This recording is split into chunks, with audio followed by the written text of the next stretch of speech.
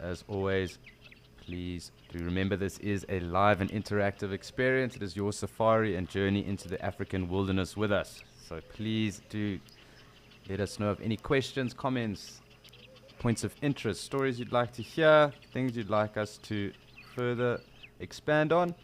We'd love to hear from you. We love interacting with you as well. So please do send those through. And as well, always a happy Friday morning to everyone that has tuned in. And we are obviously just trying to enjoy some sounds. There was a troop of baboon around momentarily, and they have seemed to have moved off. I'm trying to keep an eye out for them. But thought it would be a good start with a troop of baboon. However, it looks like they decided to forage somewhere else for now. But just good to listen to the sounds of nature here. Do have those Egyptian geese. There was a lilac-breasted roller as well calling. Just trying to figure out who else might be in the area, but it does look like quite a busy day ahead of us. Lovely weather for an escape to nature.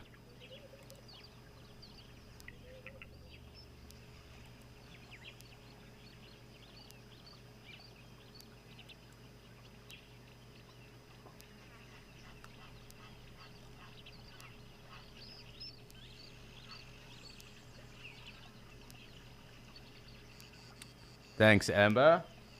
I join you with your sentiment around it being a great escape to nature. I'm sure we are in for a cracker Friday and start to the weekend. So looking forward to showing you what we can. Of course, we can't script anything. However, it will be a great day. I'm just trying to see if I can't see those baboons running off in the distance. It is quite thick now, obviously, with this green flush that's come through, and it seems to get thicker every day. So it does make looking for everything a little bit tougher, but that's not a problem.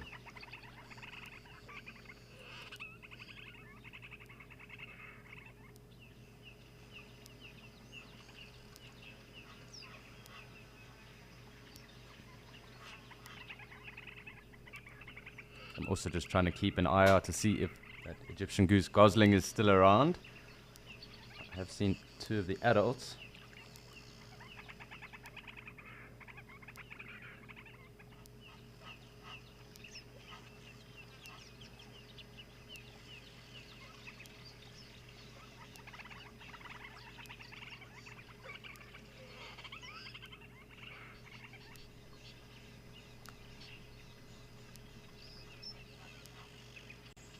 So, as I did allude to, it does look like it's going to be a rather fantastic day with regards to the weather, but it is also time for us to have a look and see what the weather is doing across all the locations today.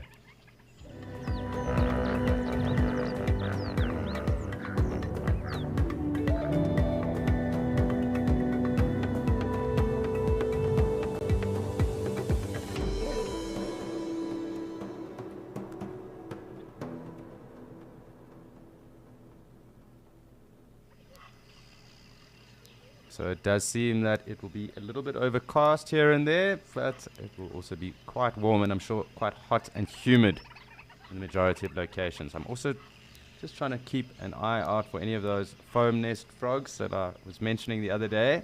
You could hear them, and I'm sure at some point in the next couple of days or weeks we will start to see those foam nest frogs and the nests themselves just over the vegetation hanging into the water. So something to keep an eye out for here.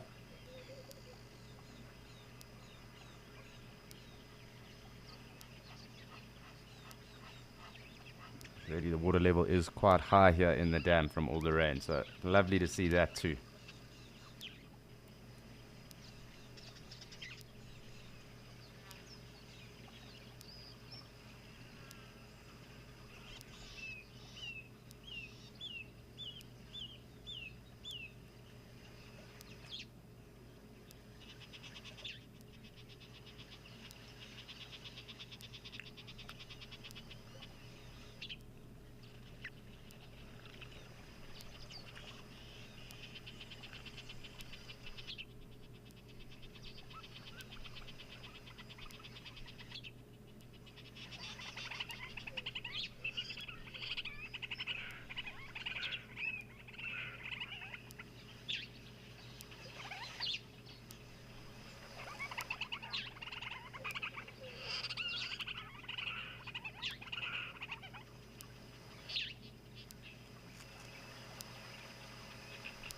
So it does seem like our baboon aren't wanting to play with us this morning. We'll keep an eye out for them because I'm sure they might be in the area. And once we do see them again, or if we do see them again, we will definitely jump back here. However, let us go and have a look and see what is happening across in a very different landscape in Okukuyo.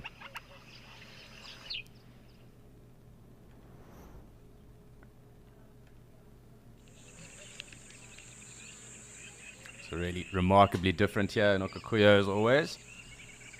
And the numbers of the game are slowly starting to build up. Looks like some zebra coming through. There were just some wildebeest as well. And I can hear some Namakwa sandgrass. Always lovely to start the morning hearing them. Are an awesome addition to a morning chorus.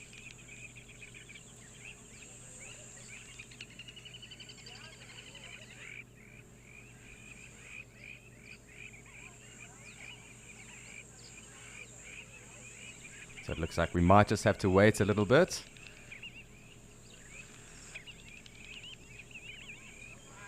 Hi Lola, yes, I'm wondering so myself too. However, they will be moving around and I'm sure they do kind of go from waterhole to waterhole and in between that as well.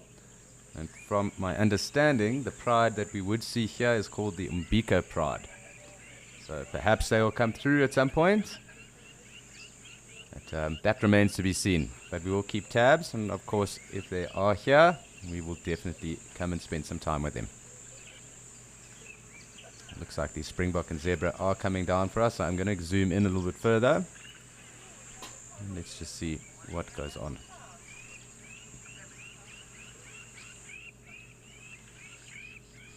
Nice kudu bull as well in the distance.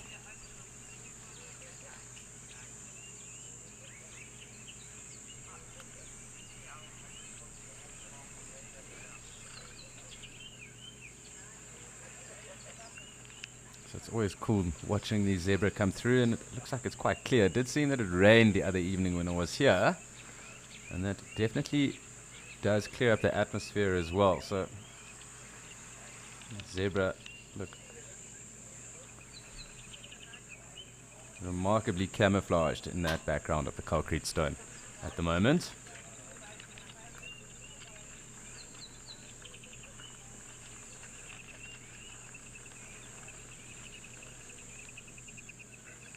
So Nadine is also telling me, our MC director here, that there was a secretary bird here yesterday, and it was also very camouflaged. So perhaps we'll see another bird of prey today. We have seen a number of them in the past.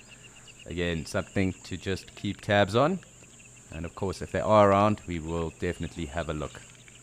Looks like some wildebeest as well in the background, so that makes 4 species already.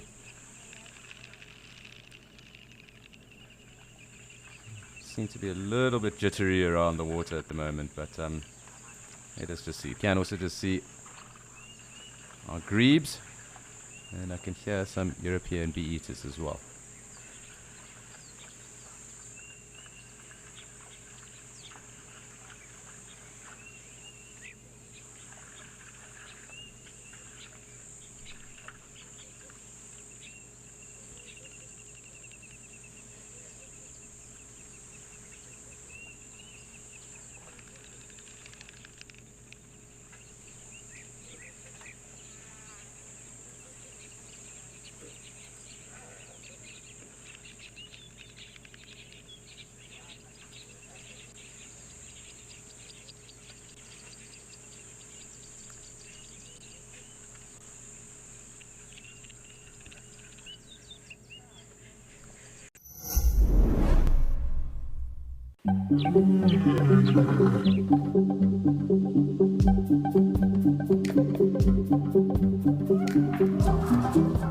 What is your role at Eco Trading? Tell us more. I'm very excited to actually be talking on a more personal level. 2, 1, live. Some early information before it kind of hits the wire. General banter, just connecting.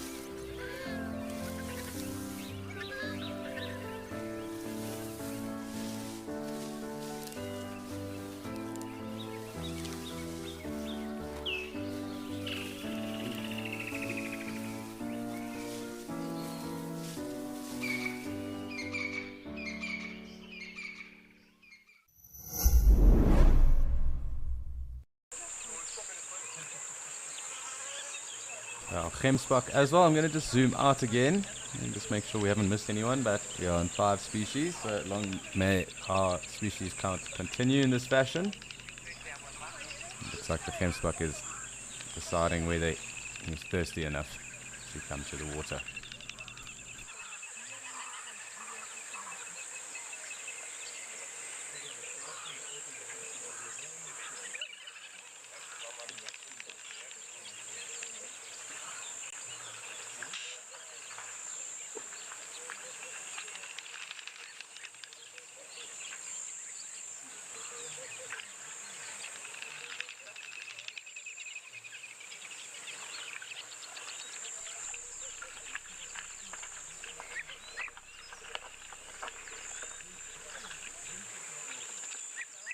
Hi Logan, who is 8 years of age.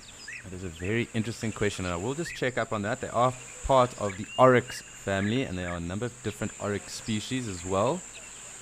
But this gemsbok is found here in Namibia and into South Africa, as well as into the Kalahari in Botswana and up into West Angola.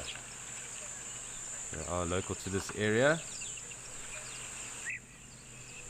I will just check why it is called gemsbok.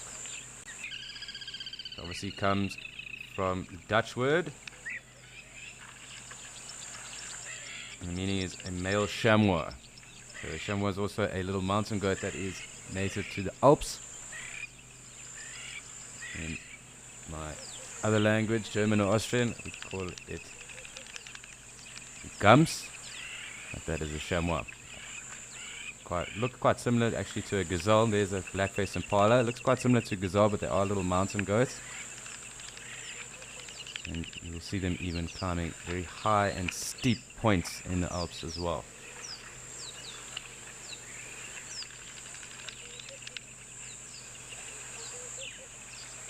So the name gemsbok is derived from the Dutch word for that. And it will have to do something to do with their coloring as well, because there is quite a similar coloring as well with regard to the gums or chamois that I did just allude to.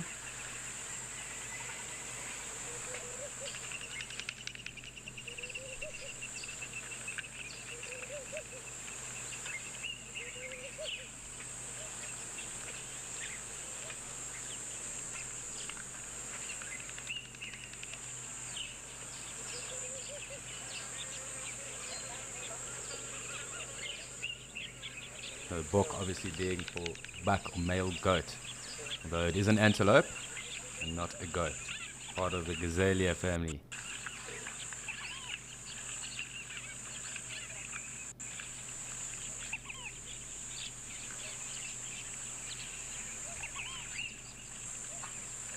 Hi Eugene. No, they don't. They are different species or different families of antelope. Obviously, this oryx that we're looking at is part of the Gazellia. You do get the spiraled horned antelope, which obviously are the kudu, who we just saw just now, the Nyala, bushbuck, Setatunga, and that is part of the spiraled horned antelope. There are also obviously the sable and roan, tsessebes and hartebeest. More water adapted or aquatic adapted antelope as well, the waterbuck, the lechwe and the puku, cob as well. Springbuck are also a little bit different to the gazelles. They are part of their own genus. They're very closely related though, but they aren't true gazelles. Impala are also separate too.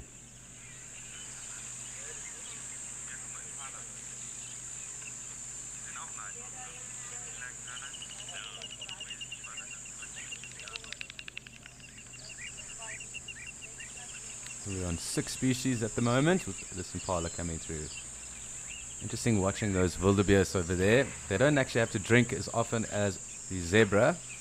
They can actually drink maybe once or twice, so once every second day, sometimes every day, and they drink up to about 9 or 12 liters of water a day. And they are actually quite adapted to living in arid areas such as the Kalahari and that, where they would also supplement their diet and the water in their diet from digging up tubers and melons obviously water that's stored in other little roots and that they might find. They do prefer shorter grass, so it does kind of make sense.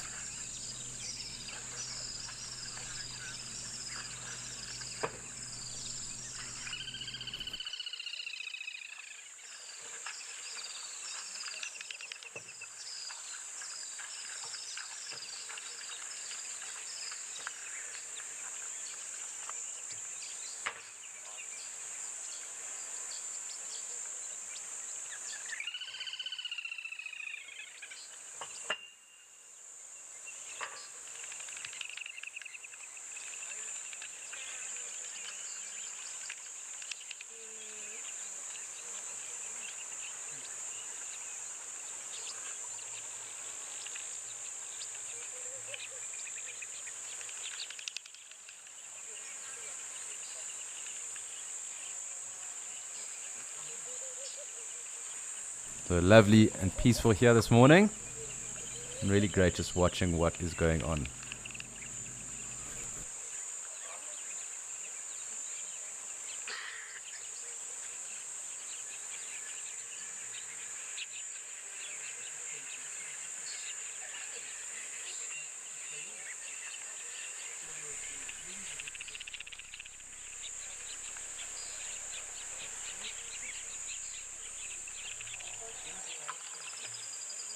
Hi Bobby, yes, there are a number of antelope that do fall into the endangered list. And in fact, the most endangered is the Hiriola, which is found up in Kenya. It's very closely related to the hartebeest. They call it the hunter's hartebeest, I think.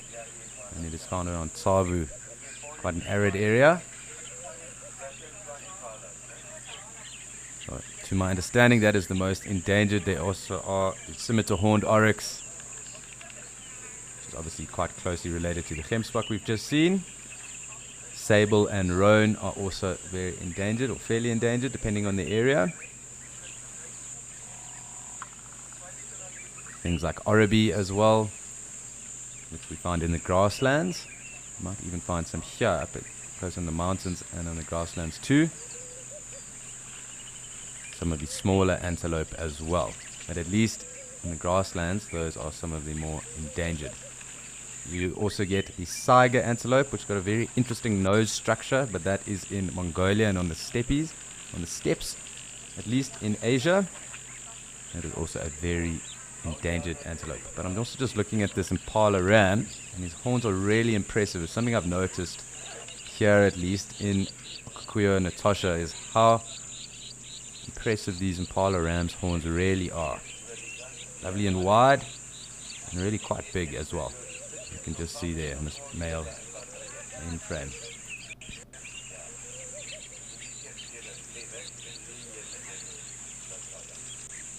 Hoping that, there we go.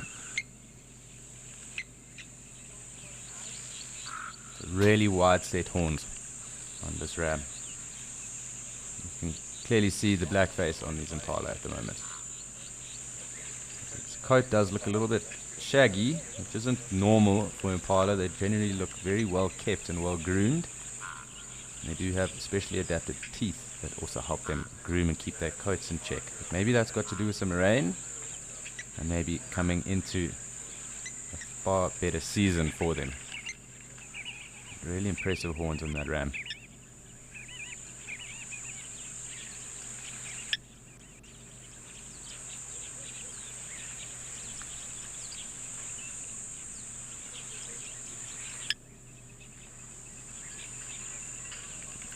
Sorry, Diana, I do just need to get your question again. I missed it.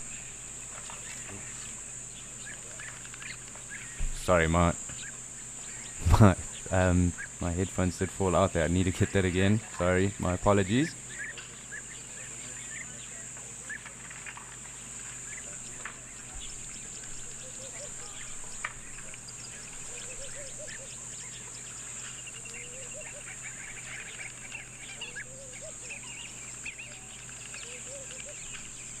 So Diana, I do have your question now, and effectively there shouldn't be any negative effect with having larger horns, although it does affect antelope like the kudu, where it does actually obstruct them, and in areas where they are in the big thickets, or where the bush is really thick, it does slow them down, and it does mean that a lot of them do get taken out, and they do have a higher mortality rate because of that.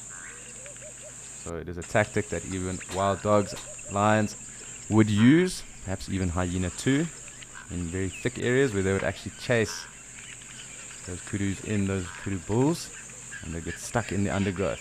And that obviously, because they are slowed down, they are easier prey. So there's a higher mortality rate with them, but in others it's actually a desirable trait. But at least one example of it being a negative trait is the kudu. But for other antelope, no, it would actually be probably desirable, at least with things like sable, perhaps even oryx as well, impala as we've alluded to, even inyala, bushbuck, duiker, klipspringer, so any of those. That's just off the top of my head, but I'm sure even with regards to springbuck, some of the harder bears, it would be desirable, as well as waterbuck. Obviously it does make the ram or the bull seem far more imposing, and that obviously means that his dominance would be affected by that. Being more imposing means that we are probably more dominant too.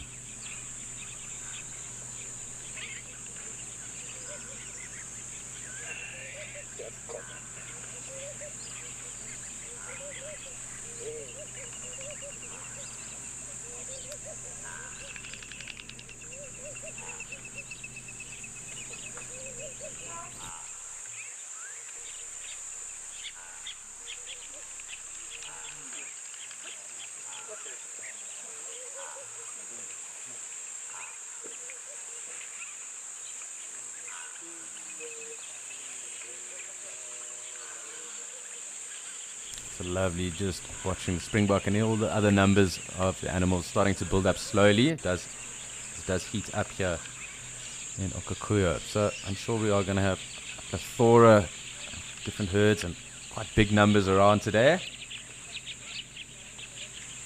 Hopefully some elephant as well at some point.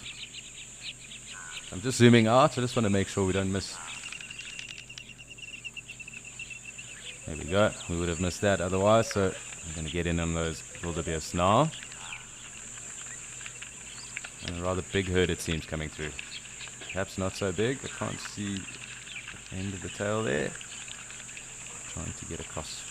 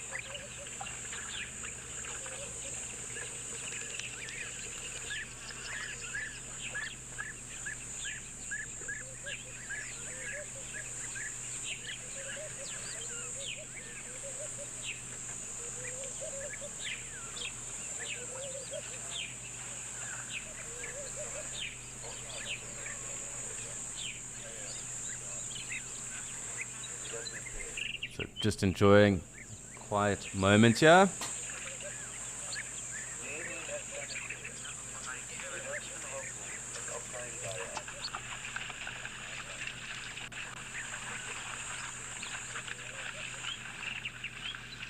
Hi Wayne, so the only dam where we would see the buffalo is Djuma. You don't get buffalo here or in Mashatu because there's not enough grass or water for them. They are an indicator species also for drought.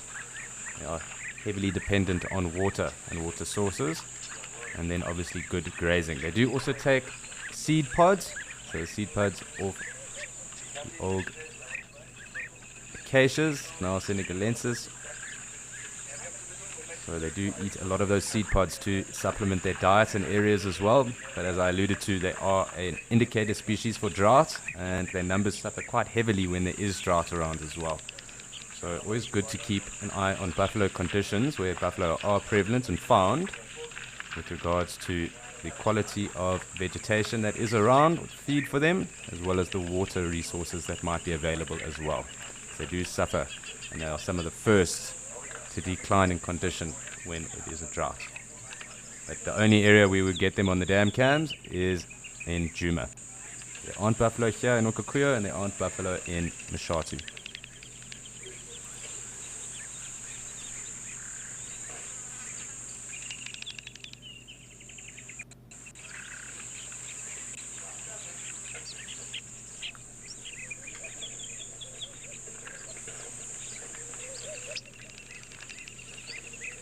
Sorry, Madison, I did just miss the end of your question.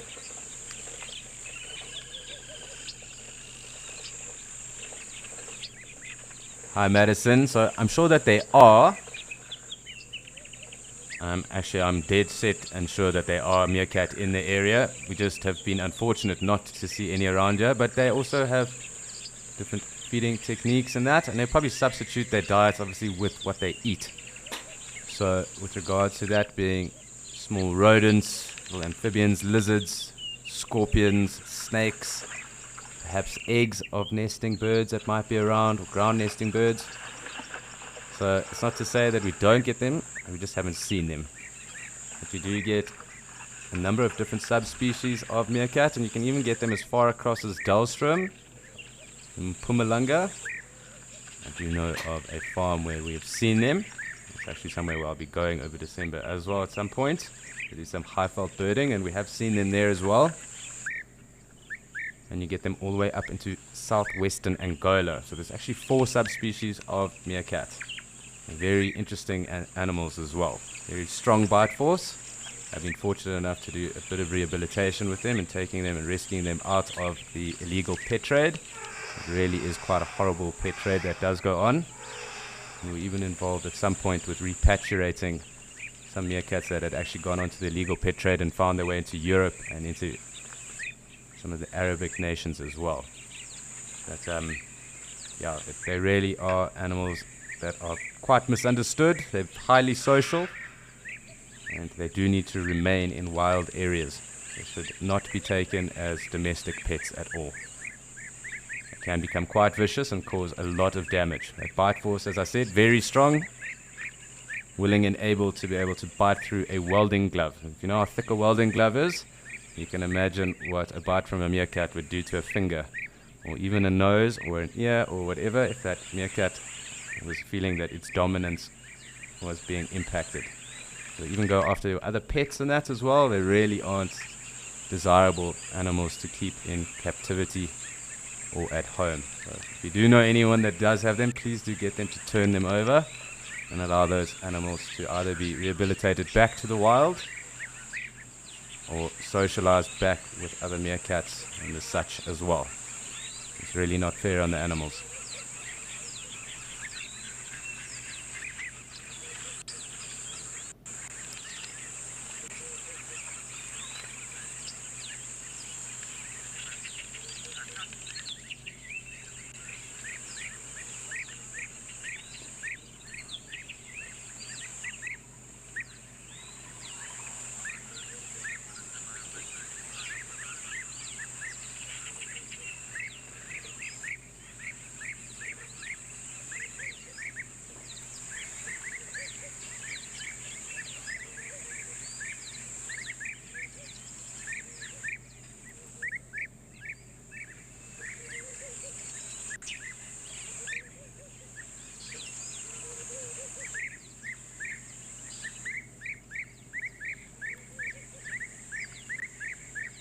Hear those European bee eaters quite clearly at the moment.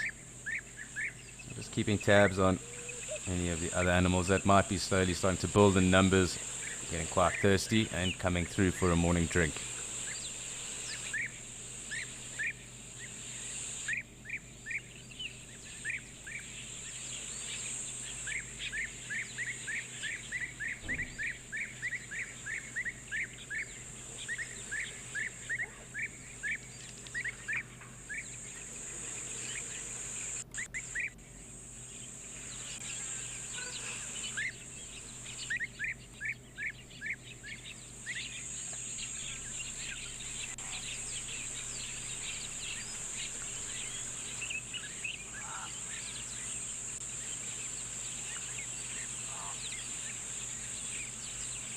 Seems like a number of springbok are building, and everyone else seems to be kind of heading off. I'm trying to get back to the water here. It's just taking me some time.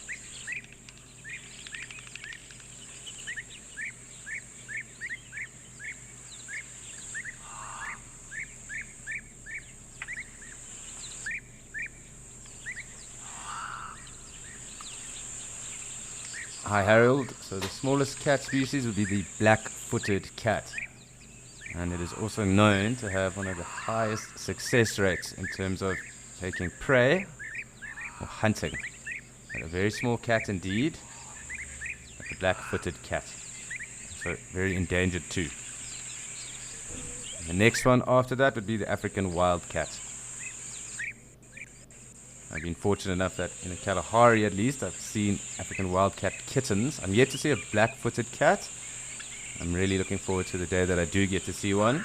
It's very tough to see though too, being so small. But I do look forward to the day I get to see one. But seeing those African wildcat kittens once, that was really, really special.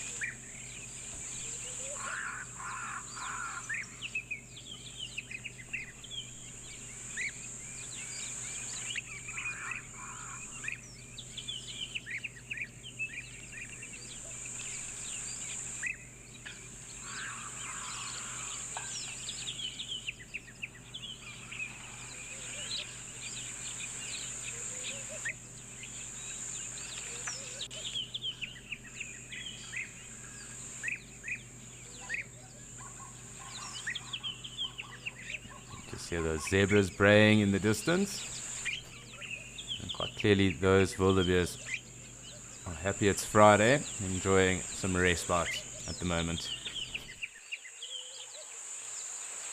Nothing. Nada.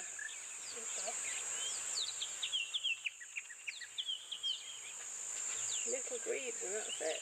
Yeah.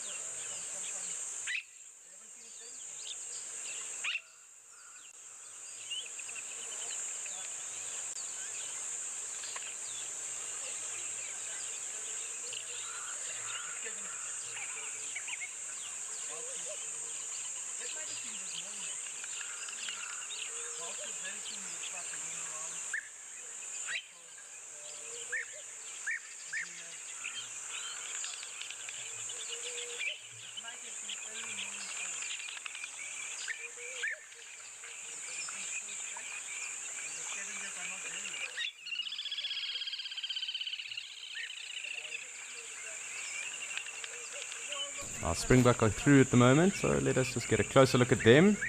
I'm sure we will have quite a few around throughout the course of the day.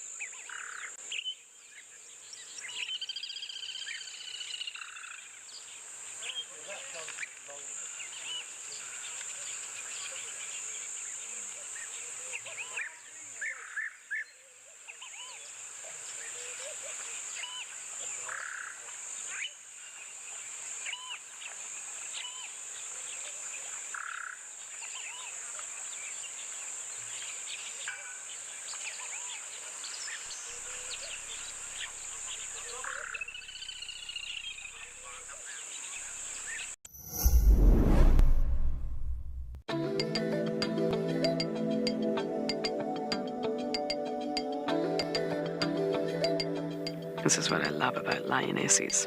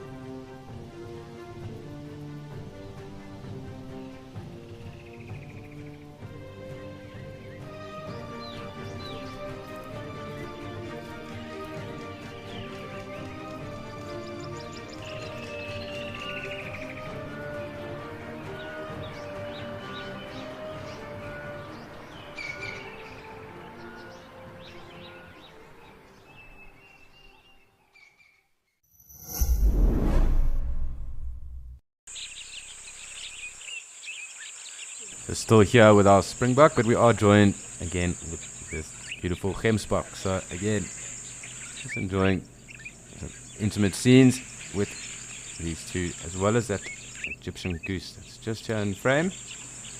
Lovely just to enjoy ourselves, enjoy some tranquility on a Friday morning.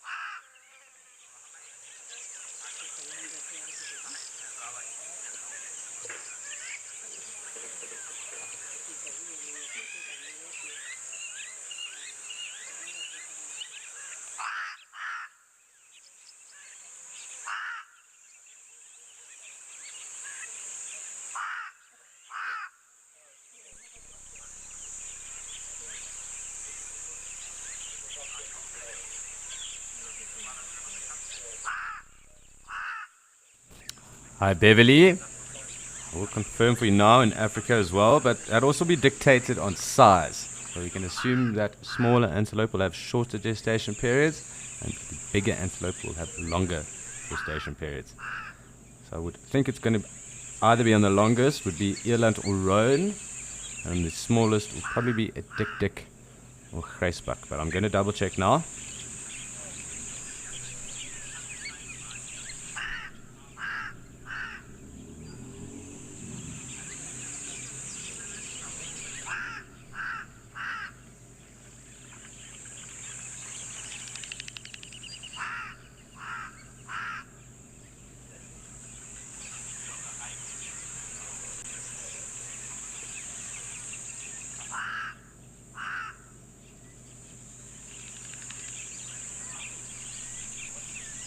Of course, I'll obviously be giving figures on African antelope as well.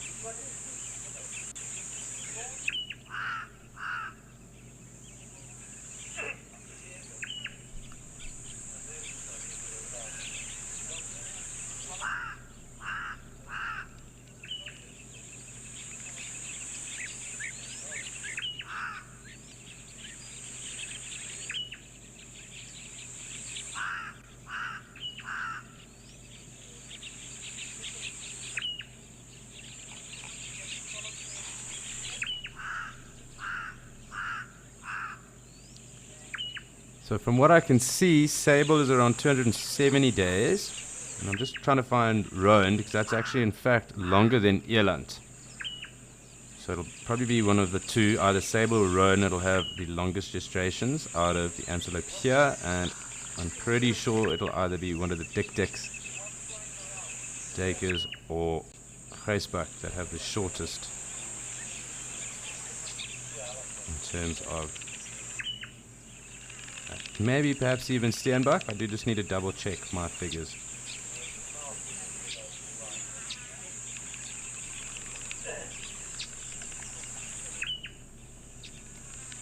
So as always, it is a live and interactive show. It is your escape and safari into the African wilderness with us. So please do send through any of your questions, your comments,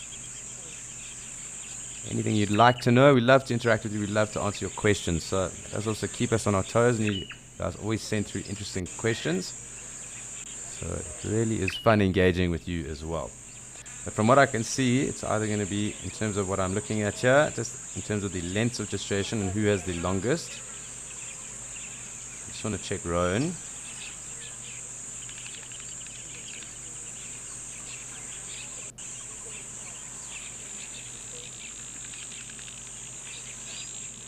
Yeah, so Rowan is a few more days longer than Sable.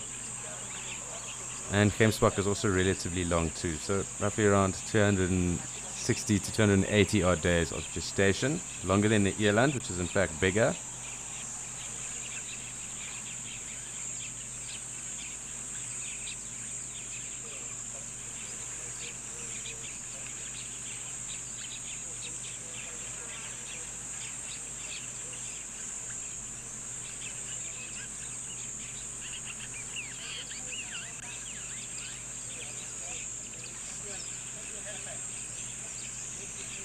Let's just have a look here. It's very interesting finding that out.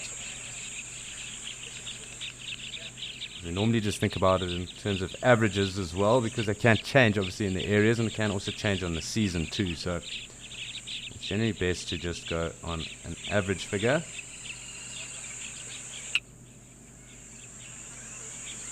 And in terms of the shortest gestation known, it's actually the Virginian opossum.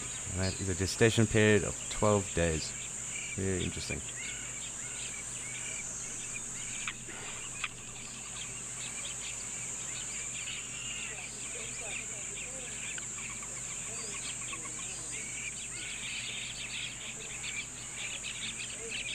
So obviously some of those smaller mammals, so when we talking about the rodents like hamsters, mice, rats, they have very short gestations. So hamsters around 16 to 23 days. A wombat, interestingly enough, found in Australia, has a gestation period of 26 to 28 days, and that's rather remarkable if you consider it.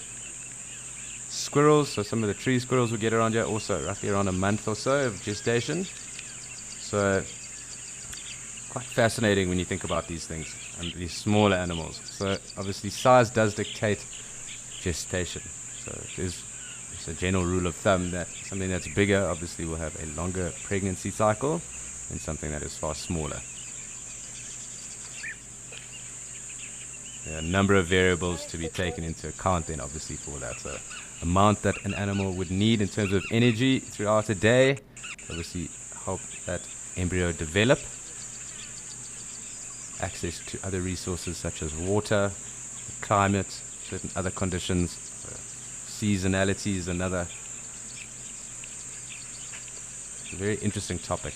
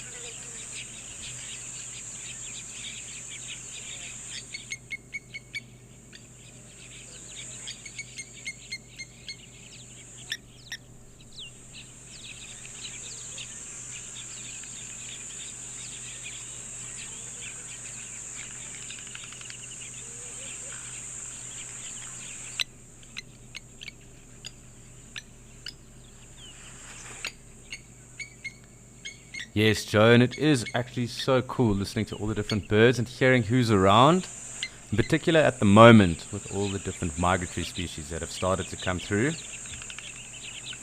Heard a number of different cuckoos across the different locations as well. We did have an African cuckoo here a couple of weeks back, typical cuckoo sound, so that was quite cool to be honest. It was good just to keep our ears on the ground, as they say, just listening to who might be around. It does look like some zebra approaching, and we have springbok obviously at the water right now, and those resting wildebeest just off at that tree line, at that first tree.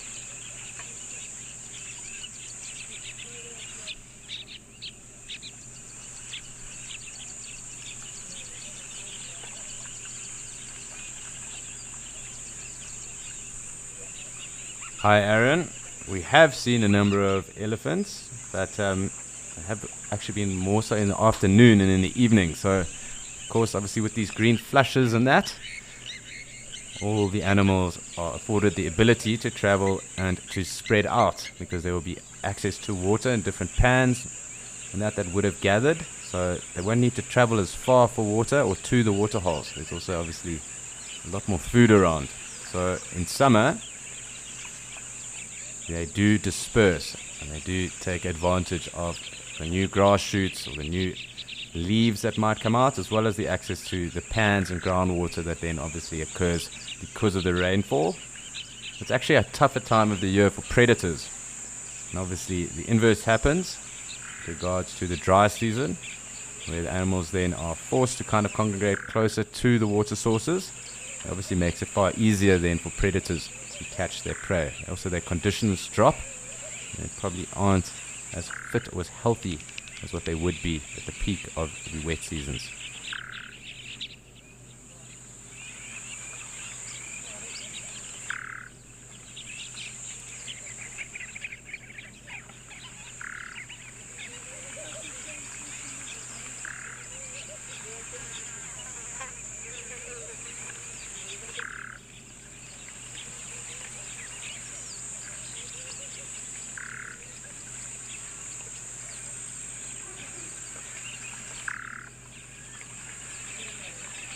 So interestingly enough, when you're just talking about short gestation periods, the springbok actually has a very short gestation period, roughly around the same as the dik and that, at around 170 odd days.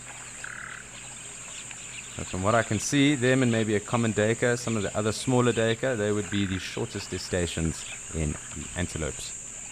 At least those that we see here. That is excluding those in East Africa and obviously in the rainforest and West Africa as well.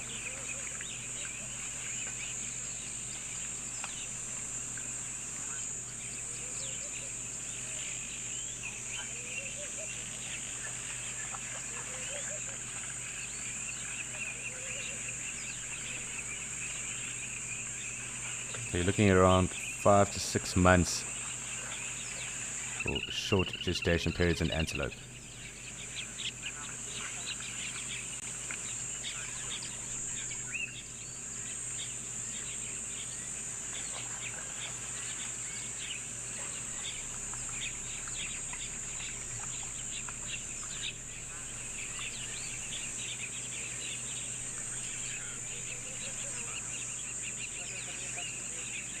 So lovely to have the zebra here and another harem of zebra coming down on the left hand side of us. So lots of action at the moment.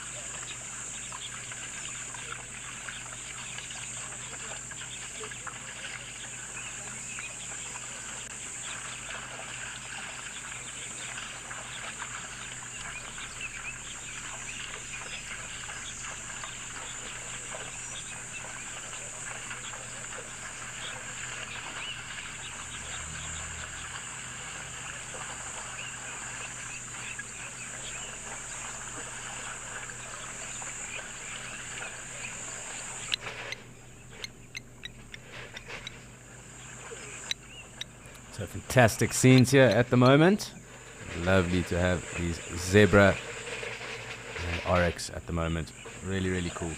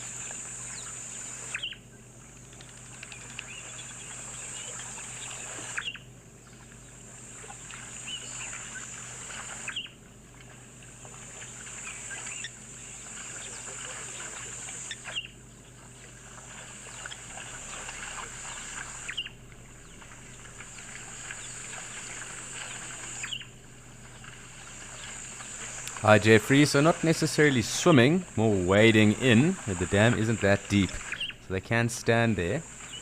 But they definitely wade in very deep indeed, and it is always fascinating watching it. Them and the springbok seem to get the deepest into here, and of course the elephants. Every now and then the black rhino venture in quite deep as well, but definitely the gemsbok take full advantage of the water that is around.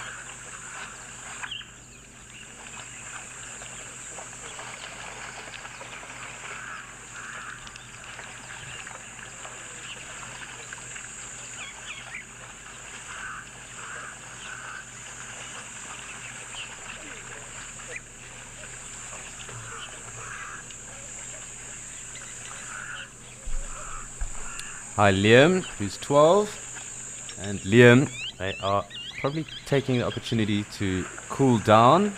Obviously that water rising up on their body will help them with that as well. And it's clearly something that them as gemsbok enjoy too, because it really is just them that kind of get that deep, as well as the springbok a little bit. But they seem to enjoy drinking like that in this dam. But I'm sure it does obviously help with cooling them down and refreshing them too. We do also have some kudu calves or cows that have joined us now. So 7 species for the morning. No complaints. But yes, Liam, I do hope that does help answer any of the questions that you might have going through your head right now. But definitely helps cool them down and regulate their temperature. Although they don't look wet at all when they do come out, but water definitely will help them with that. So heat regulation.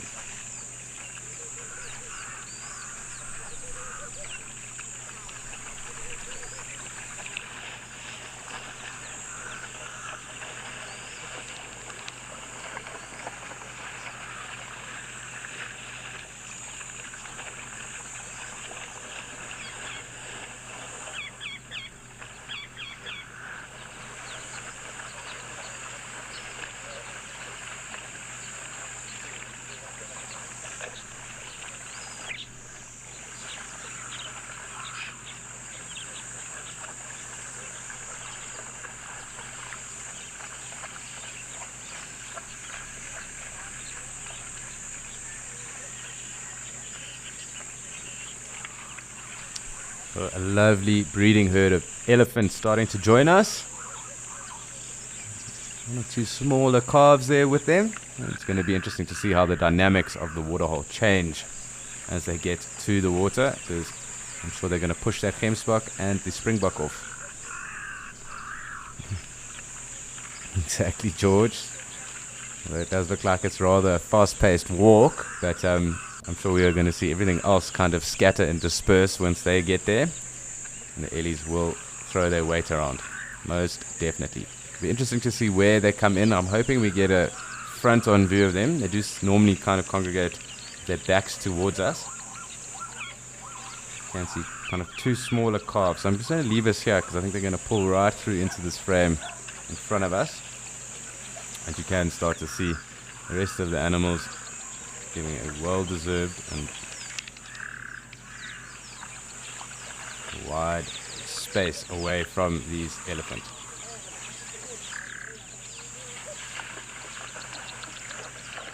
Definitely not interested in playing games. Let's just see where they are going. As I said, I'm sure they're going to come through right in front of us. I just want to scan across there again quick. Yep, as I thought.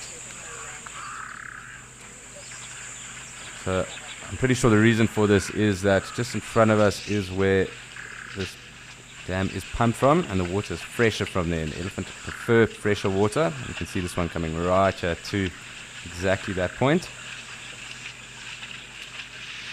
Looks like they're being trailed by a bull as well. A younger bull in front of us. I think we're going to get some of the youngsters swimming. They're clearly quite thirsty after, I'm sure, maybe a far walk.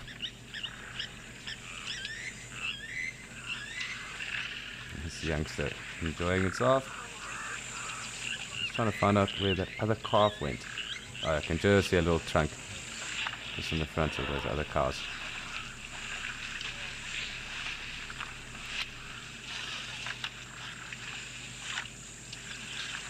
So it looks like those two youngsters are almost the same size. It does look like that is perhaps the bull that loves to come and join us here, with the hairless tail. So when he does come through, we'll check indeed and see if it is him. But these Ellies clearly going for the fresher water right now, knowing exactly where it's at.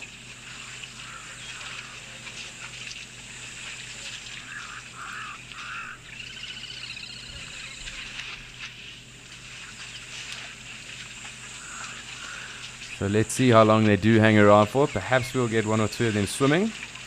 And I'm sure that'll probably be some of the younger Ellies. They'll probably go for a swim. But let's just see. They might push on quite quickly. And perhaps we'll see them again later on.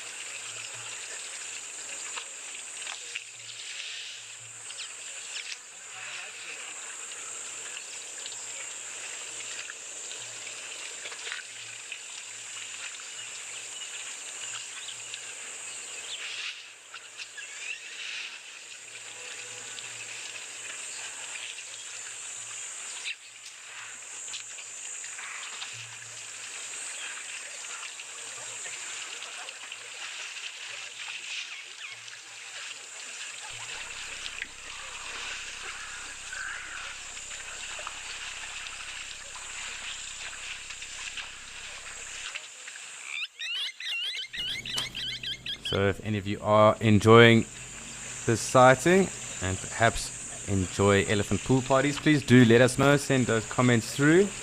We'd love to know how many of you enjoy an elephant pool party and an elephant pool party on a Friday morning. So let us know and we'll give you a shout out as well.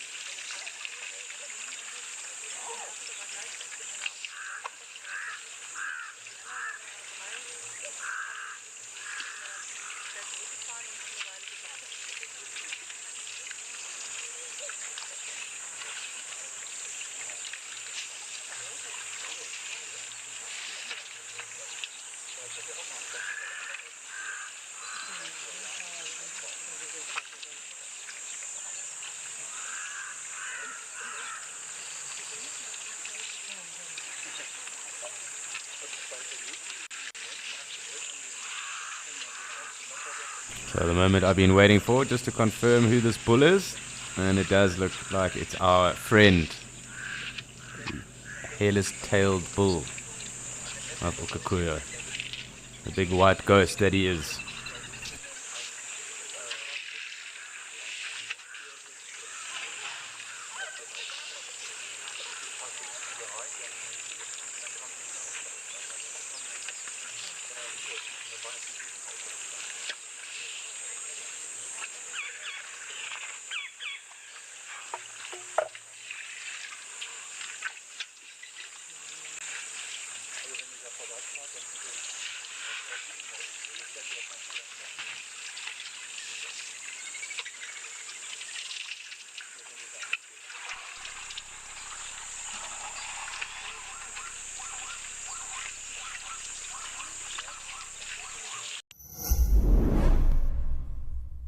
Amakala, a wonderland of natural beauty. Now you can experience it for yourself at the Amakala Safari Lodge, the perfect safari getaway where luxury meets nature seamlessly. Enjoy poolside peacefulness and exhilarating safari drives by day, and fine dining with fireside coziness by night. Sign up to be an explorer and you could stand a chance to win a 3-night stay for 2 at the Amakala Safari Lodge.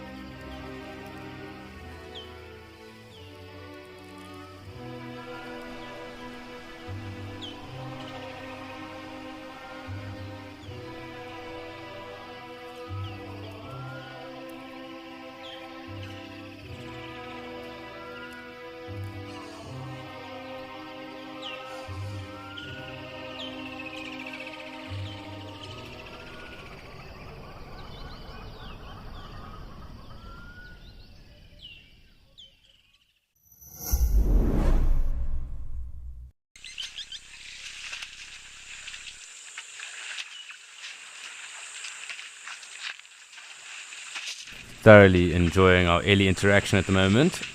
Some splashing, some drinking. Lots going on with them all as well.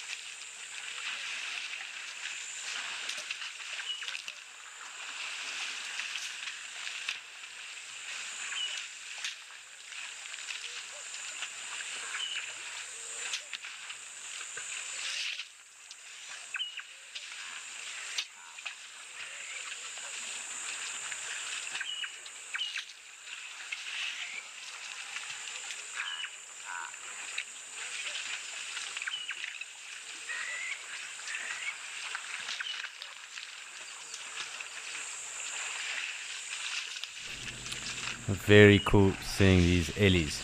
Everyone else kind of figuring out whether they want to come through. And it is noted that these are obviously the desert ellies of Namibia. And they do have an adaptation where they actually can store water in their pineal glands in their throat.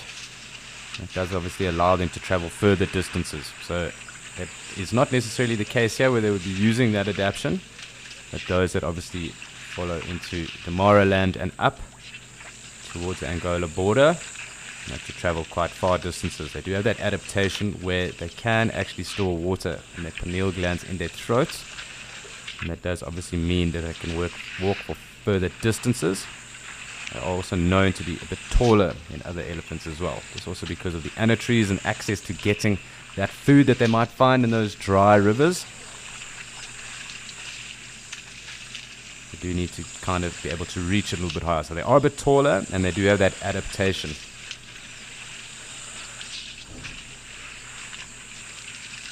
So it's really been a fantastic start here and in Mshatu this morning. But it is also time for us to check in with Rolf, say good morning to him and see what's going on in Kariega.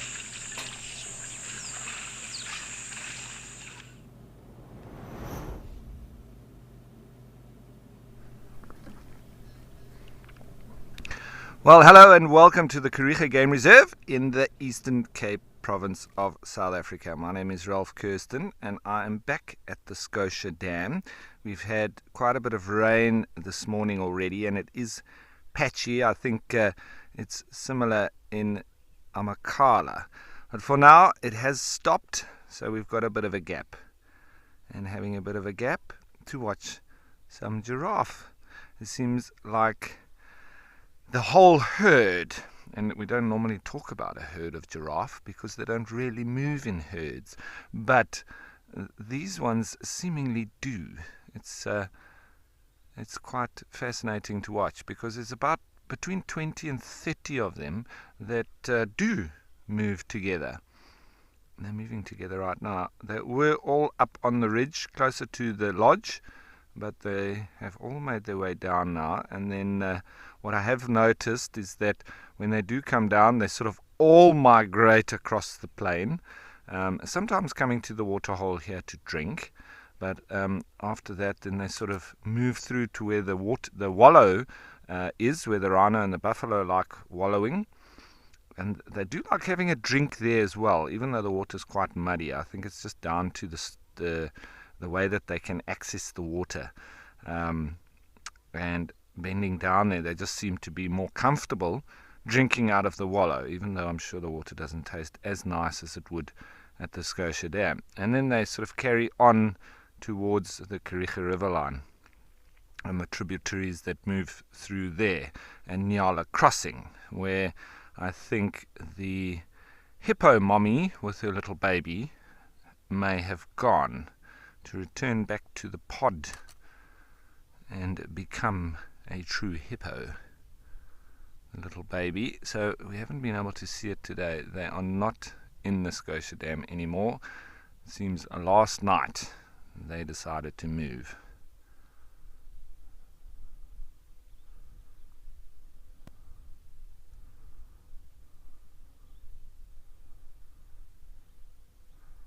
I'll just show you where we are, looking straight across over the dam itself.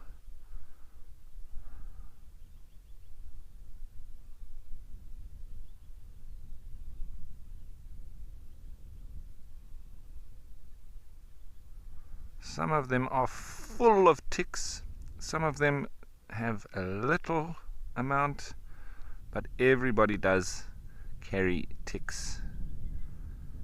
Everybody. Some just more than others.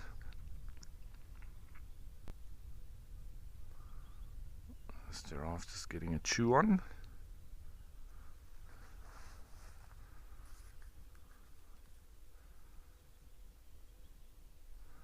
So Nancy, you're saying such a stunning view of those two that we were looking at. Yeah, it definitely was. That one getting a chew on, which is the colours are just beautiful now. As there's a little bit of sun starting to poke through, but I'm going to go back to those two because they are just presenting themselves so well.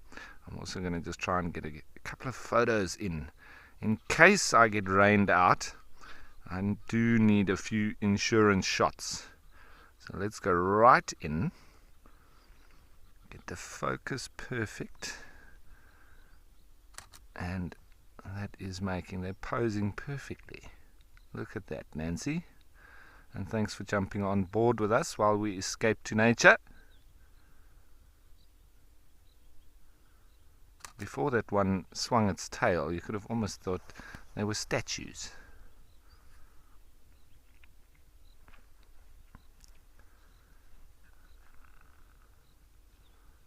All in very good condition. But you sort of look just on the legs at the back where the whiteness is, just to the left and right of the tail. That's where most of the ticks will be found, and just under the legs. And I often come across them when I'm on my way up the hill towards the lodge, and then I get within 1 or 2 meters of some of the individuals, and then I get a very good close look. And that's why I'm saying that some of them are full of ticks. You can almost not even see their skin, and others not so much. And I think it might be down to also the ones that spend more time lying down and getting into the grass itself. I think they are more prone to having more ticks as opposed to the other ones that have a little bit less. But it also depends on where you lie down, because if you lie down in one of the nests of the ticks, they're all just going to get up on you.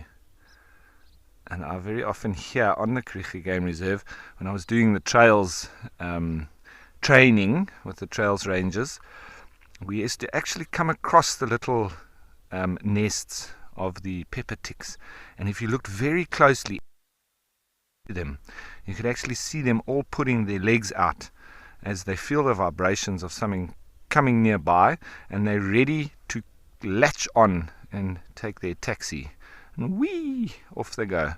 As you just brush past, they latch on and go with you. So they are very well adapted and evolved to latch on to anything that comes past.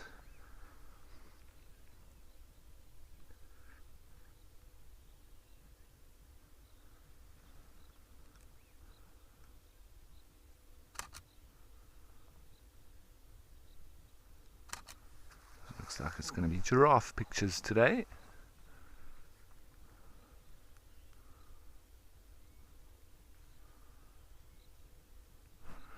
Well, I did hear the Birchall's cuckoos calling this morning just before the rain started.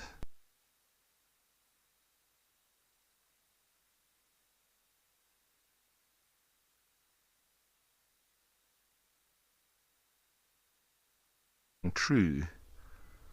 It's incredible how you do not see or hear them outside of the rainy times, and it's almost like they vanish. And I did pose that question a couple of weeks ago. Where do the Birchall's cuckoos go when it's not raining? They just seem to disappear. They must be hiding up in the thickets, but it's incredible. It's almost like they bury themselves until it is just about to rain. They're almost like the bushveld rain frog of the birds.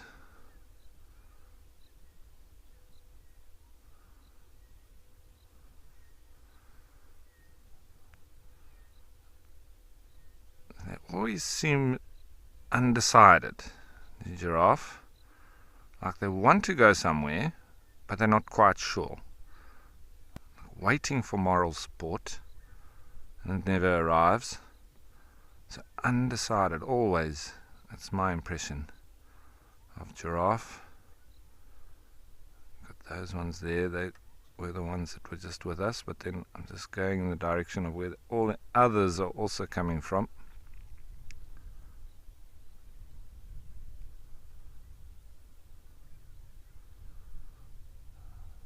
They've all come down the hill. They were up top.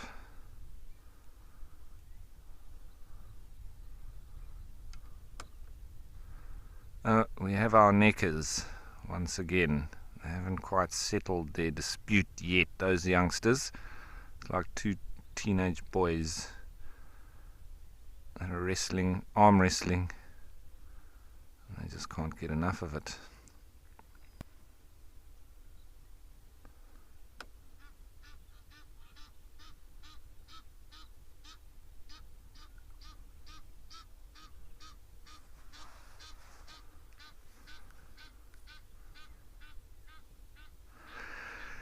Jennifer, well, you would think that there are no benefits to having ticks because they're a pest and they transfer disease, or they host diseases, and so they make animals sick.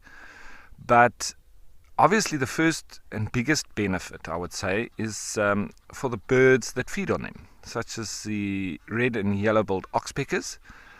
So immediately there we see that they're a food source for a particular bird that is specialized in feeding on ticks. They don't necessarily just feed on ticks. They're after the blood that the ticks are full of, that have been latched onto a particular animal and obviously sucking out. So, and we call those kind of animals that feed on blood sanguini or sanguinivores. And so they're an immediate food source. So there's your biggest benefit, I would say.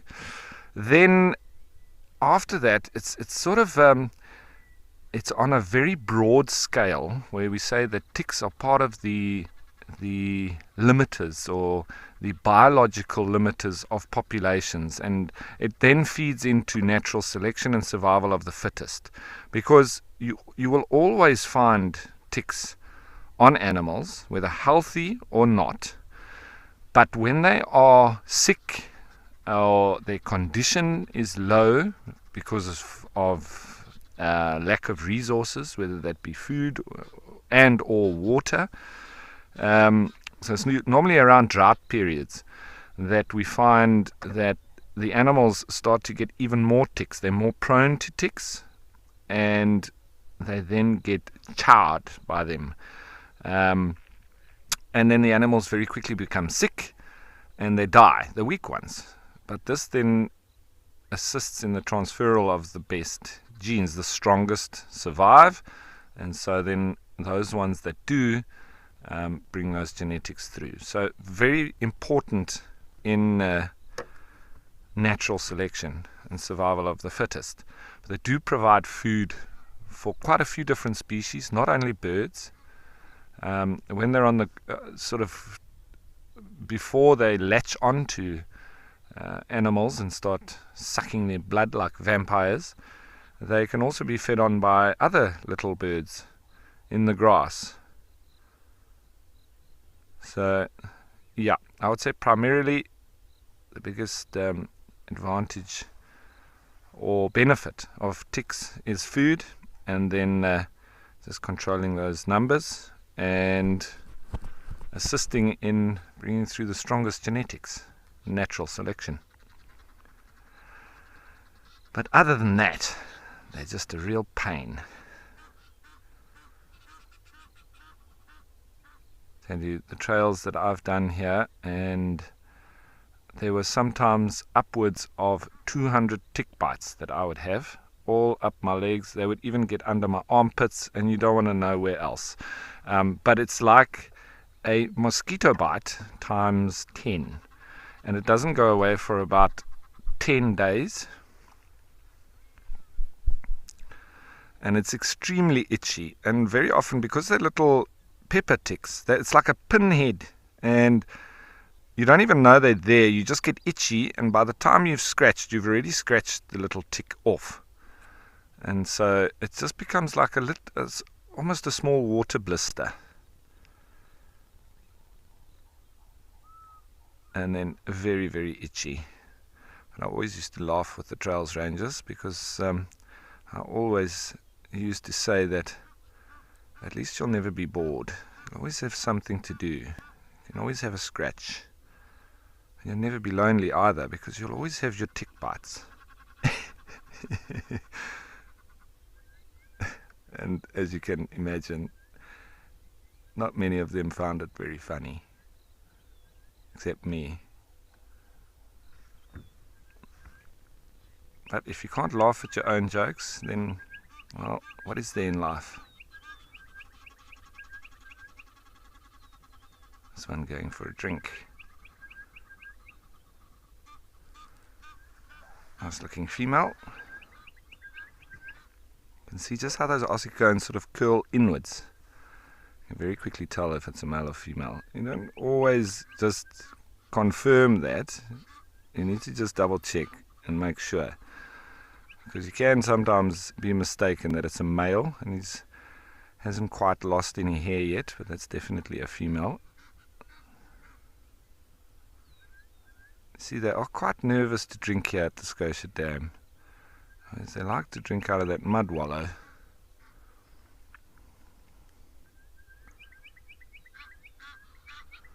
Alrighty, so from this lovely waterhole, now that the rain has dropped off a little bit, but we do expect a little bit more coming later, and watching these lovely gentle giants potentially going to have a drink. Well, I think it's time to head you on over to the land of the giants.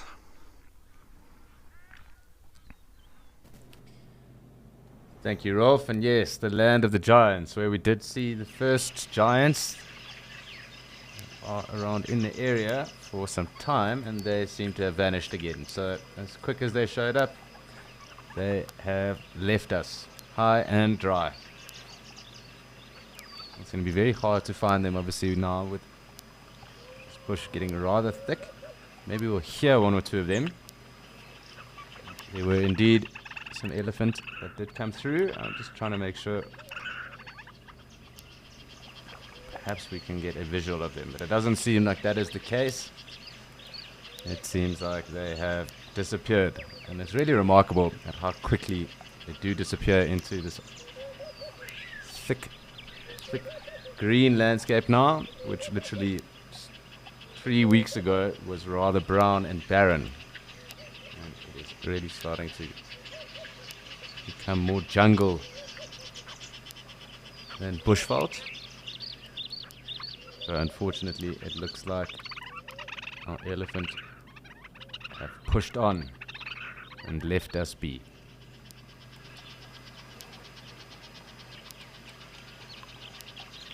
You can hear a black cuckoo quite far away. Yeah, but clearly the ellies have left. A quick drink and then back to feeding on all this lovely green vegetation that has now popped out for them.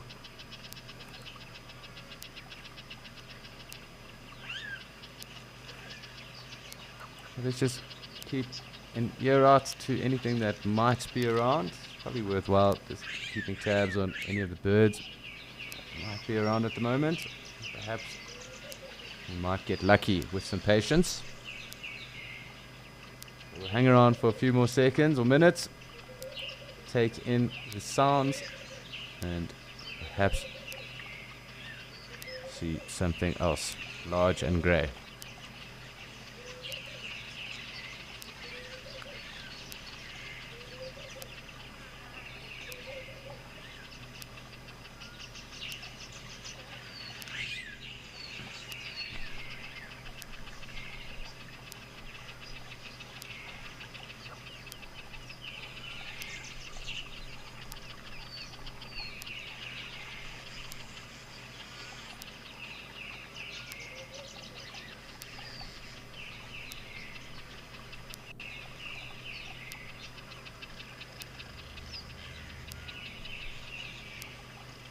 An African black cuckoo calling, and we are just taking the moment just to appreciate.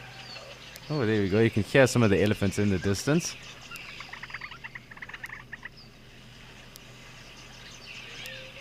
Hi Shirley. So there are a number of very small birds around. I suppose the Camaroptera is very small, some of the sunbirds as well, even the warblers, cisticulars. So anything amongst those, really, I suppose, would be the smallest bird that I have seen. I'm yet to see any of the hummingbirds across in South America or in America. There are some really small hummingbirds too that I'd love to see at some point. But I would think possibly between those. Even a Prinia. Prinias are also quite small too. Quelea also, and we do see large numbers of them here, although not at the moment. There's lots of food for them around, so they are all over the show. Perhaps further west, more in the Kalahari, because this is kind of fringe Kalahari where we are at the moment.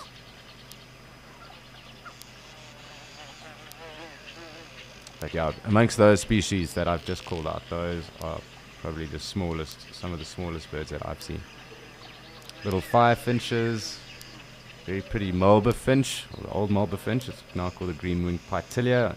You also get the orange-winged Pytilia. Those are also very small. Waxbills, also tiny, some of them at least.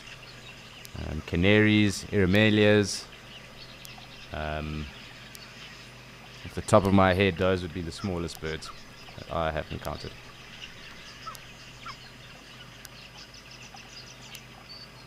Little white eyes as well. Let me not forget them. I'm just trying to think off, so I might just rattle off a few names anyway. But those ones that I've alluded to,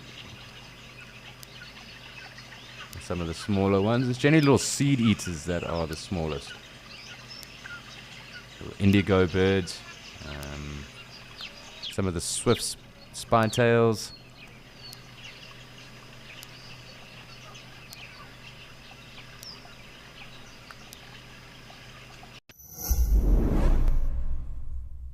A battle of the ages has begun. Now one guide reigns victorious. The rest covet his crown. Now, backed by popular demand, it's Animal Bingo. It's time for a shot at redemption to become the Safari King or Queen. Scores will be kept on a leaderboard and the ultimate winner will be crowned on Christmas Day. Catch the chaos and contention on every Saturday Sunset Safari. Bingo Saturdays.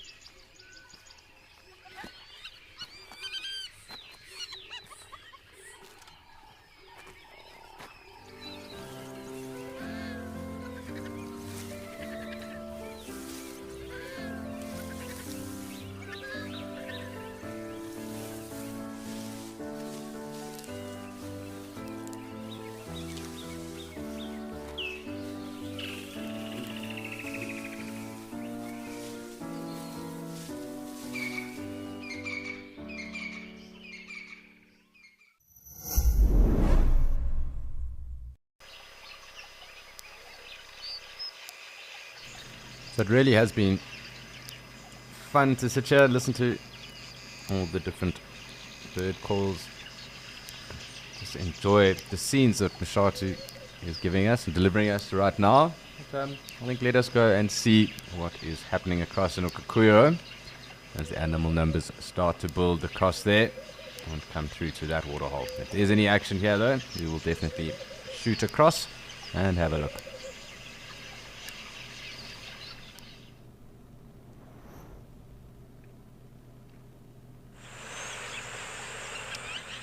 Yes, back in Natasha at Okakuyo, and we've got some zebra slowly coming down, as well as these springbuck.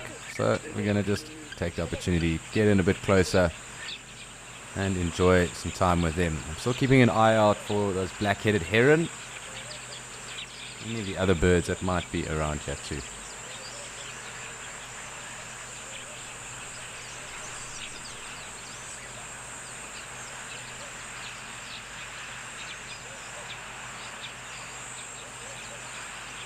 It does look like the wind is picking up a bit here too. You can just see the surface of the dam.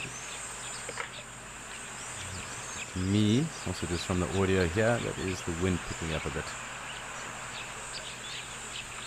Let us just enjoy these zebra approaching. When they do get down, I'll zoom in a bit closer. There's some gemsbok as well just off to the right of us. And those sleeping wildebeest seem to have pushed off too.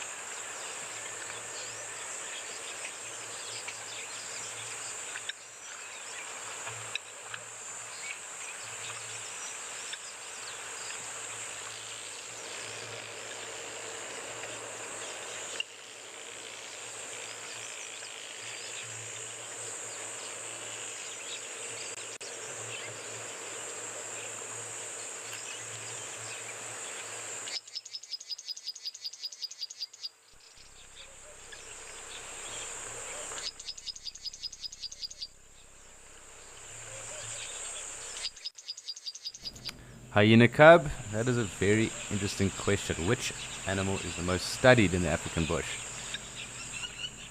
And I do think that it's possibly one of the more endangered. I would think maybe rhino, perhaps elephant. But I also think that obviously animals that occur in large numbers and migrate would be up there as well. So wildebeest and zebra obviously, as well as those that, as I said, occur in good numbers. So impala, the gazelles. But and perhaps even the predators as well. Those animals that everyone loves to love. So leopards, lions, cheetah.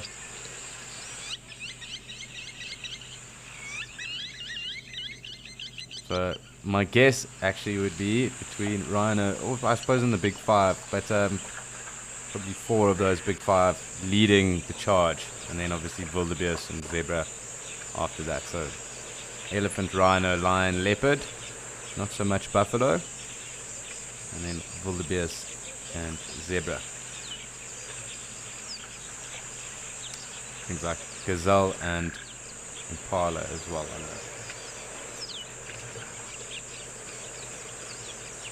That to me is what makes sense.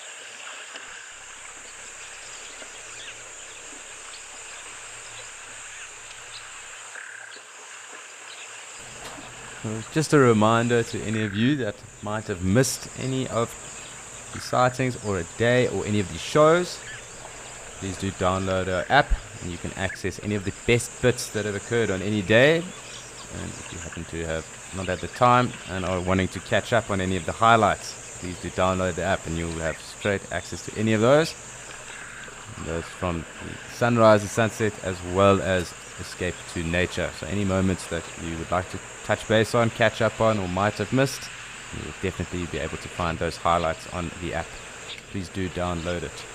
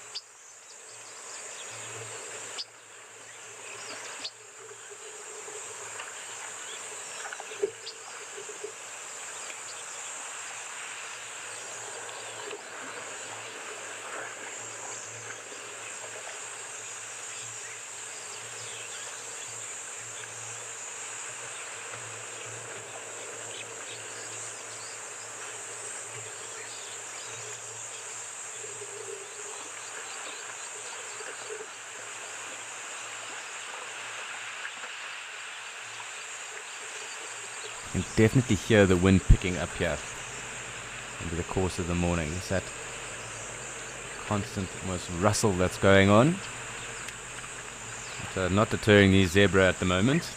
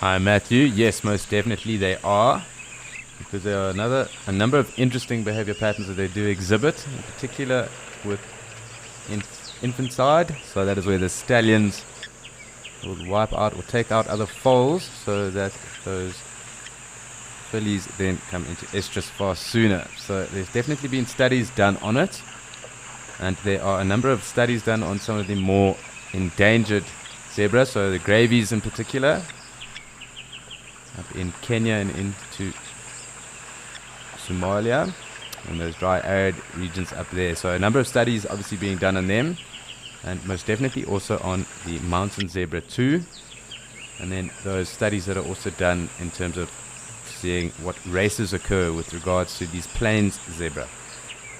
So there are a couple of different races of plains zebra, some being a bit smaller, some with shorter manes, some with longer manes, some with or without those shadow lines, those brown shadow lines, some occurring in higher populations, some also migrating in areas. So definitely there are a number of studies that are done on zebra.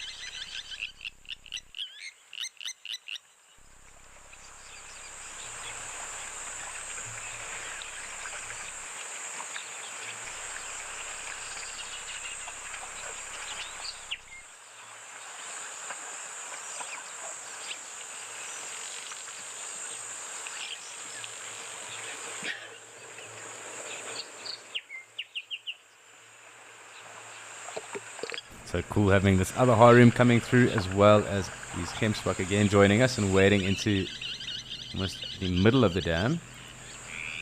I'm going to just try and get a better picture of everyone. Springbok also really enjoying some time here, milling about, and one of the two Egyptian geese.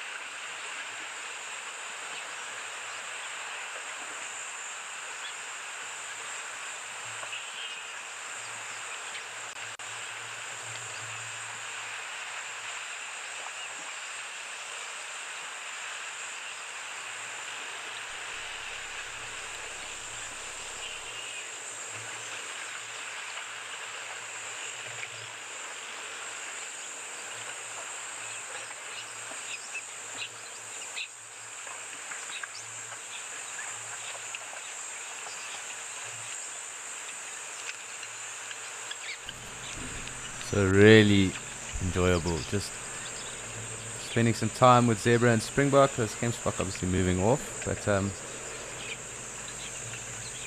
never a dull moment.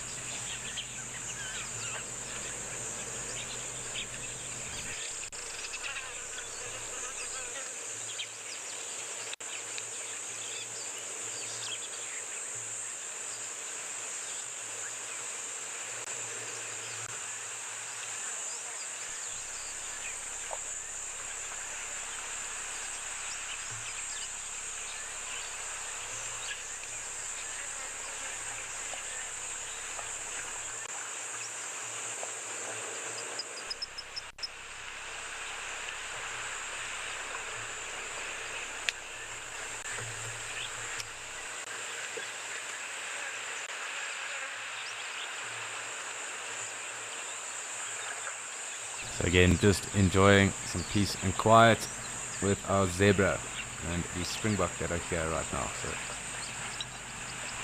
very relaxing scene and a lovely way to start Friday.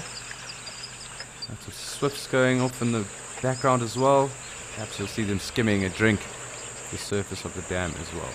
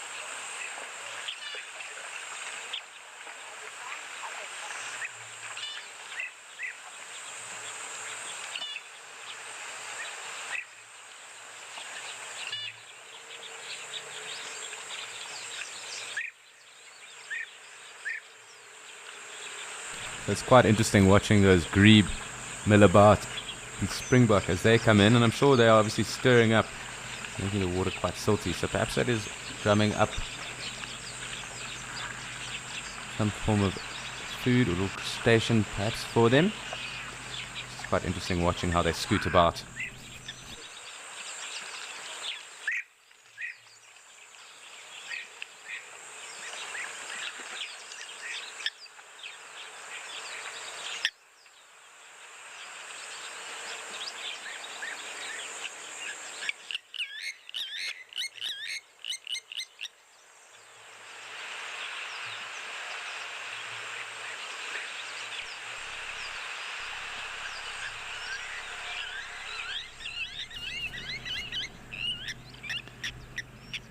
So it's really been awesome spending some time here and again across in Mshatu. Sadly, we didn't get our pachyderms in Mshatu, but Rolf has a fantastic scene in Kariga, so we're off to join him, as well as just making sure we did see those Angolan giraffe over there, taking our species count to 10.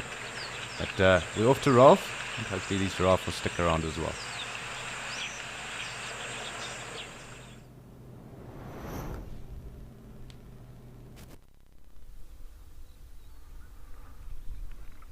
Well, as I predicted, we have the rest of the giraffe that have come down for a drink now. Now, what I'm going to try and do is what I always say to my guests. What you want to do with giraffe with photographs is get right in close, and as they drink, okay, they're going to flick off. What I do is get that water comes. Now that obviously, there, that one, I might have nailed it, but it wasn't right in the center shot. Anyway, that's what you want to do. They drink normally for about 3 or 4 seconds, sometimes more, and then you wait and you start taking that succession of photographs, and you can get, especially if there's good light, you can get that water spray with the trickle coming out of their mouth. So that's the idea. Let's see, maybe we can even get 2 at once. Hold, hold. Now, I think I got that one. That one's gonna go. It didn't even flick. Terrible flick, buddy. Gotta work on that. That's a 2 out of 10. Okay, here we go. Maybe we'll get 3 in a row. Wait, wait. Now. Oh, missed that one. That one I got. And then it becomes fun as well, because it's all about your timing. And then you start watching giraffe for that exact motion. Here we go. There we go. Whoa, that was a good flick. That was a 9 out of 10, buddy. Wow. Oh, that one's got a little jittery twitch in the middle. Yeah, that one on the right is almost like he knows that I'm photographing him, I should say her. Look at that lovely tuft of hair on top of the ossicones, and a very good nose pick.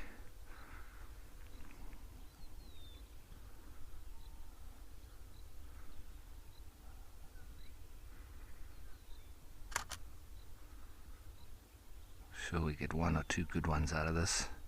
It's the beauty of digital photography.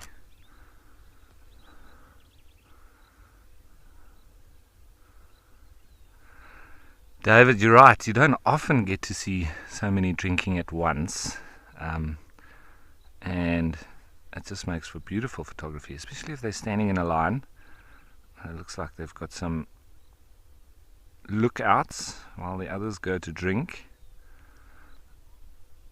If they were a little bit closer, I could go just in on one. But if I go right in, let's see. I don't want to have anybody out of frame. That one's got a lovely hairdo. See, they've all got their own particular flick and nose pick technique, and it seemingly flows into each other. See that? After they drink each time, it's like they're washing their tongue and cleaning their nose. It's quite interesting. I don't know why they do that. That one wants to cross over, but not so sure about getting his toes wet. I keep saying he, it's a her. Now that one's thinking about getting down low. Come on. Okay, wait for it.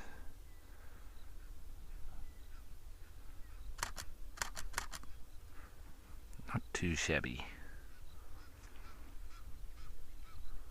And the comical look on the one on the right. Always look confused. Do giraffe.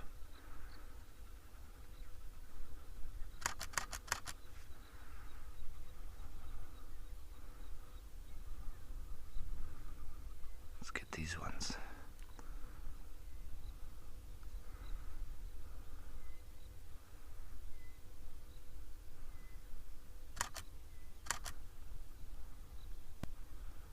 Sort of action shots, and you've got to have your shutter speed set really fast, because if you want to get the detail of the water droplets, it needs to open and close very, very fast. Let's wait for it.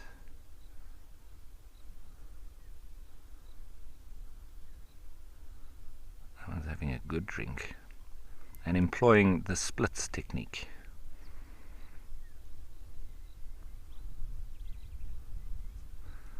That one in the back is just slightly out.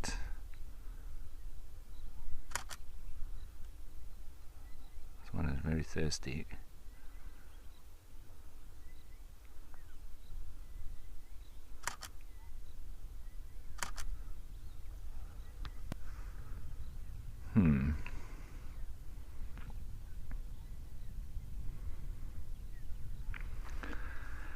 It's thirsty work walking up and down these hilly, or this hilly terrain that we have here in Kariega.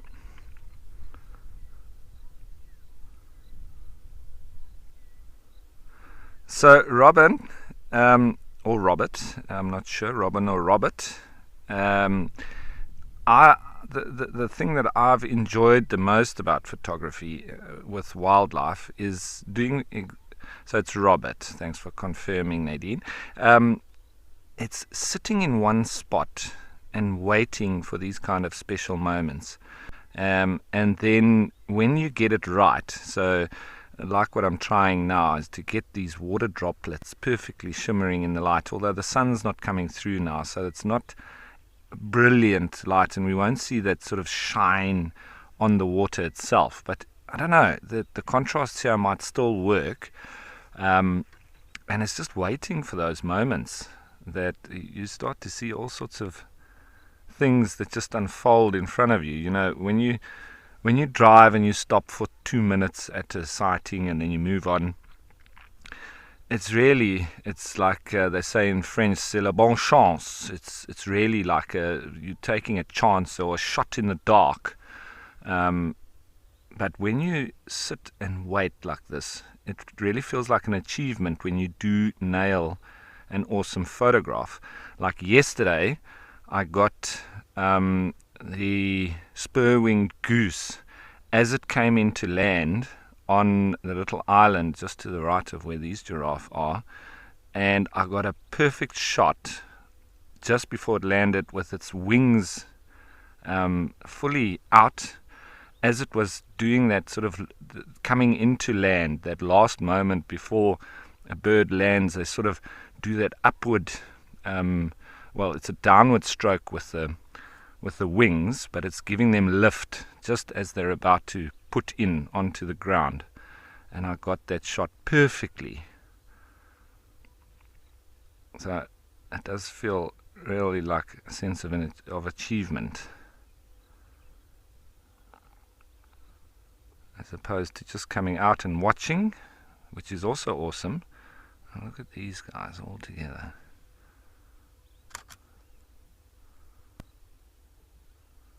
That's why I say also with digital photography now, you can take 1 million photos and it's not going to cost you anything.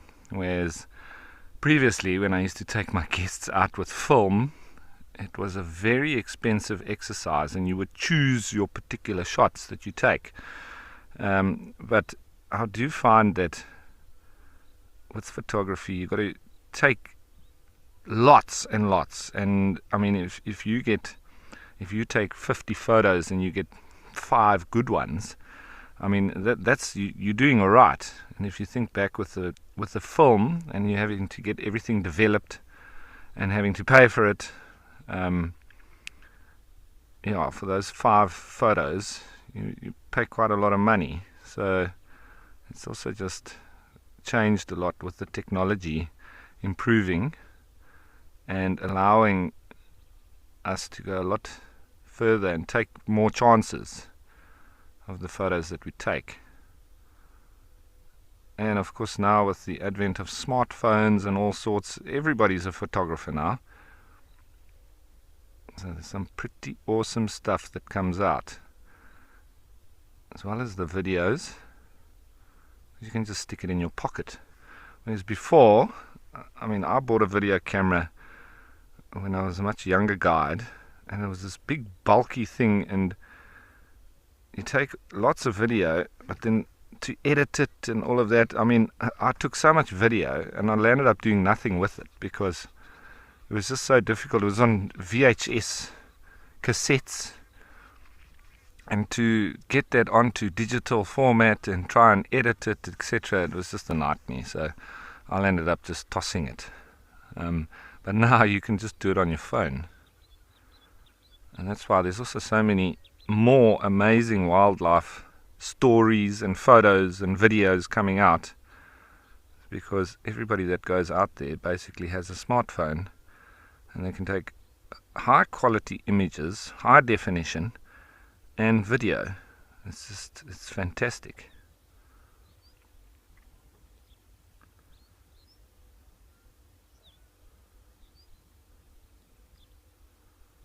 So I think that's it for now for the drinking.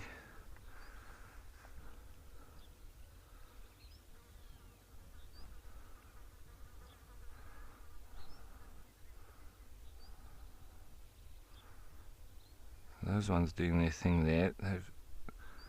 The one that did make it across to the island, I think it might be that one that was testing the water with its toes. He obviously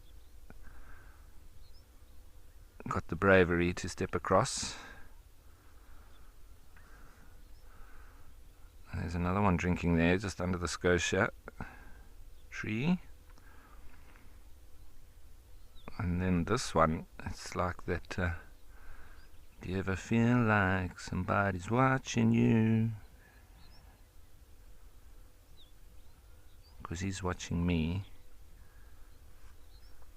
I say he, I think it's another she.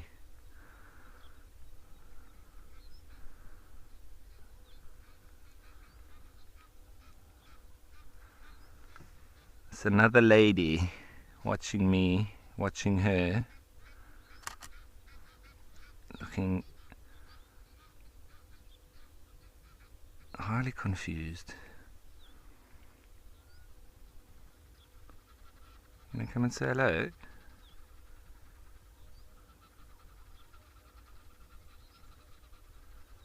I find giraffe very curious, but a very nervous curiousness.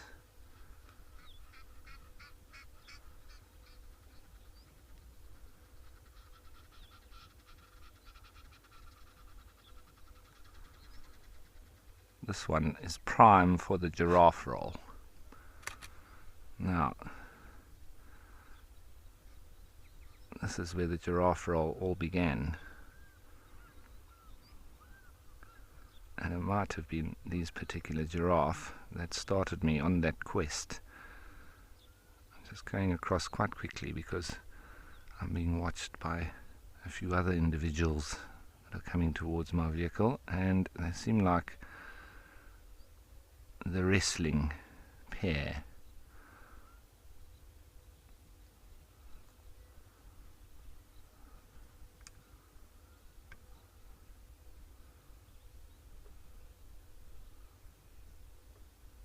Watching me and watching you. Now these two right next to me. More interested in the argy-bargy. With a willing spectator on the right. This is a bit of an... It's not a good matchup, buddy, but the younger one seems to... Oh, he's licking his ear. Look at that.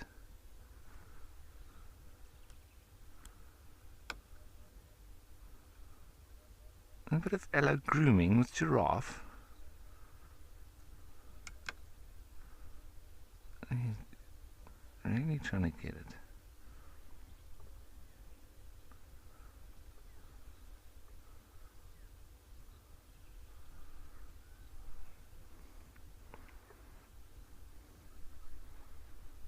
Well, that was really cool. I've never seen that kind of interaction with Giraffe. Oh no, they're going to start pushing each other.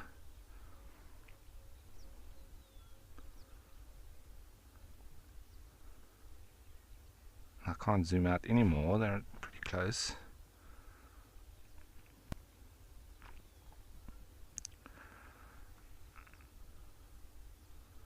They're going to get me tangled up with all my cables here eventually.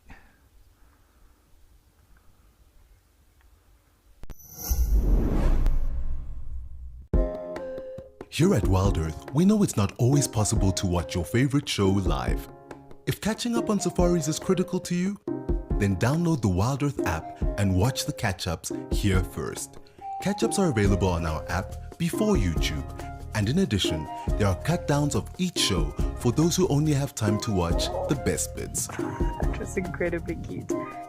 Download the brand new Wild Earth app today and don't miss out.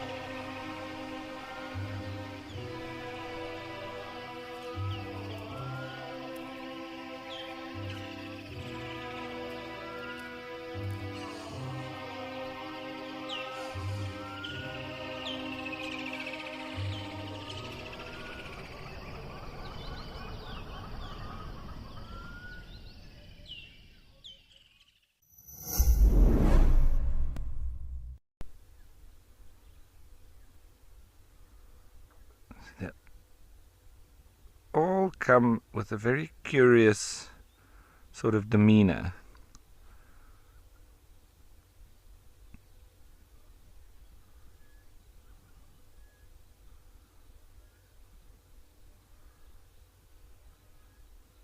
And then walk sideways while you're watching me.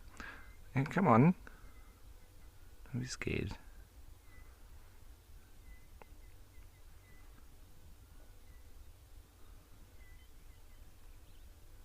That's it. Give us a pose.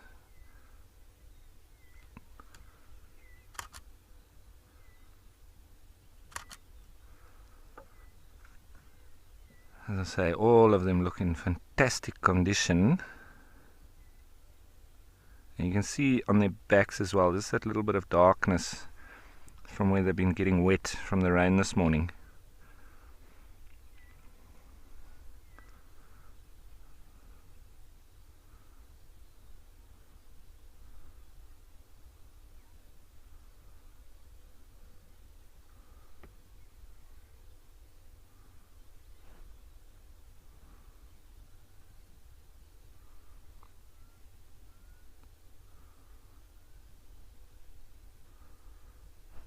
Processionary walk past. There's another one on its way.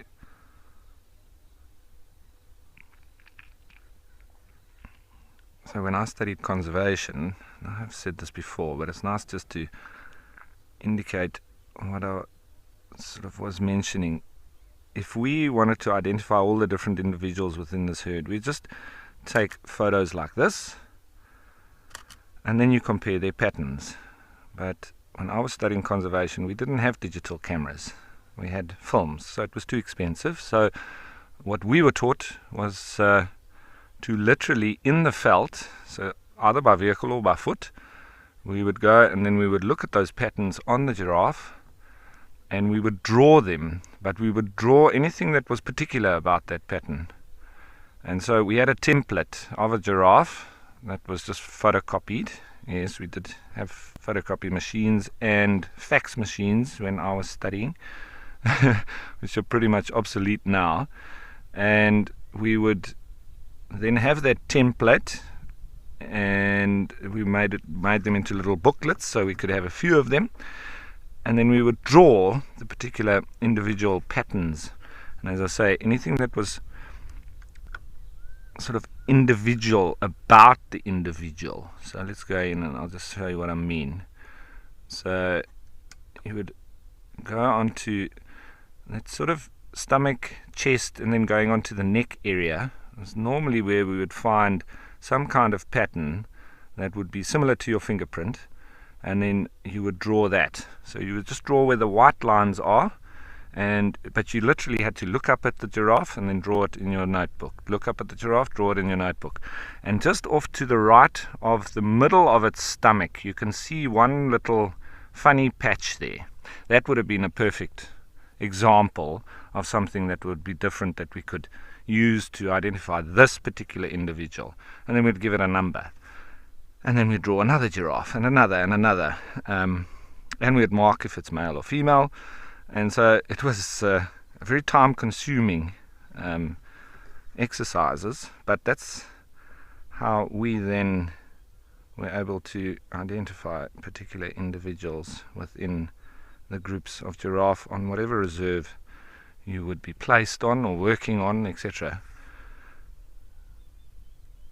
And then you would give it a number, and we would then identify the giraffe by their particular given numbers. So for whatever conservation work that was required, or if one fell sick, etc., we were then able to refer back to our notes and say, okay, so that one, what does that patch look like? It looks a little bit like an African map. So we would call her Mama Africa. Then we would say, okay, Mama Africa looks like she's got a snare on her leg. She's a female, and she's got that particular patch on her side. And then we could photocopy the drawings that we had made of her, and we would then be able to identify her out in the field and either get rid of the snare or have to dart her or whatever it might be. But that was the way to identify. Now you can just take photographs and refer back. Nice and easy, and you do it on your laptop.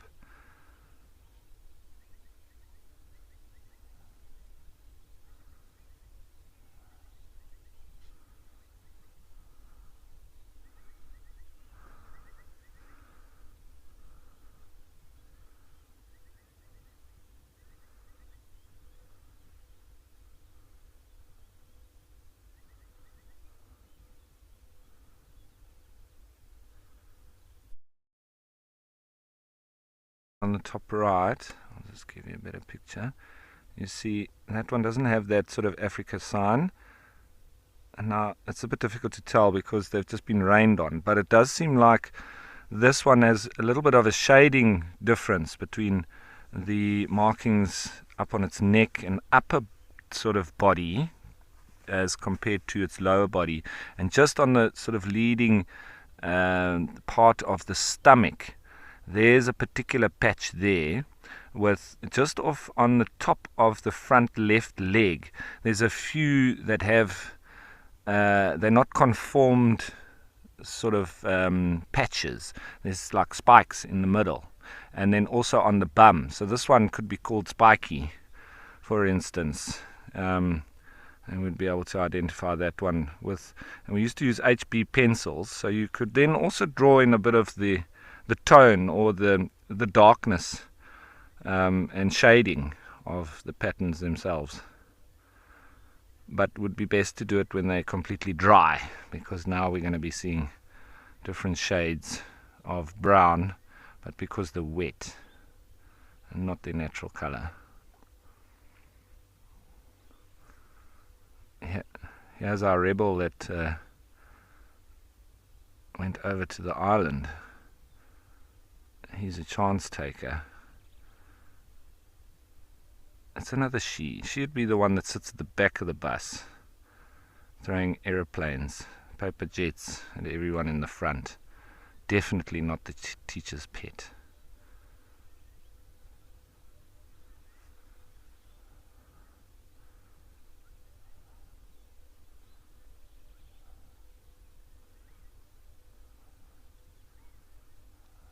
Yo. Risk taker, walks through the water, while the other giraffe are scared of just the edge of the water. Now that one's definitely a rebel.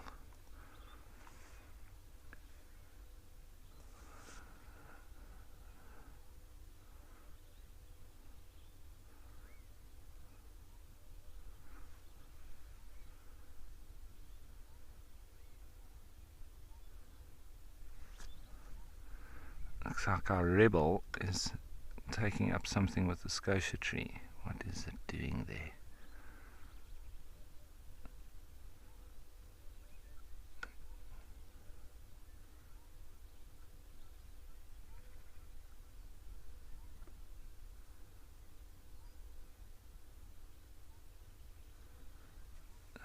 Is he licking it? It's another she. She licking it.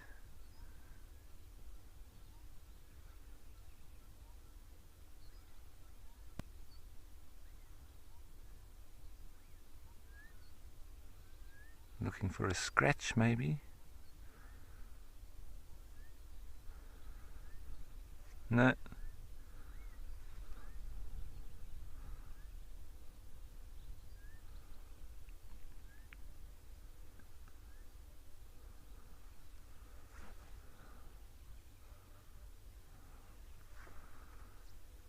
Giraffe can be real fun. See?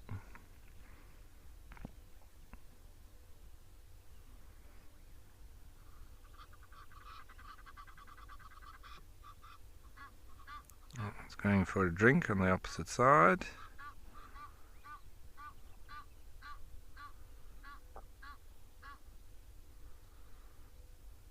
And it's all become too much for that one. He's taking a rest. Probably find it's a bit of a younger giraffe. That's when they pick up a lot of ticks. Now they're busy crawling on it. You won't get me sitting down here in this grass. I'll sit in the scotia tree, which I have done many times. The buffalo have chased me up it. But I won't be sitting in the grass like that.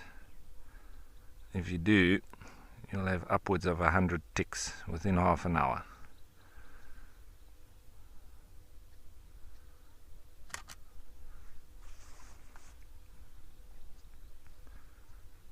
Let's see if all those giraffe move off, it's probably going to stand up. So then you can see the sort of gangly nature of them when they do.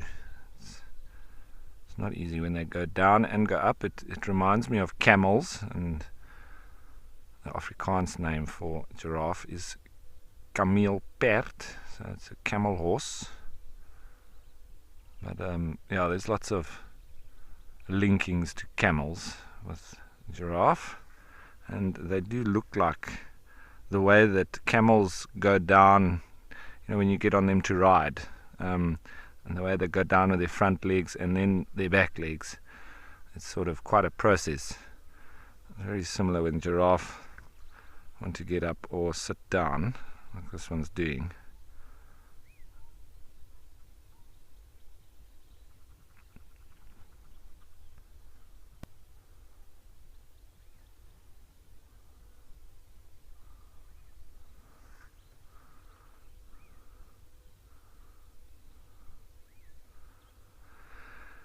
So yes, well, they do say that the giraffe, or the Latin name of giraffe, is the horse in the leopard's, a camel in leopard's spots.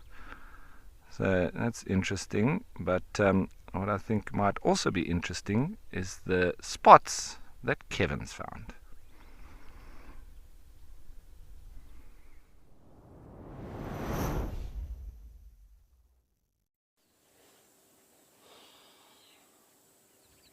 A very good morning to everybody. We are looking at a very relaxed cheetah, and we are going to invite you to do the same this morning. Put your feet up, relax, grab some snacks, and as we get lost in nature this morning. Morning everybody, we're live from Adikwe Game Reserve. My name is Kevin. I'm going to be your naturalist with PK behind the camera. What are we going to get up to today? Well, we're going to take it easy, and we are going to sit with this cheetah a little bit. Let's immerse ourselves in the cheetah domain, the cheetah world for a bit, and then we will very slowly bumble maybe to a dam or a water hole and see what the morning brings.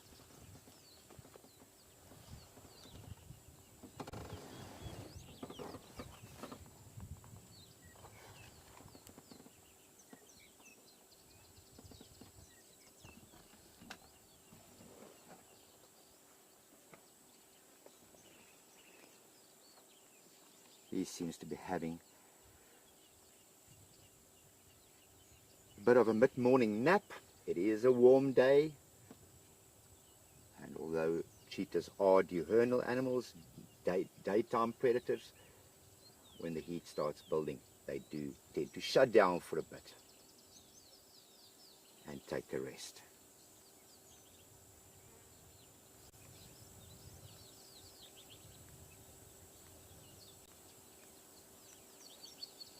Spots in the green grass.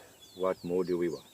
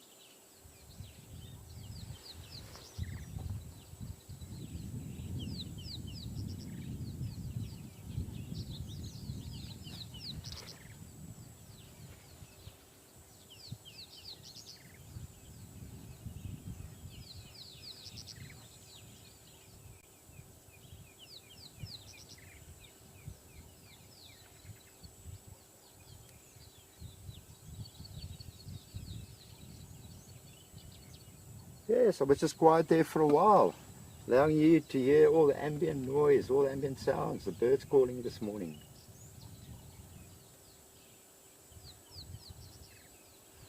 I'm sure he won't be lying down too long. Typical cheetah style, you'll see them lying and then the head pops up. have a good look around, scan the area, flops down again. They also do the cheetah flop, where they will turn over from one side to the other and swing over with their legs in the air.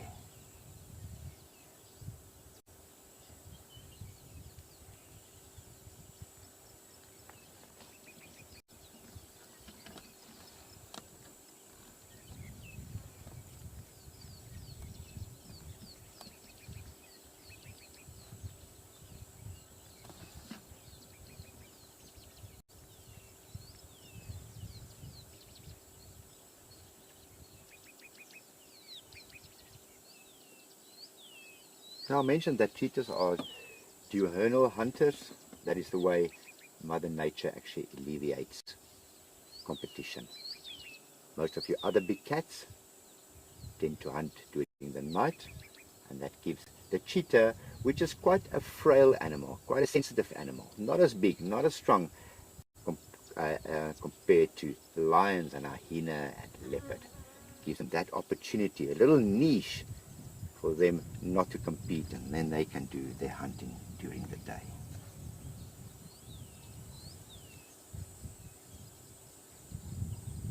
Thank you, Nancy. Sleeping spots for the win. Yes, I think there we go, a little bit of a head up there. Nancy, I think I've been with you just over a week now, and it's the first cheetah that we have found. So I'm certainly very excited. Thank you very much, Nancy.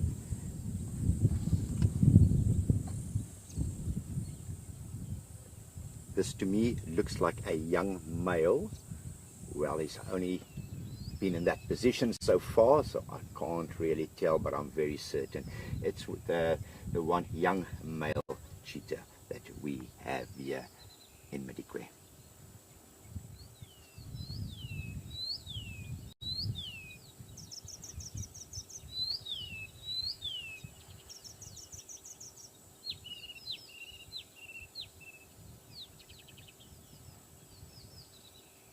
It's nice and tucked up in the shade there.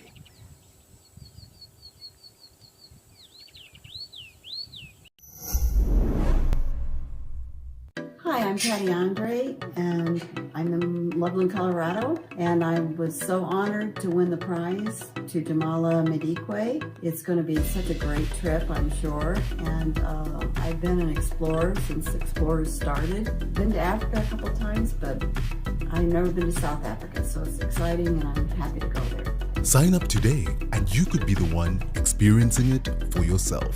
Wildrift Explorers, it's in your nature.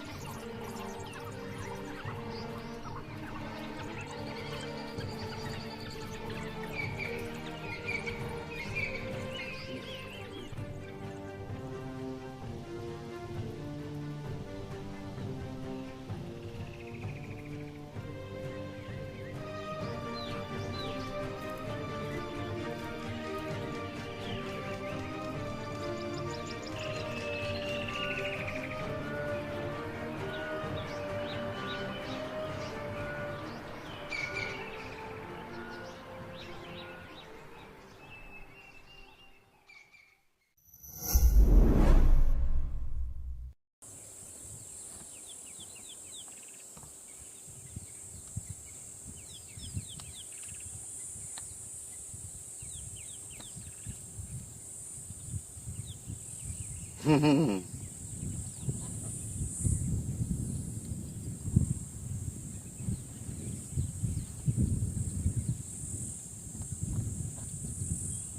just experienced the cheetah flop firsthand there.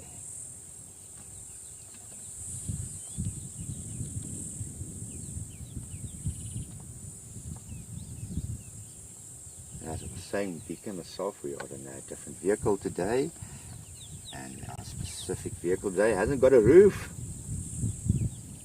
So the African sun is baking down on us, but luckily we are sitting in the shade of a shepherd's tree. Otherwise, BK would have known all about it.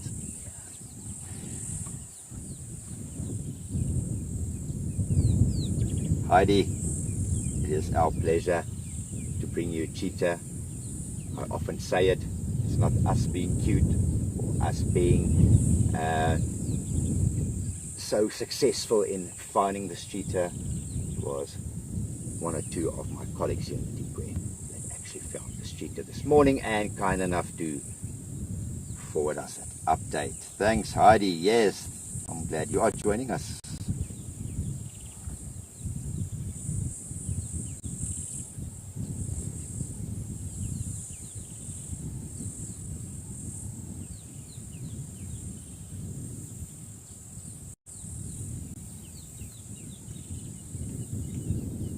Now, in my experience,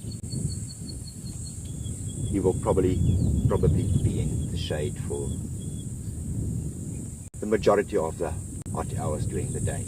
Look, except if something comes along, there's always a chance something comes walking past, and that will be an opportunity that a cheetah will not resist.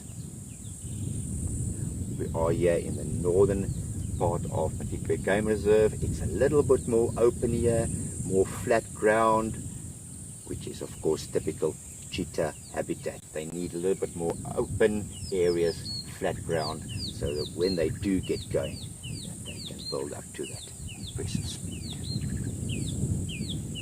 So he will probably mid-afternoon towards late afternoon, he will definitely get more active, and then he will try and probably get in a hunt. Appreciate that they burn so much energy, and combine that with the heat that we've got, they can overheat very quickly, and that is why, except if something comes along, he will probably won't want to over exert himself, and therefore have a little bit of rest in the shade.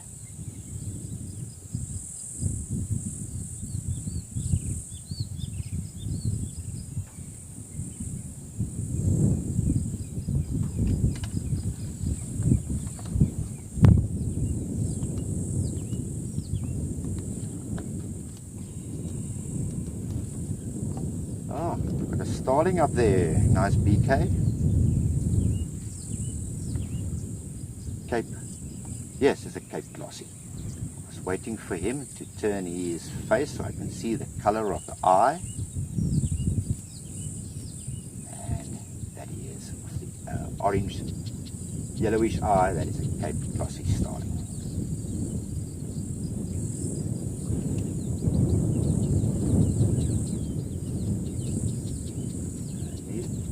Just a little bit perched just below that now. BK here. There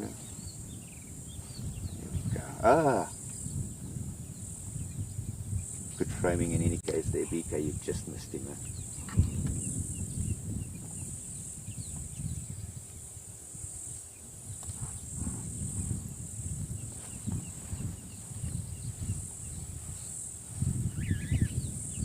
He's back up there. Are you going to stay this time? No. No, he's not. It is so difficult with birds.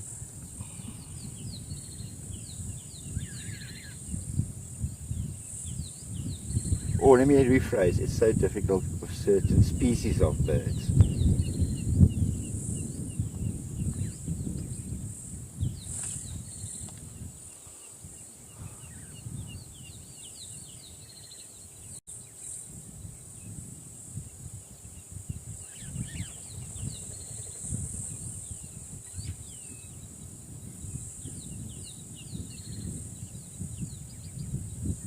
can imagine picture yourself when you lie on your side. It is a much warmer position to lie in. So all cats, you will see them often. Lions always do it also. Cheetahs love doing it, lying on their backs. And then spread the legs so that the wind can get in between the thighs and the belly, and it's just nice and cool. They get that breeze going.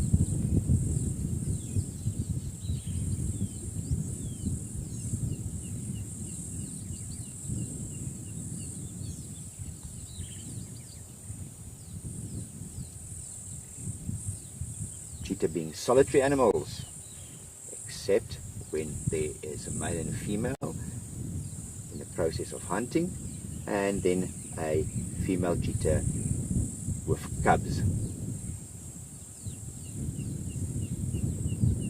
And those cubs will remain with her for easily say around about 2.5 years.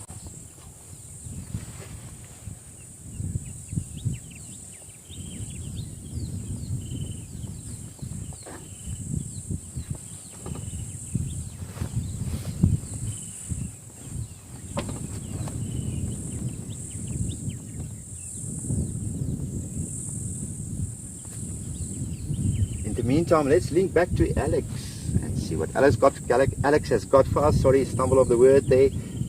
And we're going to stay with this cheetah.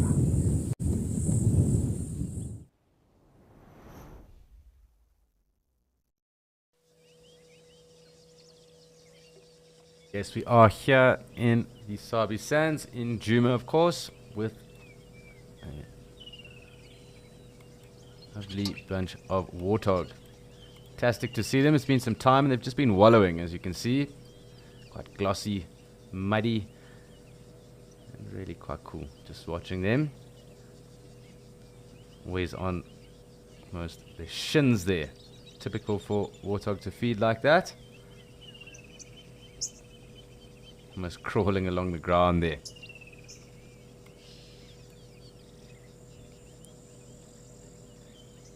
Lovely to see. That takes us to 11 species for the day. So we are ticking along rather nicely. We've got some thick knees there calling. And I think we might even get some rubbing here against. There we go. You just see one warthog there rubbing his snout. Let's see if we can get a little bit closer.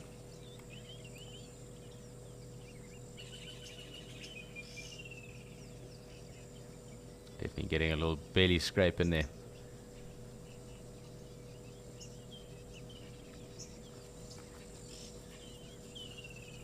You also just hear those red-billed oxpeckers calling through.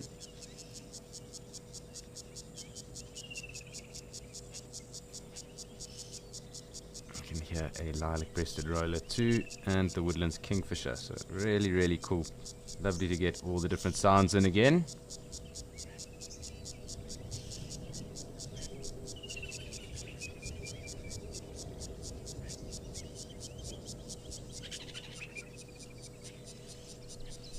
So a rather mature sounder of warthogs, the collector, the sounder, obviously too far older piglets, and it looks like their mom just here at the moment. So just the three of them. Keep a tab and see if anyone else is around. I do think they're probably going to mission off into the thicket now. But lovely to get some views of some warthogs. Been some time, haven't seen any of them across in Mashatu. They do love spending time there as well. Nice to get them here in Djuma too.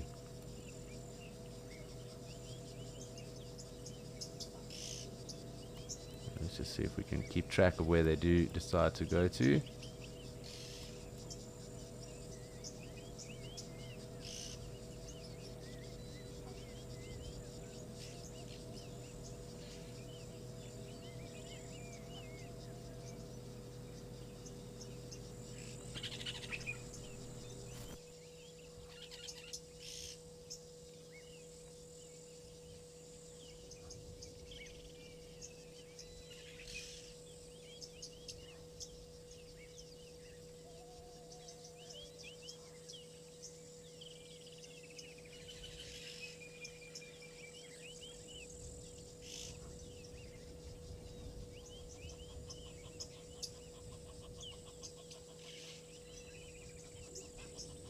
In and amongst all these oxpeckers, obviously a chagra calling in the background there too. You would have just heard that as well. Quite characteristic sounds. It does look like we're going to lose visual of our warthogs quite shortly. Perhaps they'll come down the bank, but I don't think that that'll be the case. I think they'll probably push off into this vegetation. There we go, you can hear the chagra there calling. Maybe we are going to get lucky. I can just make another one through on the right hand side of this tree over here, just off the bank. So maybe we'll get them down again, but it does look like we've lost most of our visual.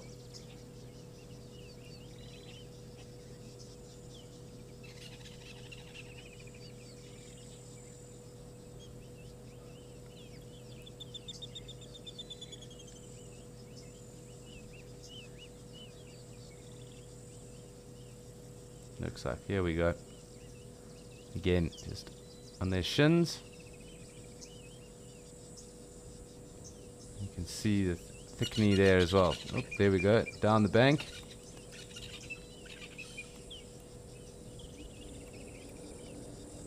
And let's just see, taking advantage of nice little green shoots that are there.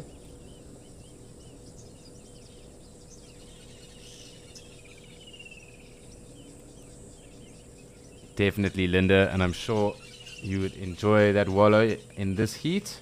It's definitely the best way to spend your time. It's going to be nice and humid across in the Lowveld right now, and I'm sure that mud wallow would be even more than inviting. Definitely dreams coming true, put it that way.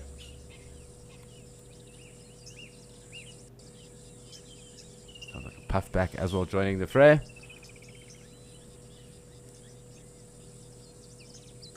White-bellied sunbirds.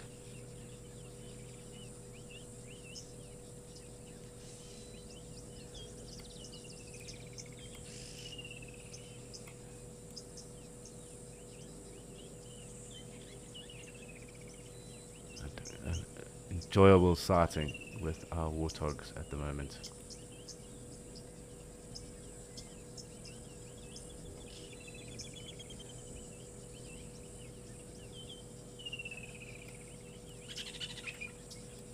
Here a red-chested cuckoo as well.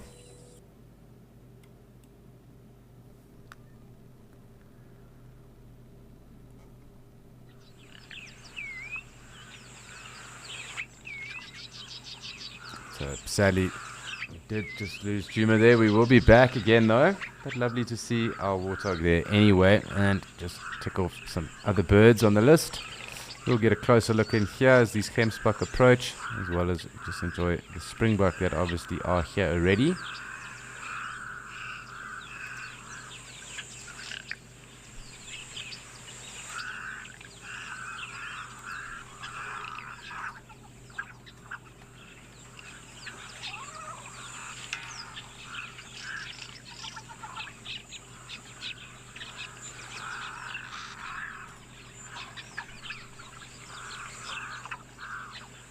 Again, those morning doves in the background here, always really great to tune into and listen to.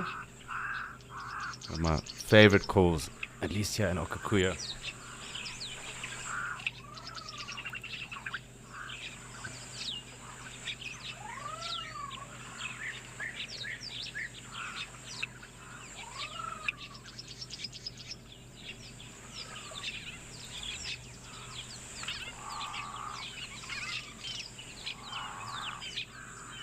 Acacia pied barbet again.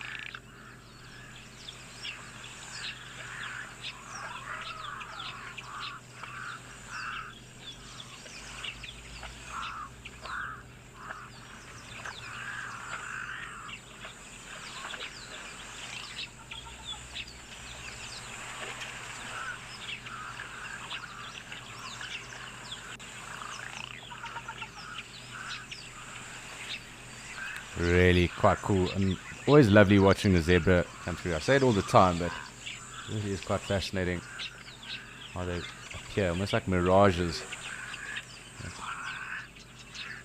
Kind of come in and out of our imagination when they do approach.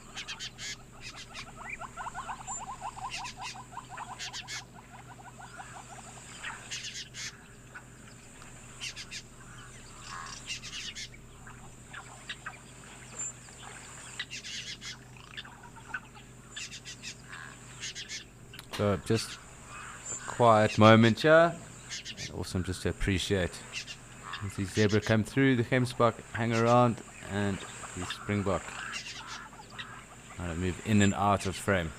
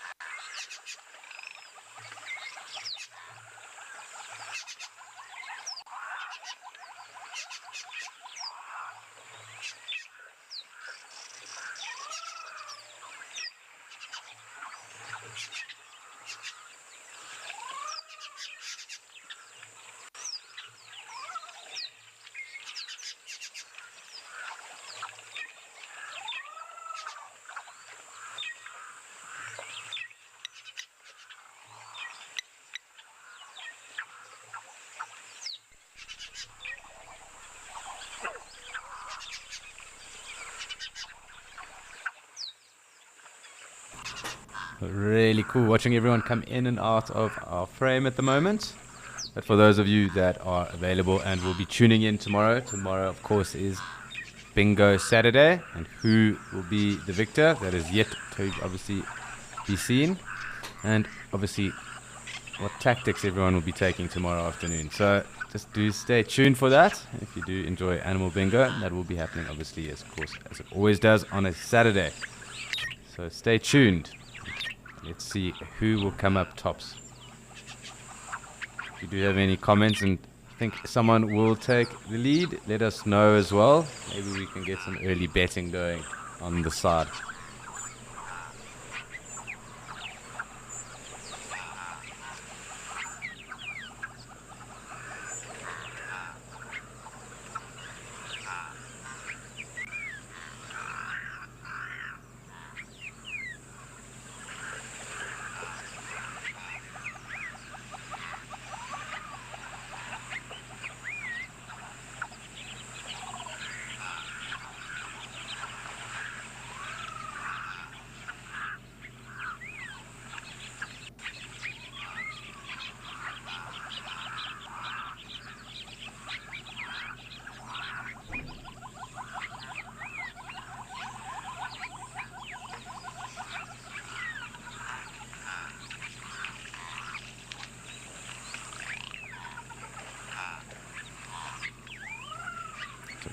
peaceful across here in Okakuyo.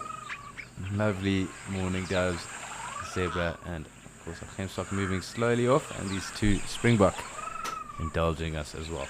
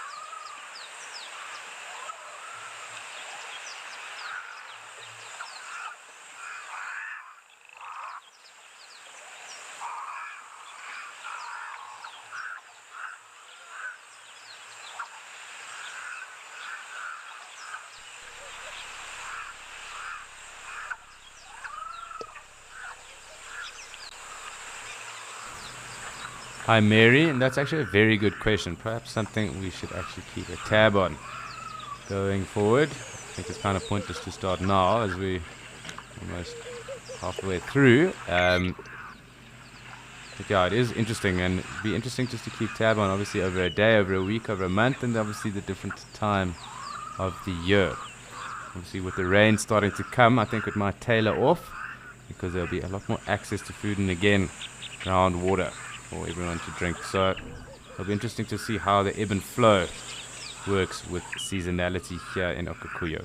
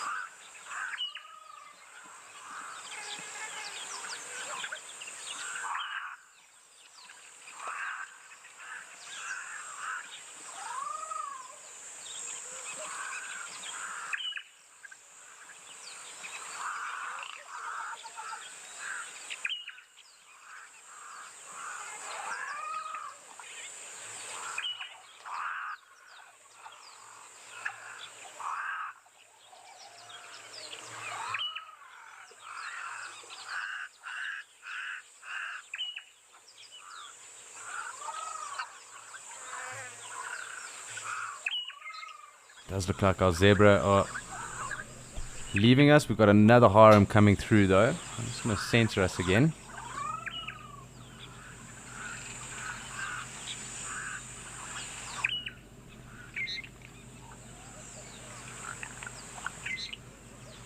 Constant activity here at the moment.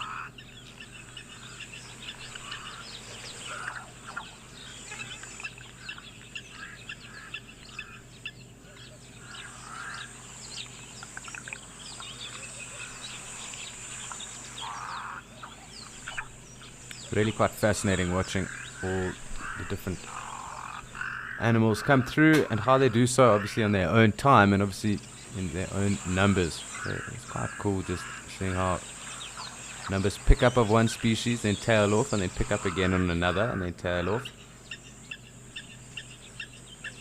There's something interesting just to observe.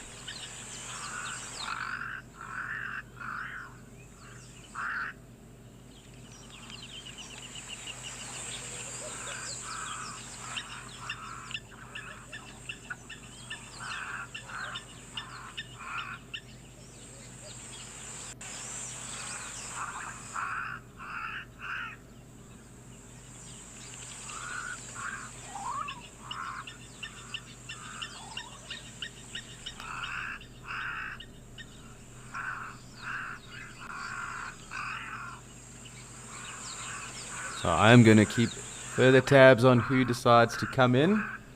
We are also off to go and check in again with Kevin and Cheetah.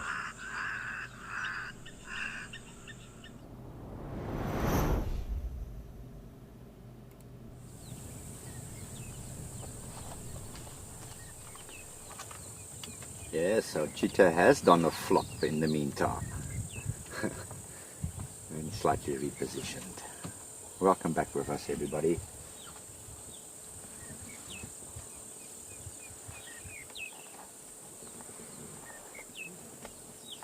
We sometimes tend just to dip our toes into nature. We will sit with an animal for 15-20 minutes and then we expect to see everything, expect to see all the behavior and what they do. So that's why we're spending some more time with this cheetah. There is actually a link between this young male cheetah and Amakhala. Their mother, I'm saying there, him and his sister, their mother died when they were only about 1 year old, both of them. So they were put into cheetah daycare and subsequently rehabilitated to be released back into the wild, and that took a while, and both him and his sister were reintroduced into the wild about a year ago, and hey, as you can see, they are doing so well.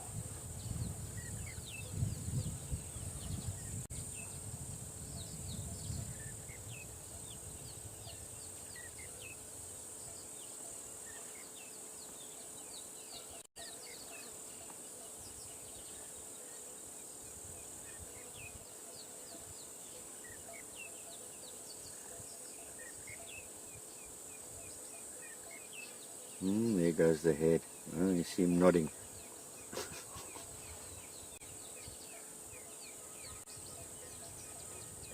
Down he goes.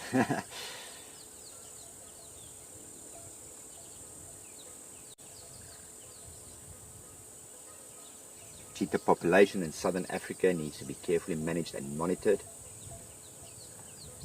because all cheetahs stem from a very limited gene pool.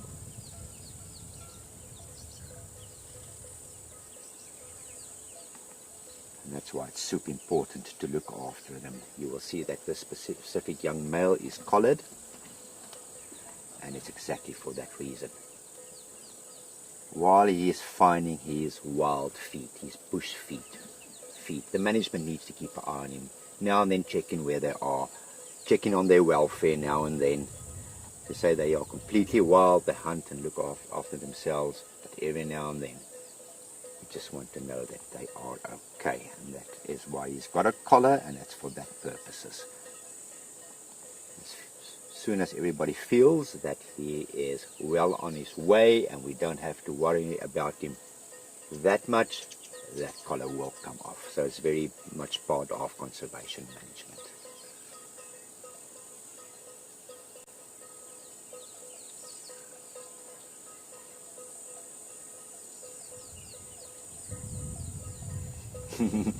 Christopher, yes, does look as if this boy has had a long night. But also remember, with cheetah, they won't really roam much at night. They are daytime predators, Christopher. So cheetahs are very, I won't say susceptible to predation, but they are way down there on the pecking order list when it comes to predators. And that is why during night times they would most often lie very low. Very seldom do hunting at night. Sometimes on full moon, yes, but they will try and stay out of harm's way, try and not compete with your nighttime predators, your hyenas, lions and leopards. It's just very hot, Christopher, for him. And like all them animals out here, when the heat starts building, and we now are coming up to, what is the time? Now coming up to 12 o'clock, and it's pushing way over 30 degrees Celsius. Most animals, even if they are daytime or nighttime animals, tend to take a midday siesta.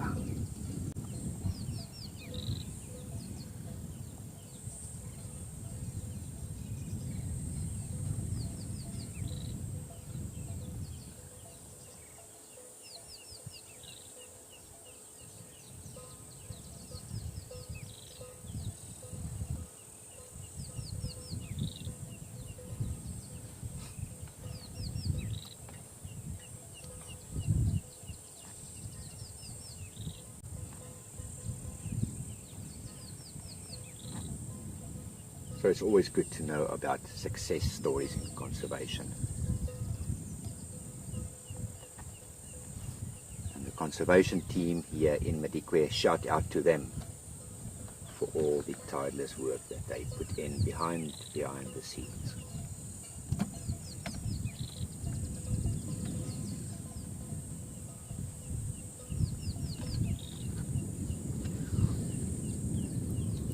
Where we are currently sitting, we are literally 100 meters from the Botswana border, right here in the northern section of Madikwe Game Reserve, very close to the border.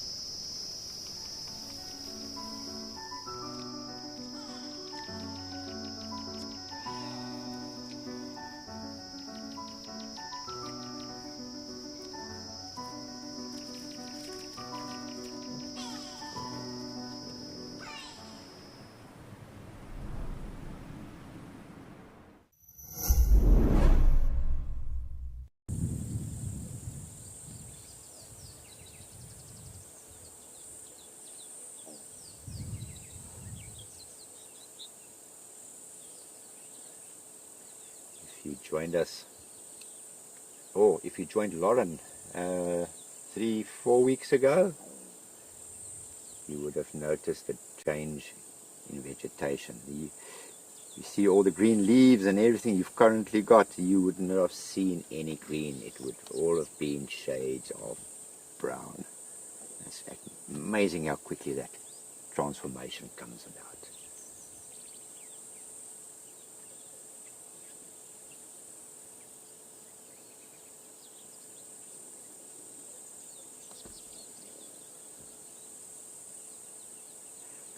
Now, though cheetahs are, you can see cheetahs are it's a large cat, but it's not actually classed as one of your big cats, i.e. leopard, lion, and tiger. Of course, we haven't got any tigers in Africa, but tigers also classed as your big cats. Although a mountain lion in North America and South America, your puma, is actually smaller than a leopard. Smaller than a cheetah.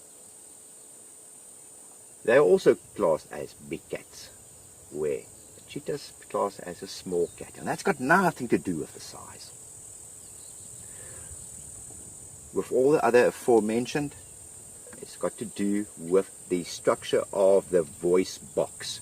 If they are able to roar or do a deep grunt or not, which cheetahs cannot do. So the voice box on lions, leopard for instance, they are not fused, meaning they sit on ligaments in the windpipe and they are able to move. That is how lions can do that deep roar, or how leopards can do that sawing rasp sound. The voice box and cheetahs are fused. They cannot make those sounds. They make like a very strange bird-like chirp almost, and it's for that reason only that they are not classed as a big cat. It's got nothing to do with the size, it's got to do with the voice box. Or the larynx is probably the more correct term.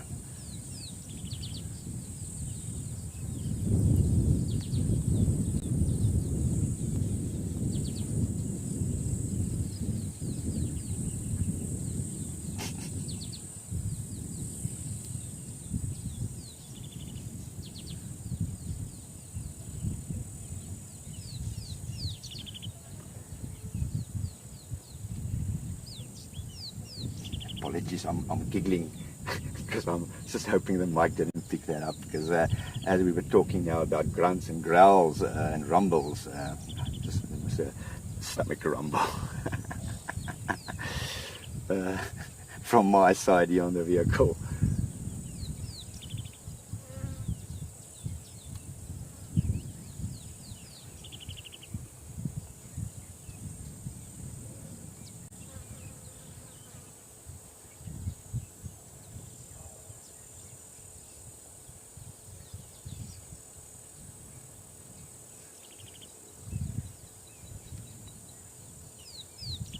Here's another difference between cheetahs and your other cats, and I'm sure you guys will probably know this.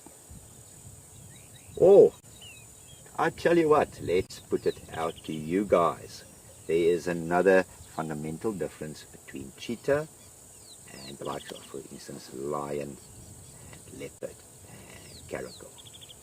If you guys got any idea, let us know.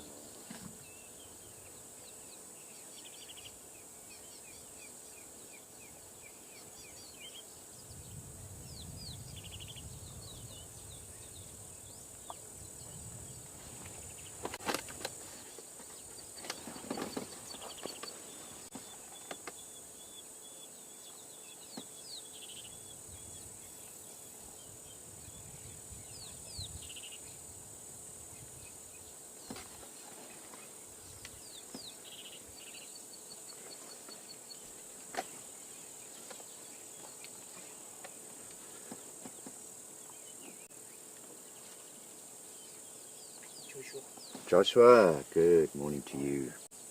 How often do you see his sister? Or with him with his sister? Joshua, we do not often see him, with his sister. They're already of the age where they have now split up.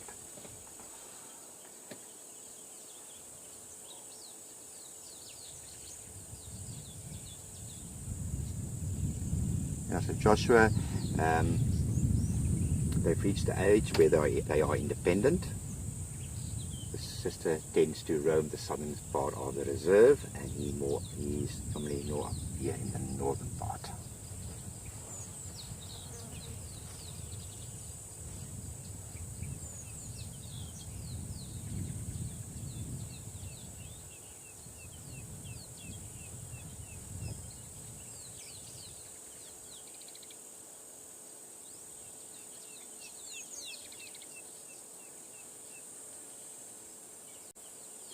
Now, young cheetahs, just after they start leaving their mothers, you will very often find siblings walking together still for a few months. Joshua, before they then will slowly start making their own ways through life.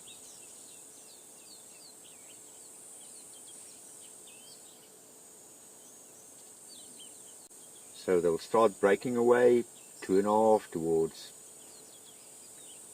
3 years at the very longest, roughly, give or take that long. Walk together for a few months before they slowly part ways.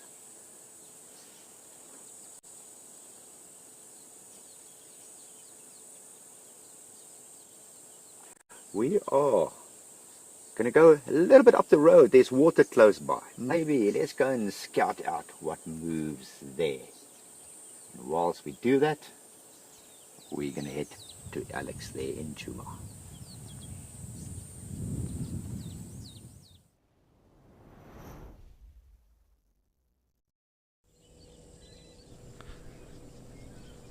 And we are back again in Djuma.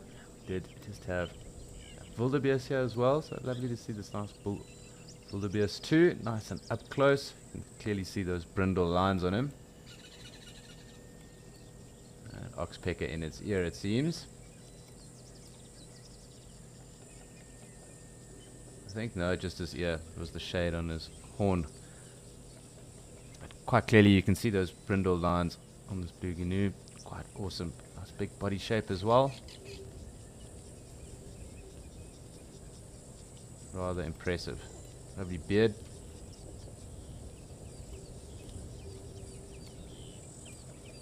And of course, zebra and impala. Now, I can't seem to see any lambs. We will keep an eye out for those two.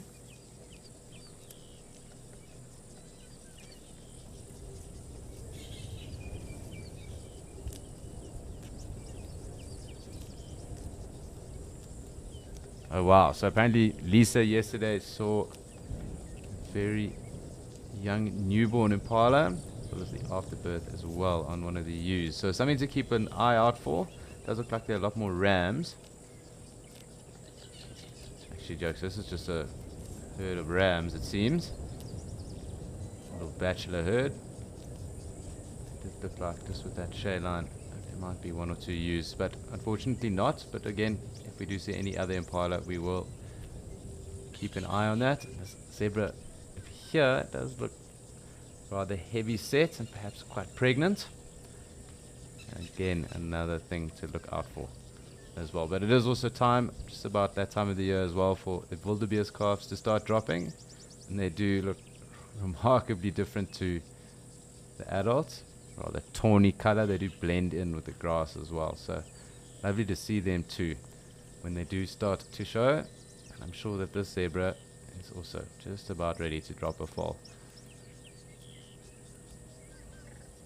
I do just want to check and see who else might be around. Can hear those white-bellied sunbirds.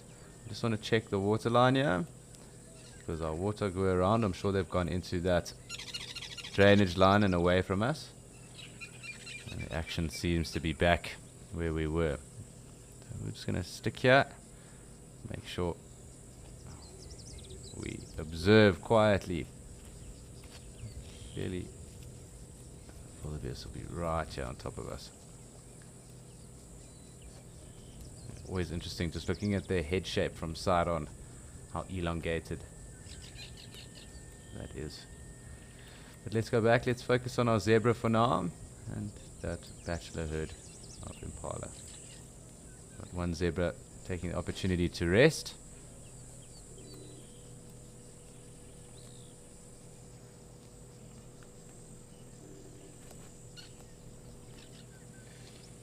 So we are just enjoying some lovely signs of the zebra. Different to obviously having the zebra drinking across in Okakuyo, we now obviously have them grazing. And obviously this zebra right there taking the opportunity to rest. So great just to be able to focus and just relax with them as well while we see this going on. Really quite cool.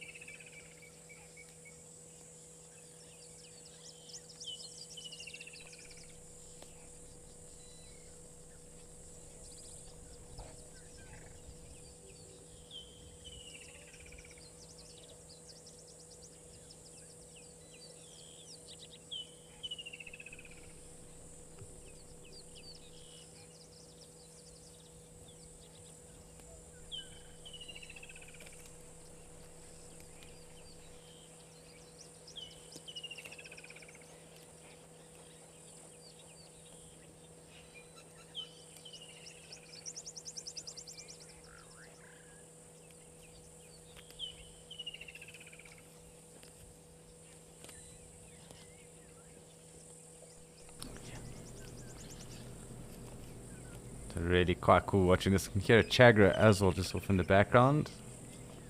Very way softer than the woodlands kingfisher, but again, just enjoying our sleeping zebra and the impala that are around.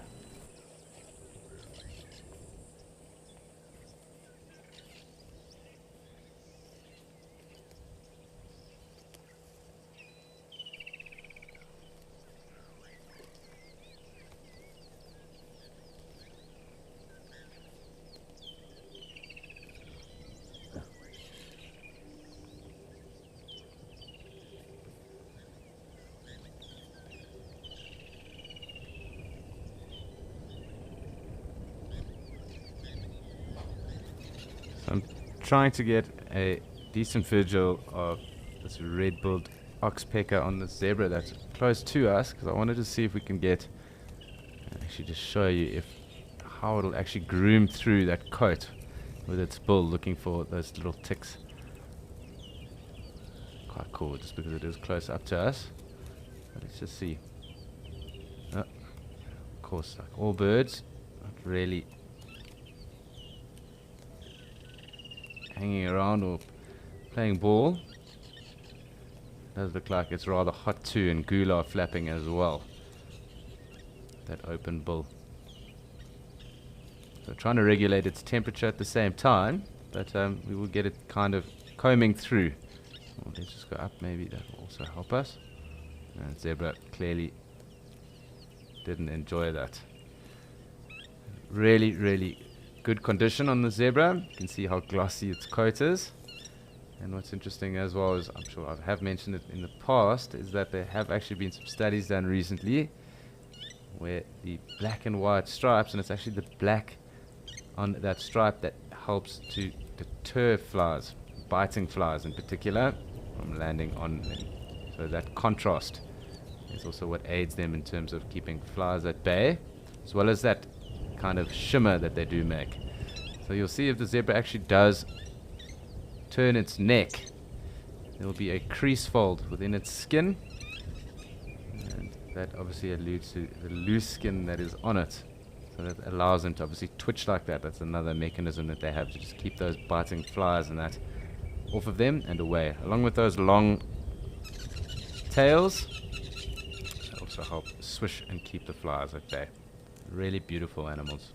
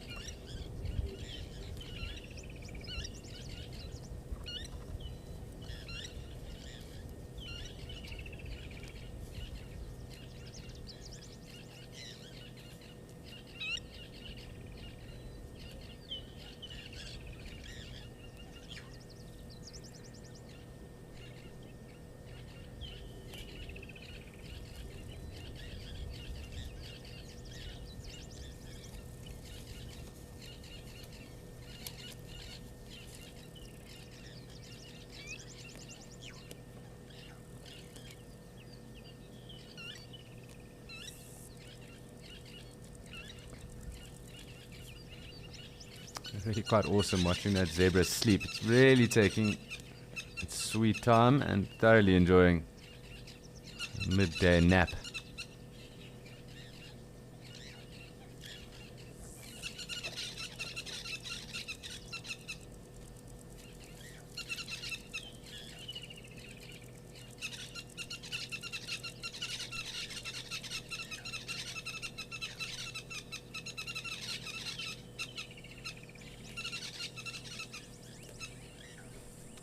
Just going to try and keep everyone in frame where I can.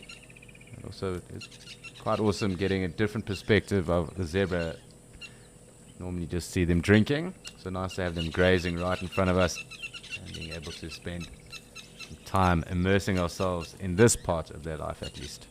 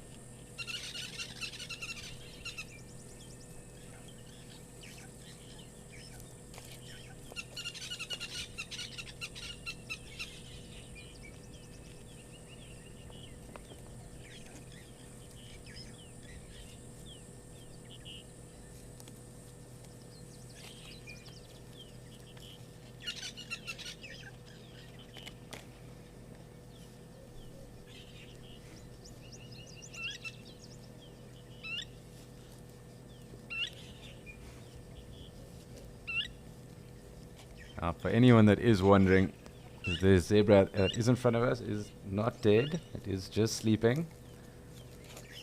We'll go in closer and you'll see it move. There you go. So confirmation of life. Just very relaxed at the moment. Taking that opportunity to rest.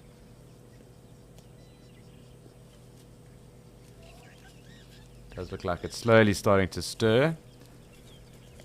But clearly nothing to worry about at the moment, so really just enjoying a quiet moment.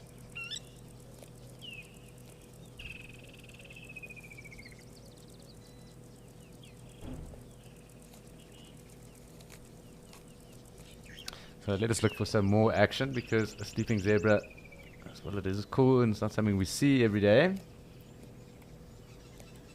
Might be awesome just to focus on some of our impala.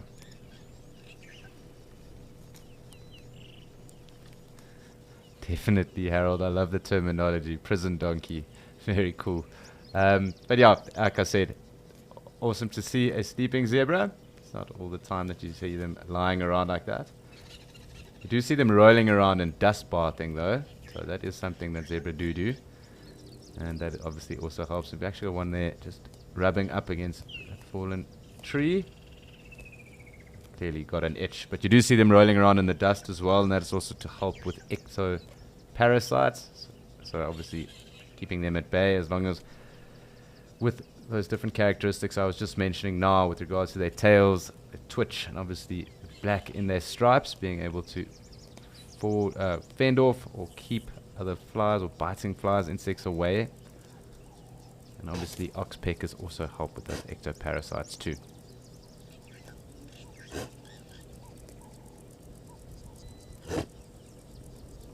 I think that there's the wildebeest that is right close here. And those little grunts.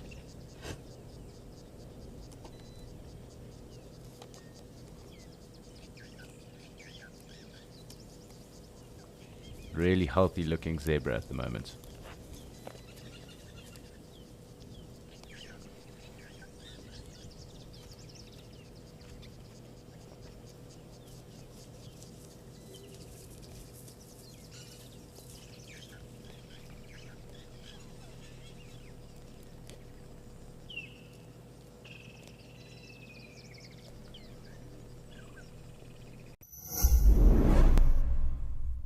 The updated Wild Earth app is here, as well as 12 hours of fresh live content a day for free. You can watch repeats and highlights of shows you have missed, and if you have subscribed to be an explorer, exclusive access to the behind the scenes channel, access to rehearsals for new locations, a chance to give us feedback, and explorers also watch totally ad-free. Download the app today.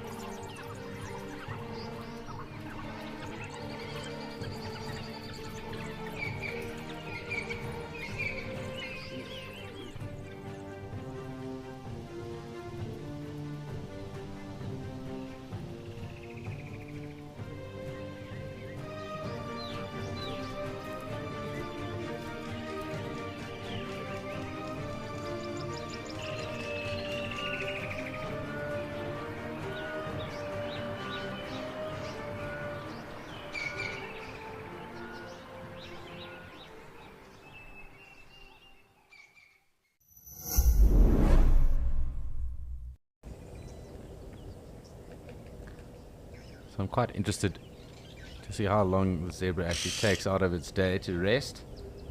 Quite fascinating just to see. Just sleeping like this. And again, still can hear that woodpecker. If I do get an ID, I'll definitely give it. Pretty sure it's either a golden-tailed or bearded. Tough to say without a call and no visual.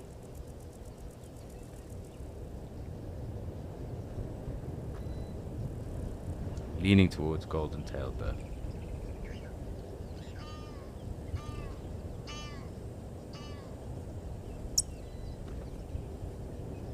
I suppose while this other zebra is right there next to the sleeping one, we might as well take our opportunity just to get right up and close, because they really are beautiful.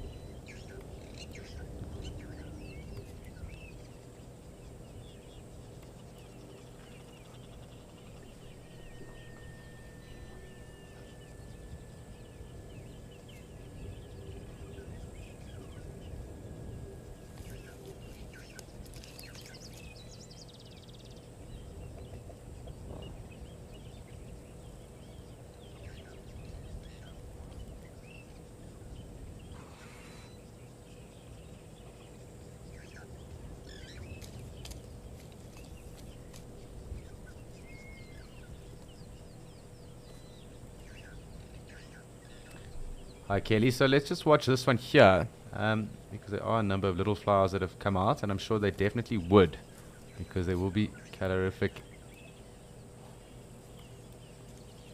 or some high calorific flowers around, and I'm sure obviously where it is drier and there are flowers present, they might be interested in taking on those flowers as well in their diet, but they are predominantly grazers. So they will focus on the grasses, and they generally prefer the longer grasses as well. But obviously with these fresh green shoots that are coming through, there's a lot of nutrients within those. So they will focus on that as well.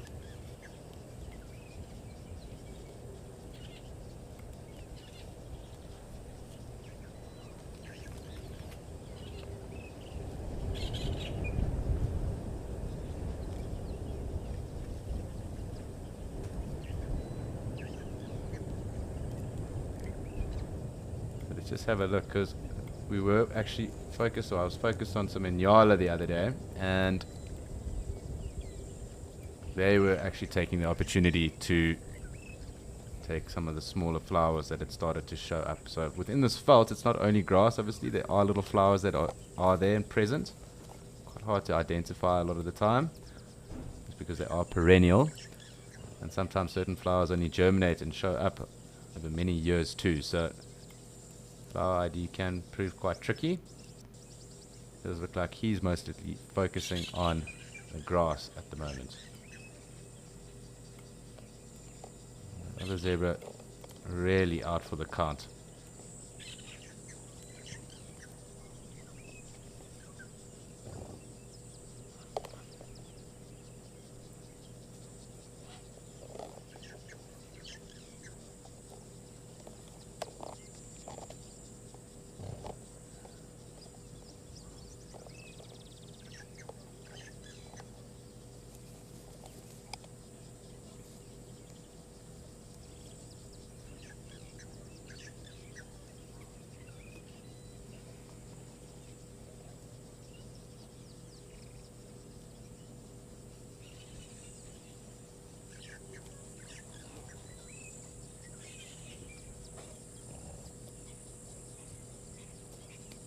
You can hear that lilac-breasted roller as well calling.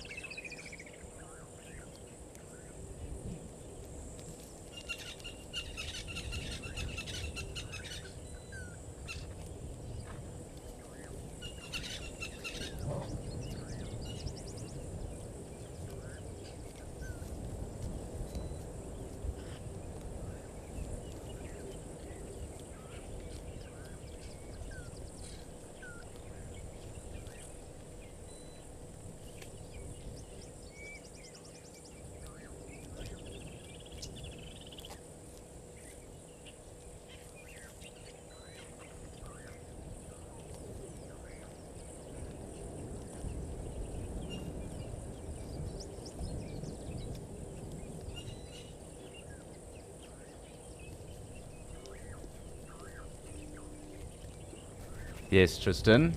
So, sorry, I was just taking a look here, and quite clearly also you can see the difference, or you would have noticed the difference there on just the faces and the difference between the different subspecies that we have been talking about. We did see the black-faced impala across in Okakuya earlier, and at the moment you'll actually see the lack of that black on this impala here, differentiating the two subspecies.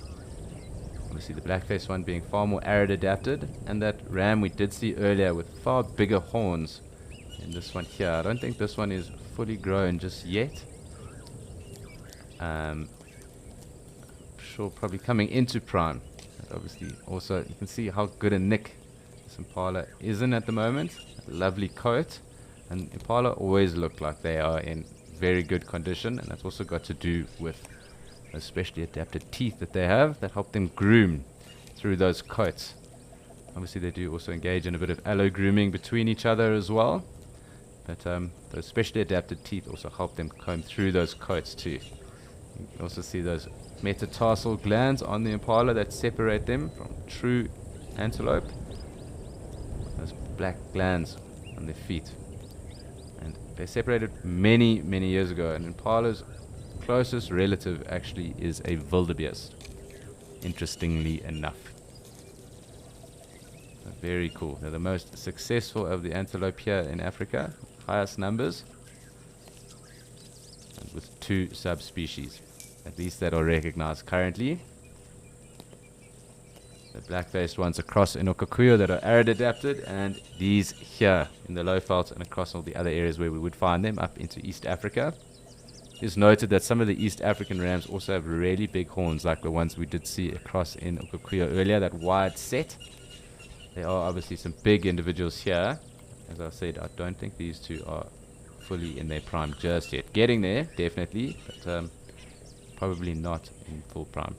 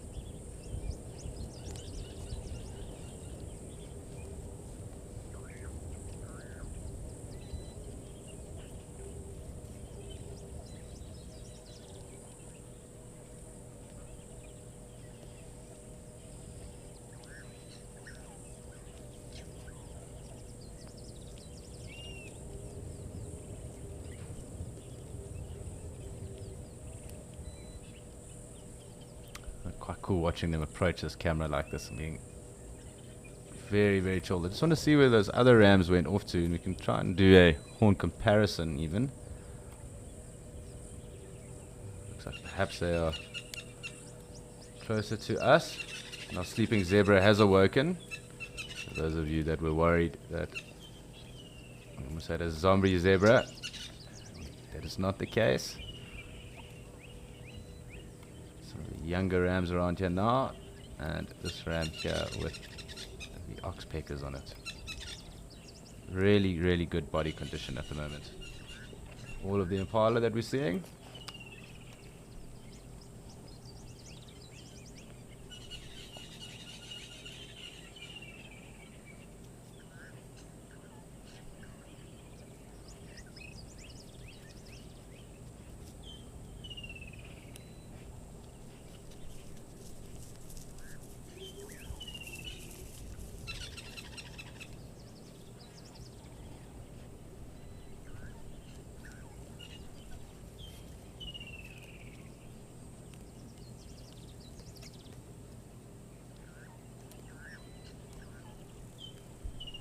Really quite cool.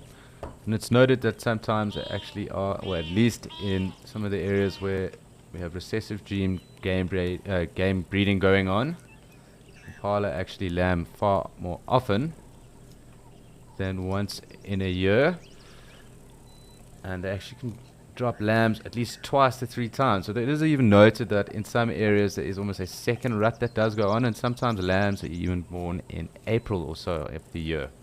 So just an interesting fact about impala lambing. Obviously, generally that happens in December now, as we start the rainy season, but in times of periods of very good rain and lots of food, it is noted that there are sometimes lambs that are also dropped in around April in some areas. But it is also time for us for a change of scene, and it's time for us to head across to Madikwe and Kevin, who has some elephants.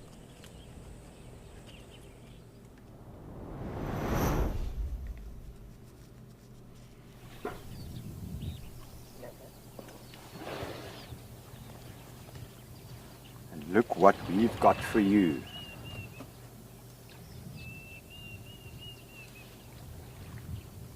When we left that young cheetah male, we said we're gonna head over here to Kolobeng Dam, and we are so fortunate to find these 2 young elephant bulls having a proper cavort.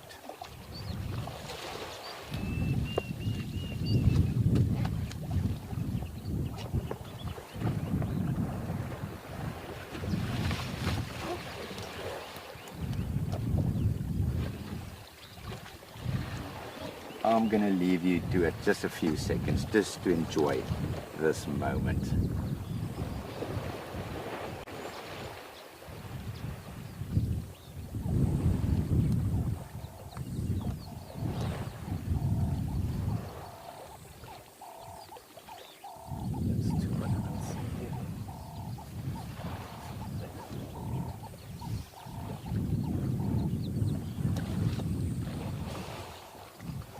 Hey, Biko, I wish you and me can get in there, huh? Get out of this hot sun, go for a nice swim. How will that be?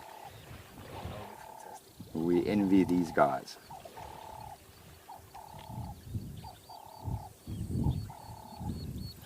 Favorite pastime of elephants during the middle of the day to come and cool off a bit. Looks so inviting.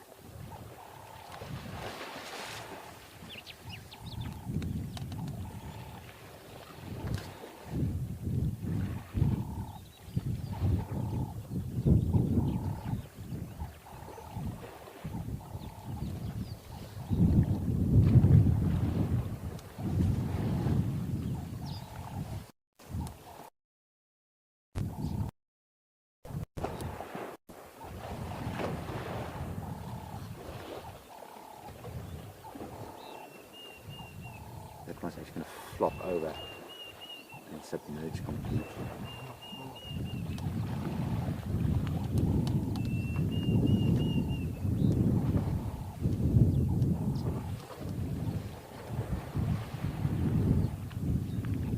What a moment, what a moment.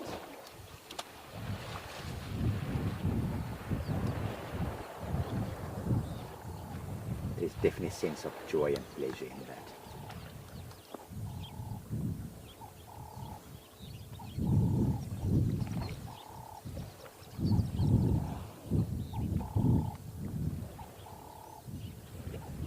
And they can carry on like this for hours. These are 2 youngish elephant bulls. Call them teenagers. And just as teenagers can play and stay in the pool for hours on end, they will do exactly the same thing.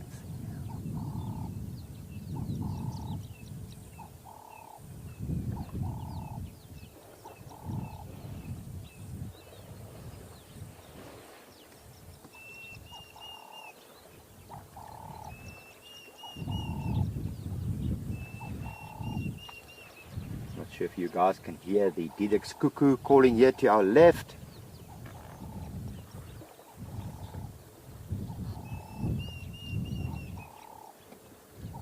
Are you guys now going to disappoint me? I just told everybody you're going to cavort for hours and we're going to watch you, and now you are strolling off. Huh?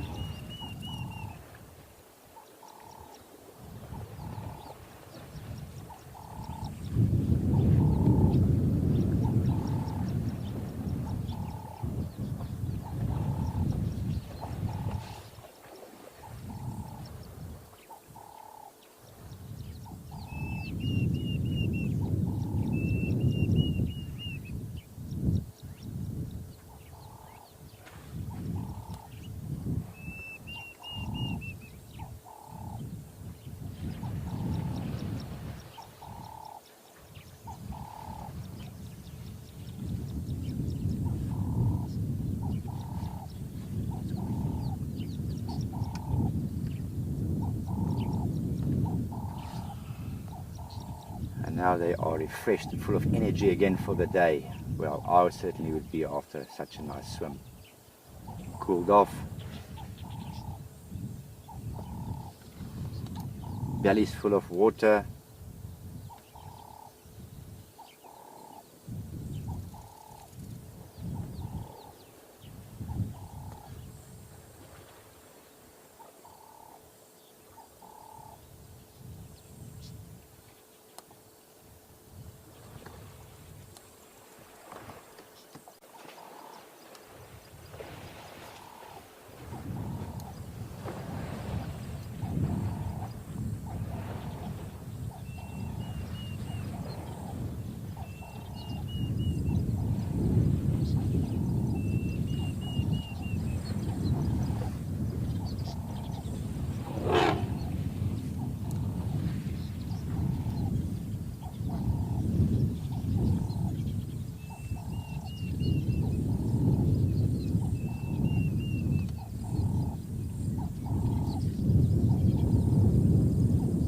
Now that they're done with their swim, we are going to head over to Alex no Kukui.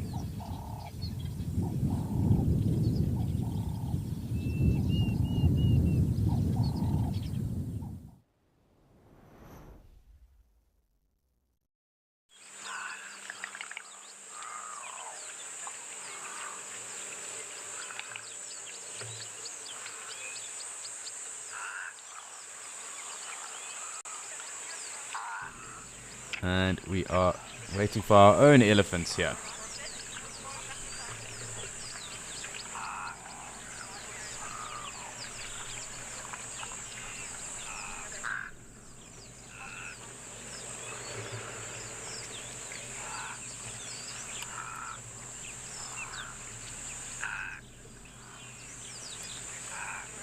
So it does seem that we still have a number of animals in and around. We are hoping for some more elephants, and again also some swimming elephants of our own. But some nice wildebeest around too. It seems to have been zebra and wildebeest day, at least on the dam cams. Lots of gemsbok obviously around here. I'm going to just zoom out and just make sure we do see the approach or build up of anything else. Does look like the springbok are commandeering the waterhole for now anyway. That lone wildebeest bull deciding whether he wants to come through. And as I was saying earlier, unlike the zebra, the wildebeest don't have to drink as frequently. They can sometimes only drink on every second day, and they sometimes actually supplement their water intake with what they eat, that being in drier areas like in the Kalahari, some of the melons and tubers, as well as obviously any of those more water-clad roots on the grasses or shrubs and that might be in the area too. So they do derive moisture out of the vegetation that they take and eat. They are obviously ruminants, unlike zebra, which aren't. Zebras are hindgut fermenters, as well as being odd-toed ungulates. So other hindgut fermenters would be elephants and warthog, for example. very rudimentary stomach makeup then. So not being able to chew the cud like ruminants, who have 4 chambers. These hindgut fermenters, a very rudimentary stomach system. And this is also why zebra then also look rather bloated. It's because of that hindgut fermenting that does go on. Rhinos are also hindgut fermenters, but they don't obviously look as bloated as zebra and other equine as well. So any of the other eco species. And they're noted to be rather flatulent. Clearly because of that gaseous buildup that does occur and does happen within their stomach systems. So very common to be sitting with zebra and hear a lot of flatulence in the background while you enjoy a peaceful sighting.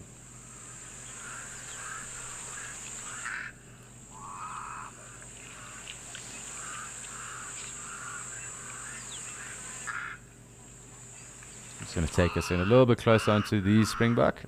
Hoping 1 or 2 of them do venture in a little bit further into the water. But that remains to be seen just yet.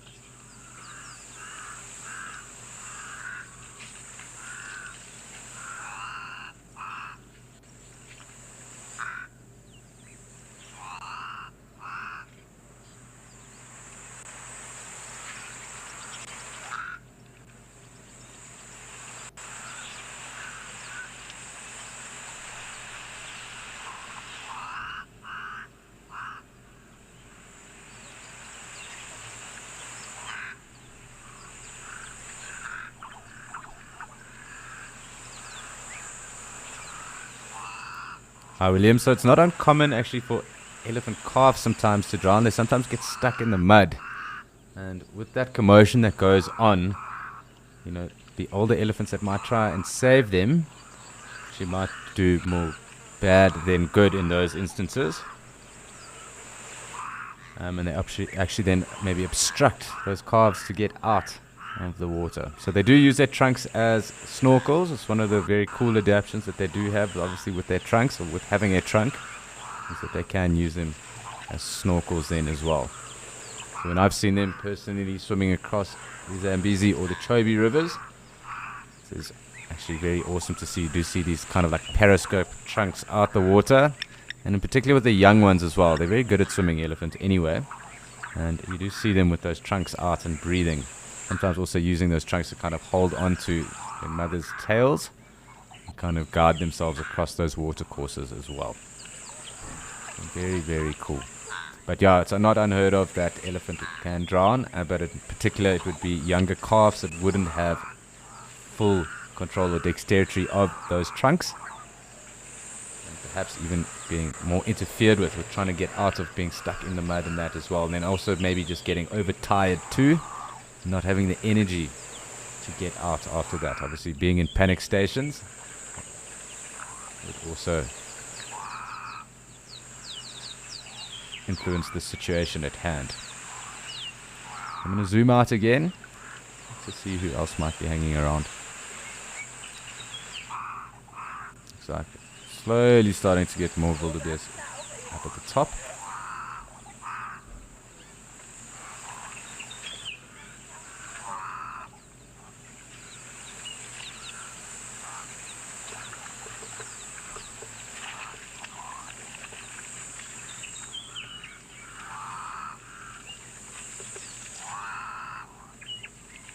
And our elephant are coming through to join us. So fortunate for us, we do have an elephant party on the way. Whether they'll get into the water will be interesting.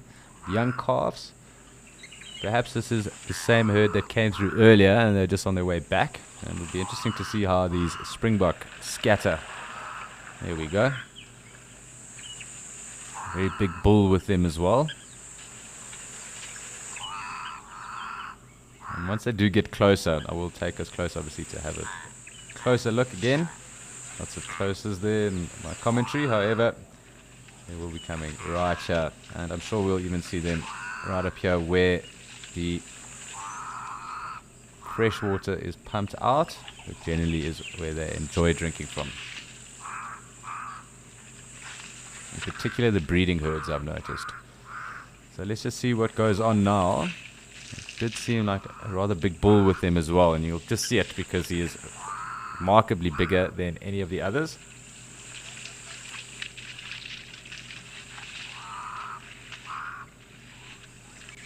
Hopefully we do get some of those calves in the water. Let us get in a little bit closer. And let's see what is going on with them.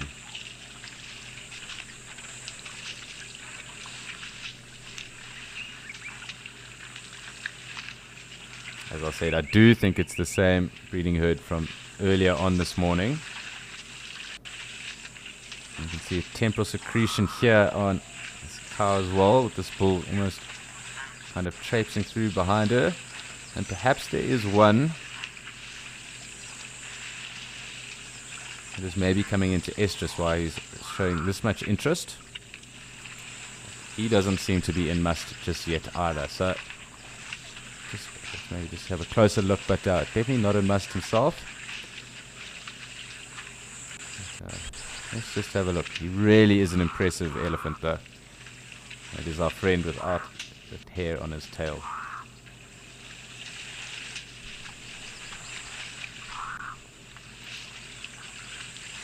A couple of the younger ones getting into the water already.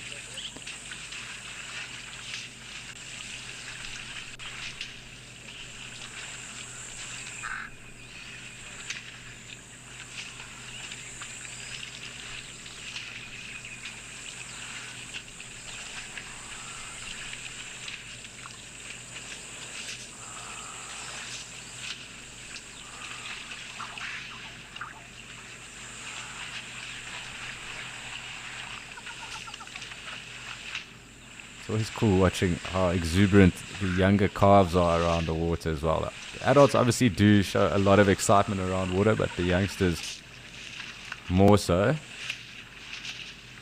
And also a lot of those teenage bulls, like Kevin was alluding to. Teenage bulls also love getting into the water and frolicking around, but definitely an elephant's favorite pastime, getting in and mucking about in a dam, swimming, mud wallowing, spraying mud and dust all over themselves. They do thoroughly enjoy that.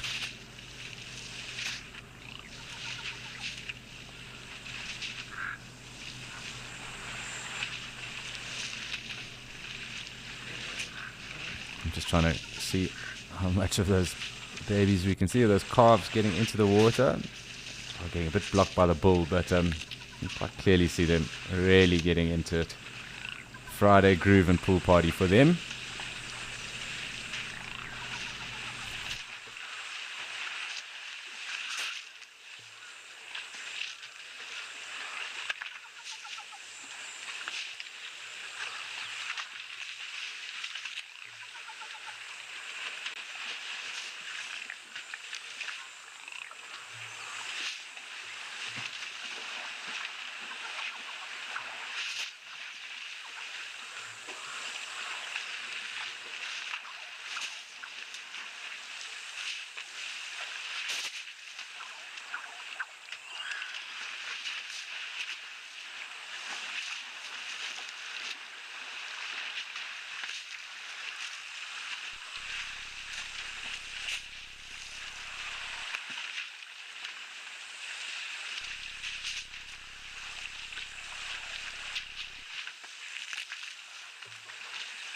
You'll just be able to see those two calves coming past us. I'm going to just zoom out again and make sure we keep as much of this breeding herd in our frame, because I think they'll maybe come play just in front of us again. How long we will have them with us remains to be seen, but always cool spending time with elephant at water.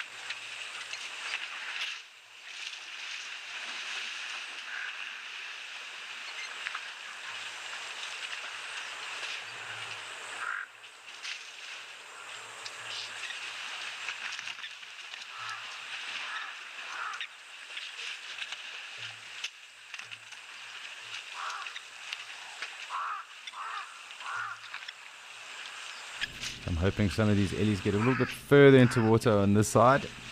Perhaps get into the swimming groove of things, but maybe that's wishful thinking at the moment.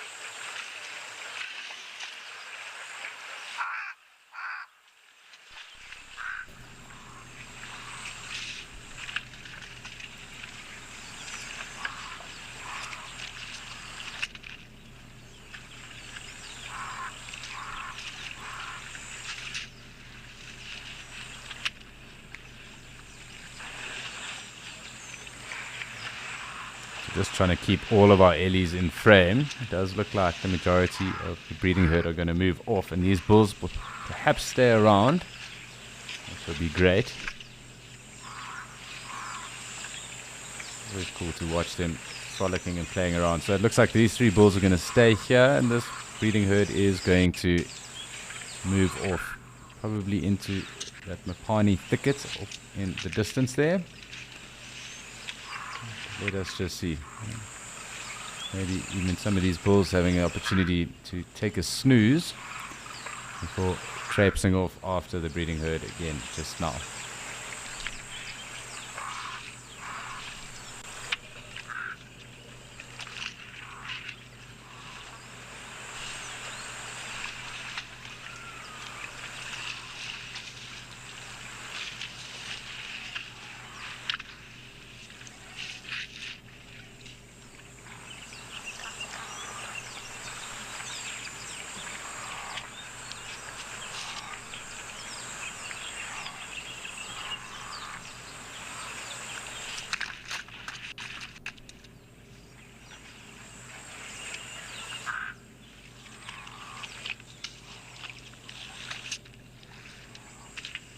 As I was saying, it does look like the bulls are probably going to hang around, probably enjoy some of that fresher water, maybe even spray themselves before heading off again. So we're just going to sit here, enjoy a quiet minute or so, and really enjoy some elephant interaction.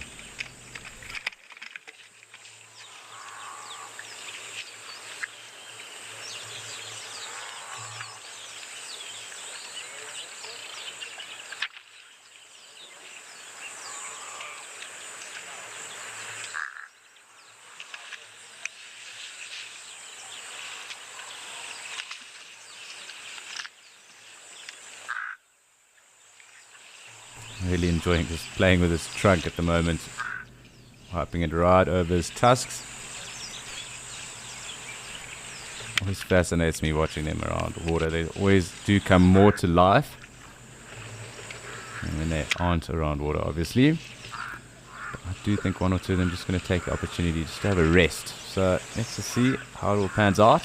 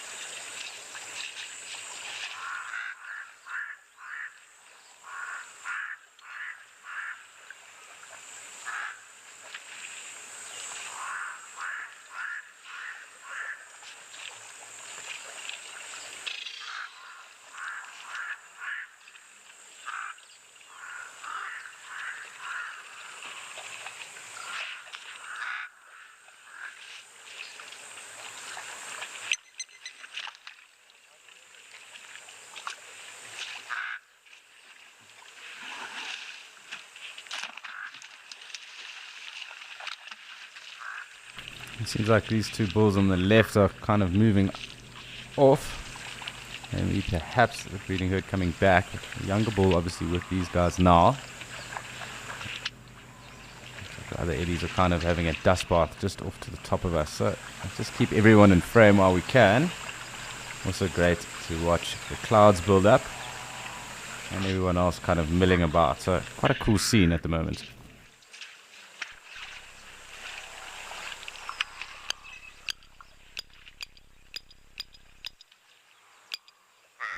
So it's been fantastic to see Ellies again here in Okakuya and across in Madikwe. But it's time for us also to check in with Rolf and see what Rolf's up to in Kariega.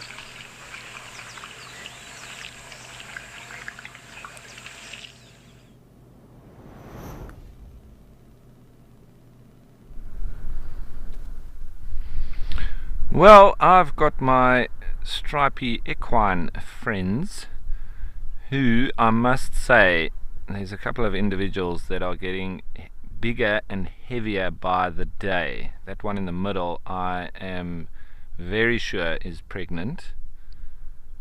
And so, in the not too distant future, we should be seeing some little baby stripes, which will be wonderful. See that one just lifting up its lip there. It looks like it's got a bit of an itch. Shame, I hope it hasn't got a tick on its lip. That would be terrible. It is possible.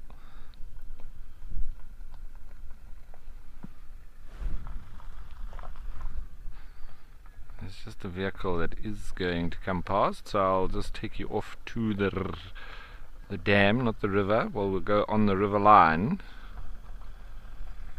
head down towards the dam itself. There's another one of our sacred ibis, just generally probing.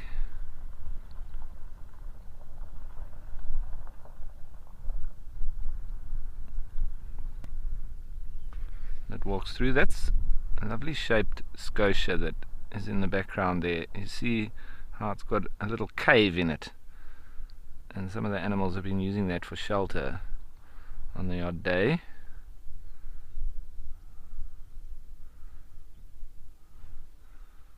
So a little bit quiet now, but it sort of ebbs and flows. It's one of the management vehicles. Lots to do on a game reserve like this, so there is always movement. Let's go back to where these zebra are. We'll see some of the other ones that do look pregnant too.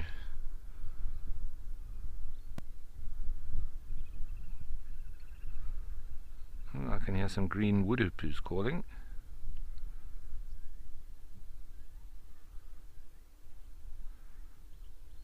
It was yesterday when I left here. There was some of the zebra on the road and they just had to move off the road. And the ones that were pregnant, my goodness, they could hardly walk. So getting very close. And there's my friend Stompy in the background. One of the rhinos there in amongst the impala. And there's a second rhino as well. Mixing in with the Nyala and the Blesbok.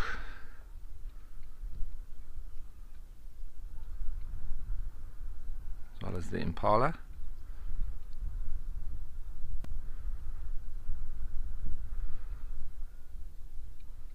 But Stompy, it looks like that is his little harem.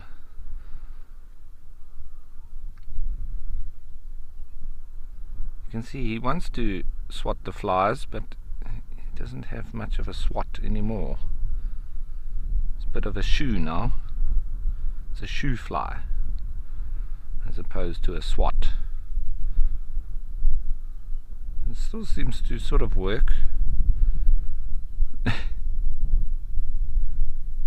Shame.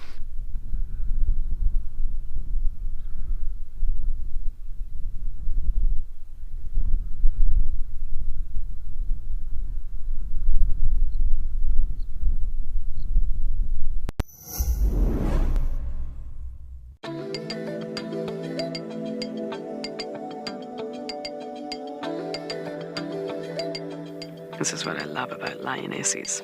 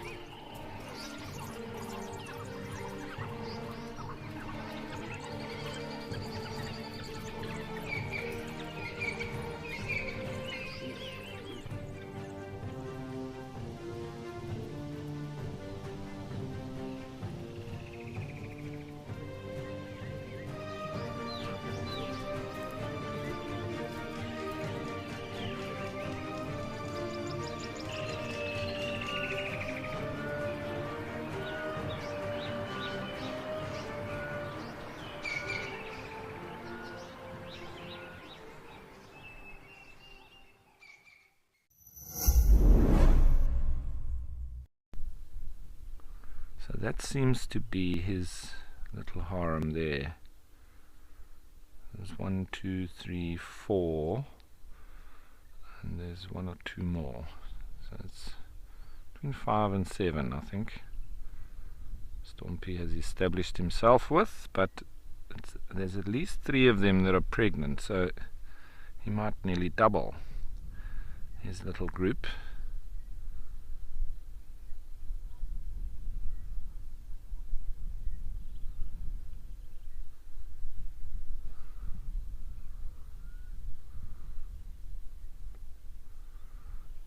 They're moving off a little bit, going off for some grazing maybe.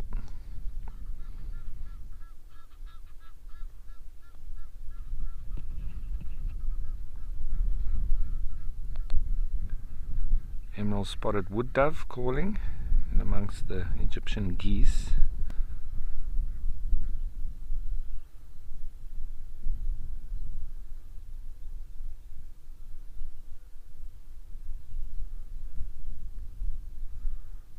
There's 2 rhino. It looks to be Tembi and her calf. She's got lovely mud on her. She was wallowing yesterday.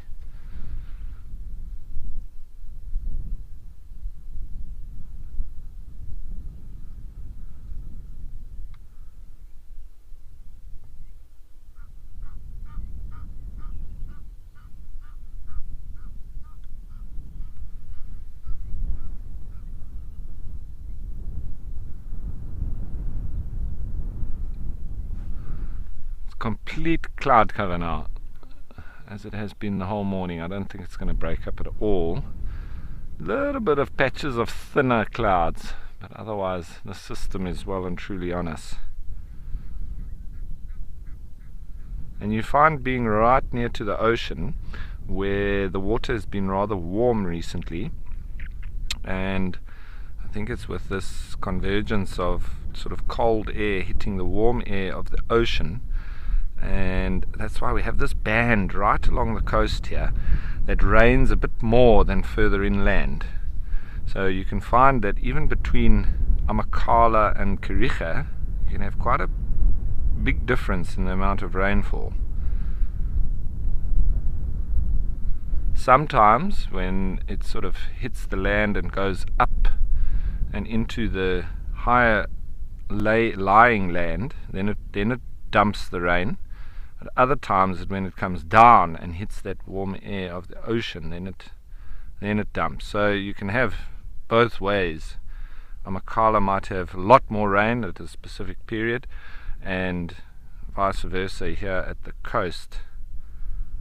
Just slightly different elevation and a few kilometers further inland at Amakhala.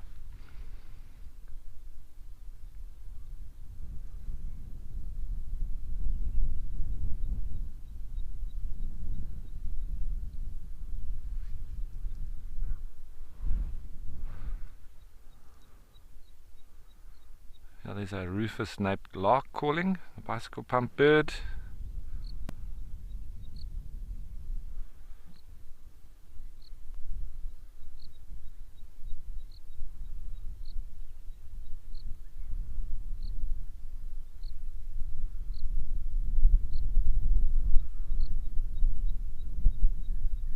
And once again, just that beautiful landscape that we find ourselves in here.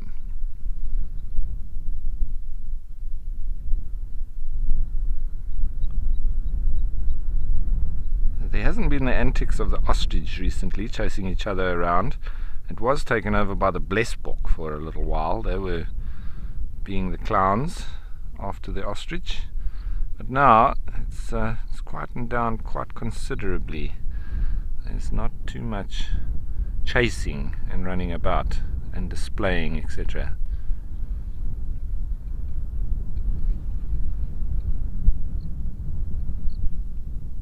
Sometimes the zebra also get into it, start chasing each other around, biting and kicking.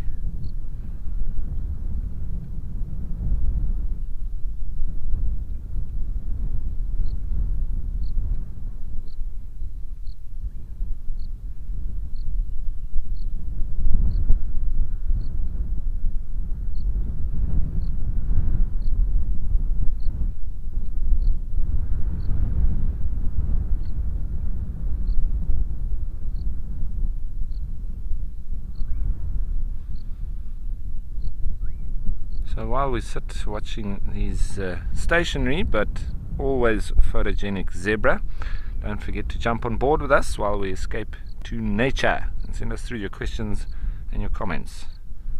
We'd love to hear from you.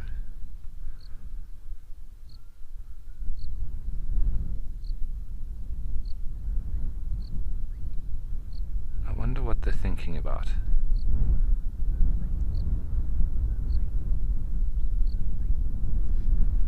Stompy wishing he had his tail back, or that his harem was a little bit bigger.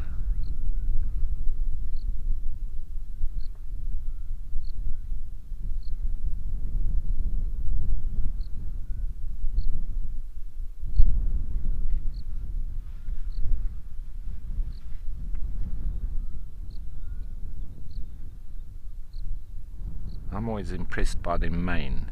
How dead straight it stands up.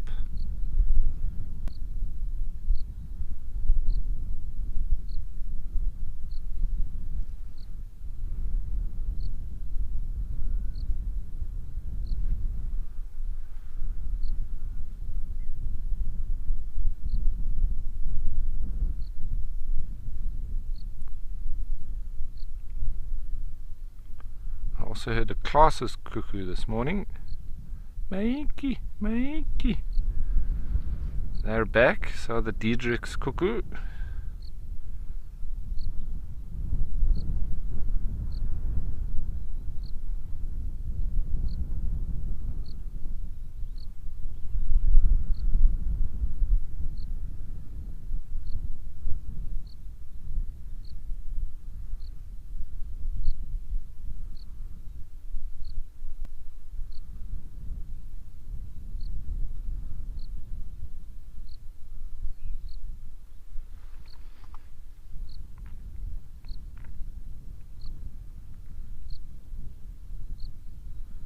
So you can see, as I've said, there's not one animal that I've seen in bad condition. There was an old giraffe that I saw. It's probably the only one. It's probably just purely from age. But all of the animals, from the impala, blesbok, wildebeest, zebra, giraffe, rhino, everybody is just in fantastic nick.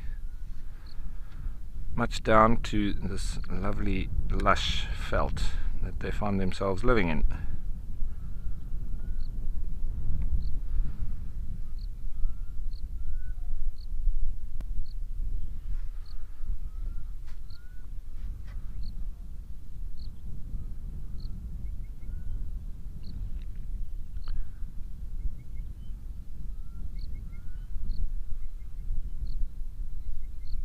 Bok Makiri calling.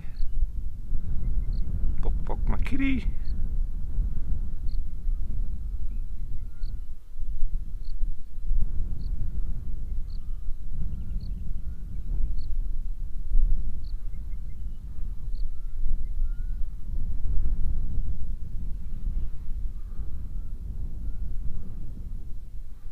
Everybody's just pretty stationary. It's that time of the day.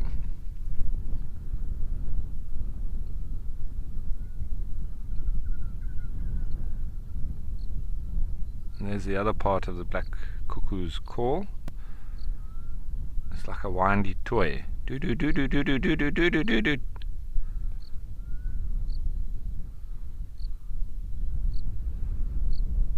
Now Logan, who's 8 years old, let me just go back to the zebra because you've got a question about them, and you can tell that a zebra is healthy by, well, first and foremost, if you look at the coat of the zebra, it's like your dog or your cat.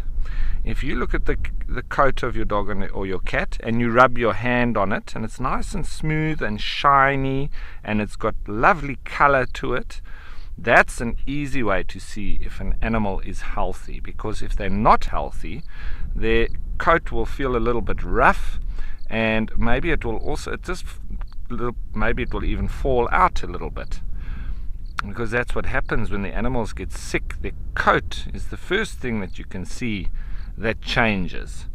And then you can also see if there's any bones that are sticking out, not out of the skin, but if you can actually see, like at the back near to its tail, where you can actually see the bone. It's like if somebody is very skinny, then you can actually see their bones through their skin. And that's one of the other ways that you can tell if the animal is not well. But you see, with these zebra, it looks like there's nothing wrong with their coat, and you can't see any of their bones sticking out, that they're a little bit skinny. These are all nice and fat and very, very healthy. But zebra have always got a big belly, so you don't look at the belly, you look further back by the tail, and you see if any of those bones are sticking out. But it's nice and round there, so there won't be any problem. This zebra and the rest of them are all very, very healthy. So that's how we can tell. But zebra have got lots of gas in their stomach, and they do let it out sometimes when they run, and you can hear it, and then they almost get a fright of themselves and they kick. It's like donkeys. I used to have donkeys when I was your age, and we used to always laugh at them because whenever they ran, you would hear that very distinctive sound of air escaping from their bottoms, and then they would kick and run away from themselves. It was always very funny to watch. And zebra do the same, because they are very similar to donkeys, but they've got nice stripes on them, don't they? And also, a donkey doesn't have a mane that stands up like that.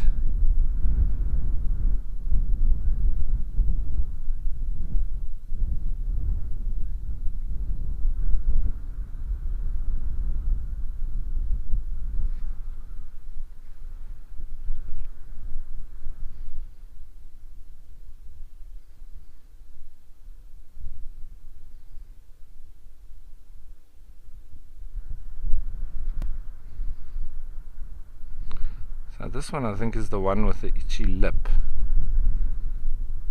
Because it just did that same lip movement again. It's also got an itchy back.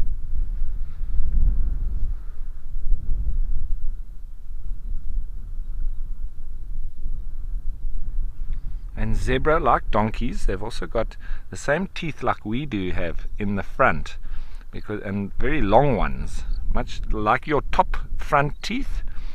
They've got that on the top and the bottom. So when they bite the grass, it cuts it. But they also use that to scratch themselves and try to get any ticks off. And they also use it to bite off each other's tails. And that's what obviously happened to our friend Stumpy. It's probably another stallion that did it to him.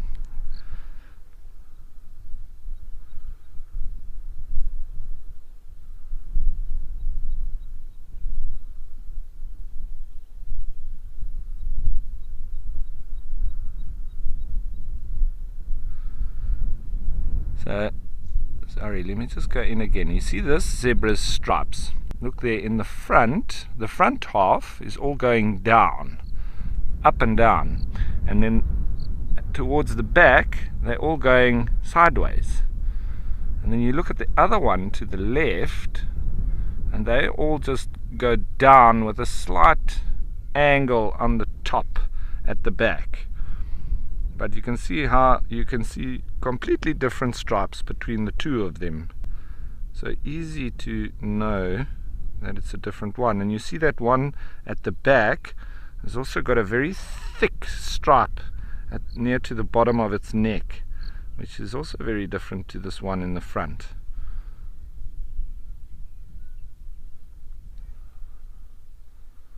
And then, so we see those two stripes.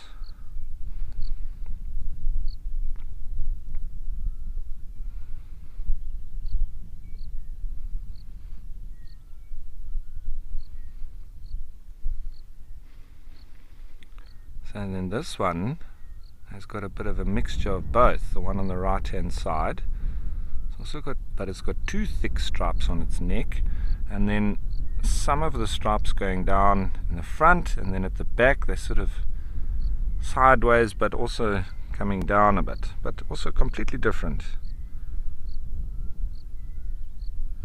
So each and every zebra will have a different pattern.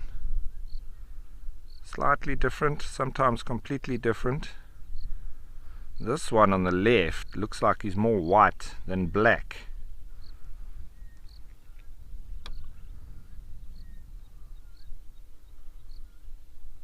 Some of them have more black than white. But each and every one slightly different. And that ostrich in the background is just fixing its feathers.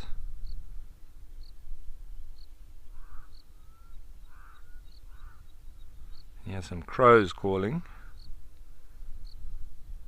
Yeah, he's running his bill through his feathers, making sure they're all put in the correct place and they're all nice and clean.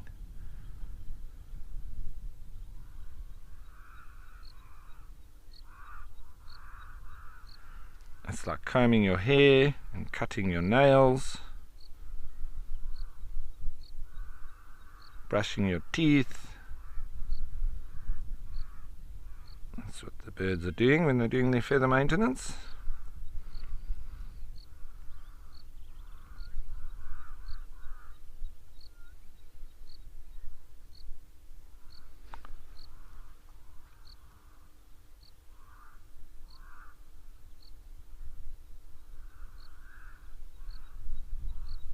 Those two having a little bit of a interaction.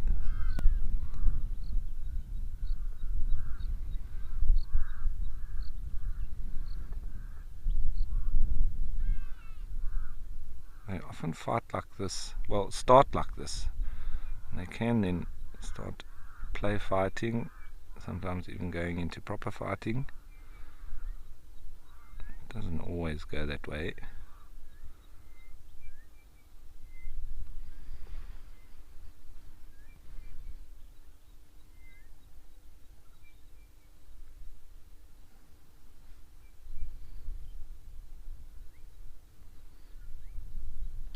one's biting it on its mane.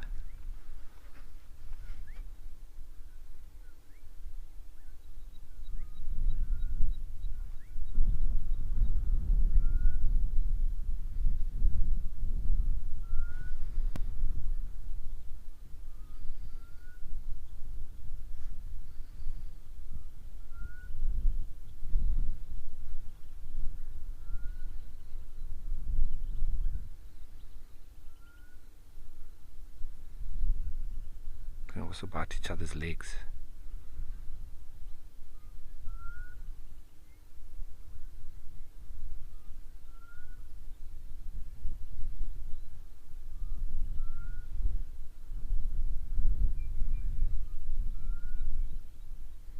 See there, little nibbles.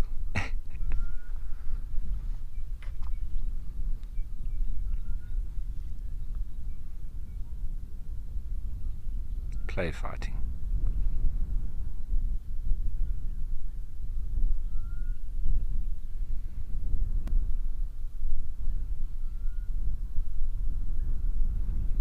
And now back to grazing.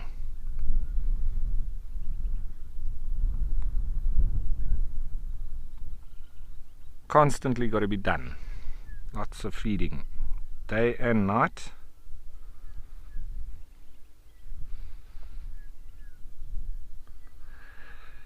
Avril, the color of a zebra's skin is black. So that's where, when people ask, are they white with black stripes or black with white stripes? For me, the definitive answer is they are black with white stripes. Well, they're actually black with black and white stripes. Because if you shave a zebra, it's got black skin. Sometimes they're not close enough now, so I can't show you, but if you look on the inside of their legs, there's a sort of a bare patch where I think the legs might rub together sometimes, and then there's no fur there, there's no hair, and you can see that their skin is black.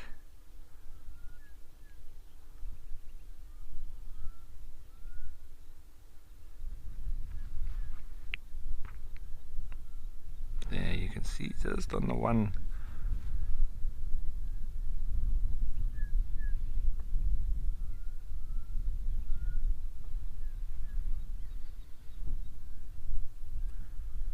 Those two want to play.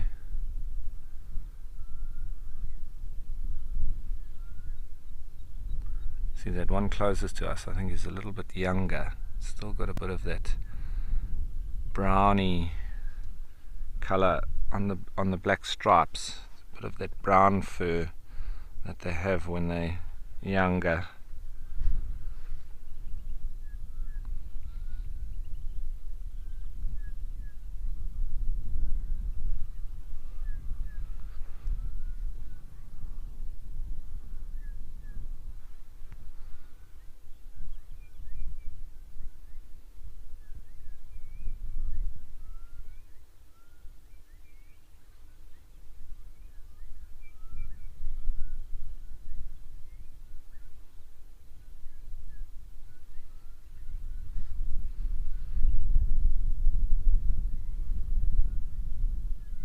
These sacred ibis walking through in front.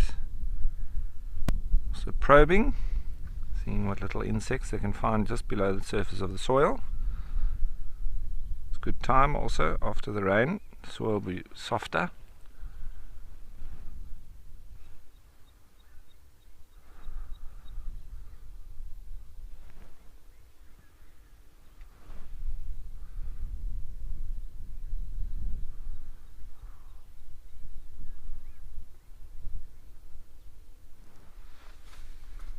See what else is about.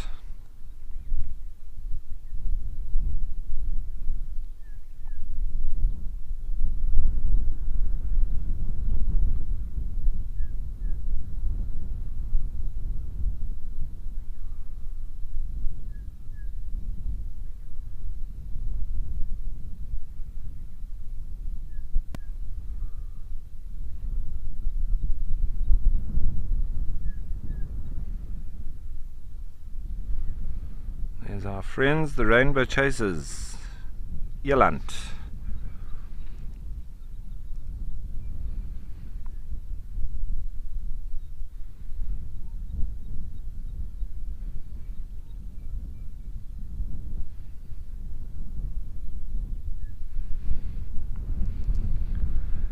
So Mo, yes, they do. And that's probably what's happened to the one with no tail.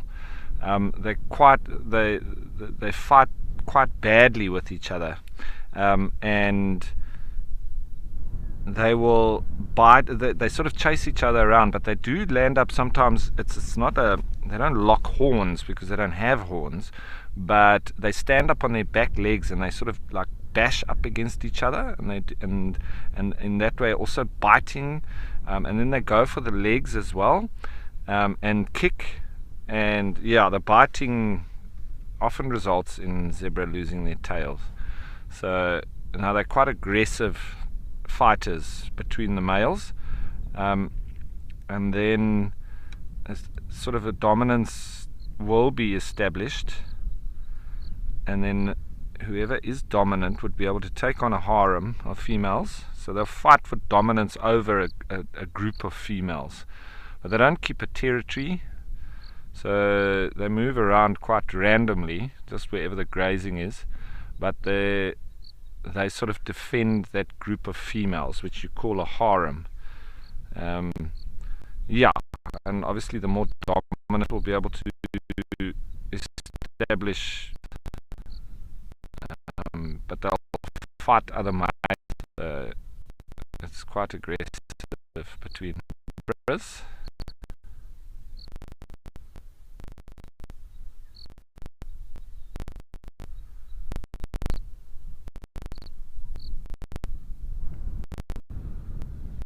Yeah, well, the eland just missed a little bit of grazing.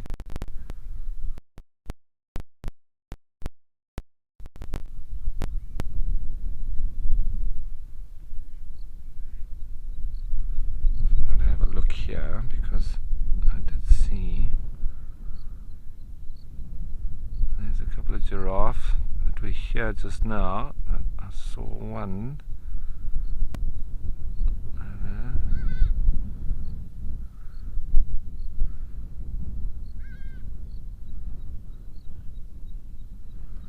Look at that, a little sleepy giraffe. I'm pretty sure he's lying down.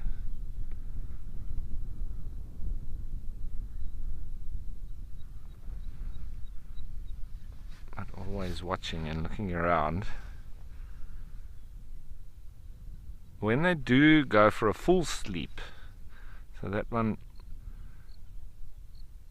when they go for a full sleep, they sort of sit down and bend their legs, and then they will put their head on their rump. So I've seen them go into a full ball like that and actually have a sleep.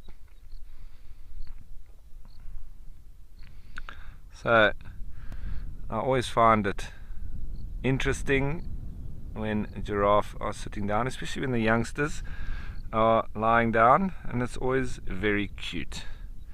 Speaking of cuteness, I think it's time to head off to Alex.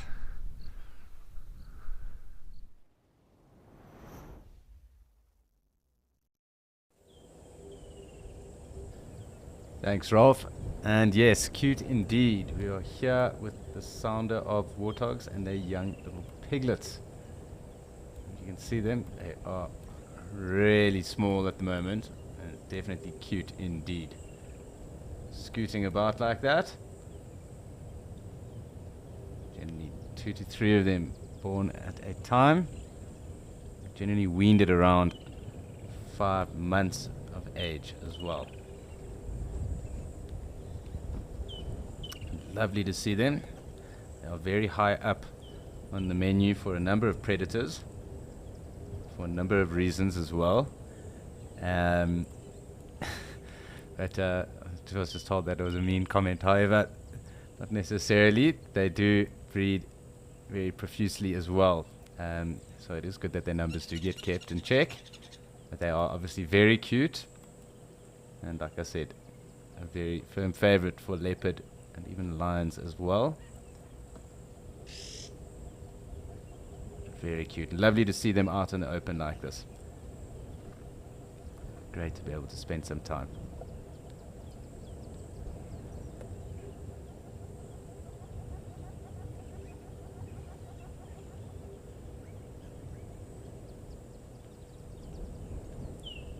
Definitely full of energy at the moment. You can see them just tottering around like that.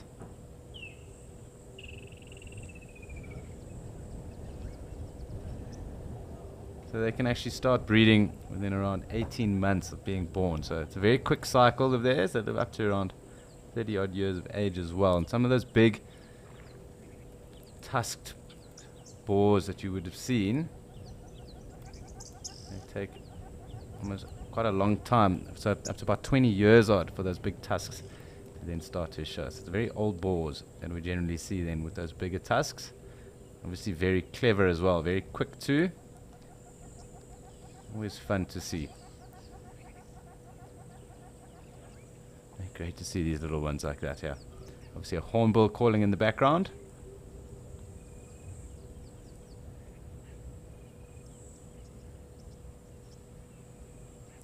They are also desert adapted warthog that are found up in East Africa.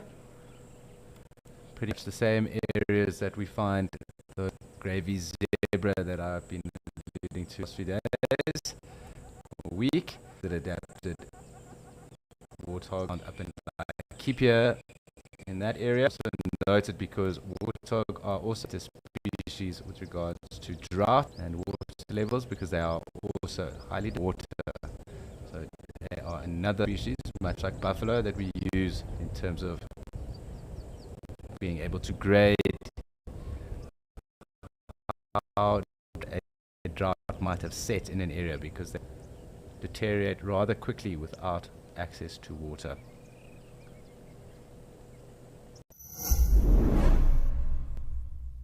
Elephants are one of those few animals that you can watch all day without ever finding a moment where there's nothing that's interesting you about them.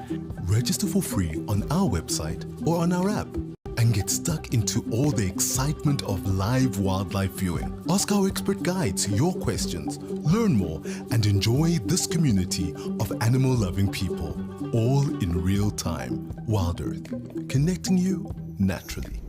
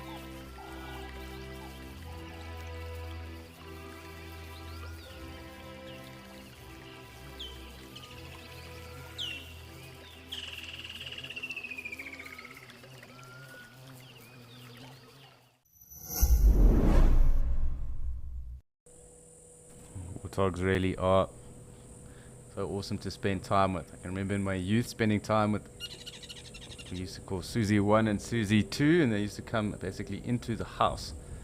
Used to have to feed them apples and that because they'd be begging. They are, Dorothy, they really are so cute, and they can be quite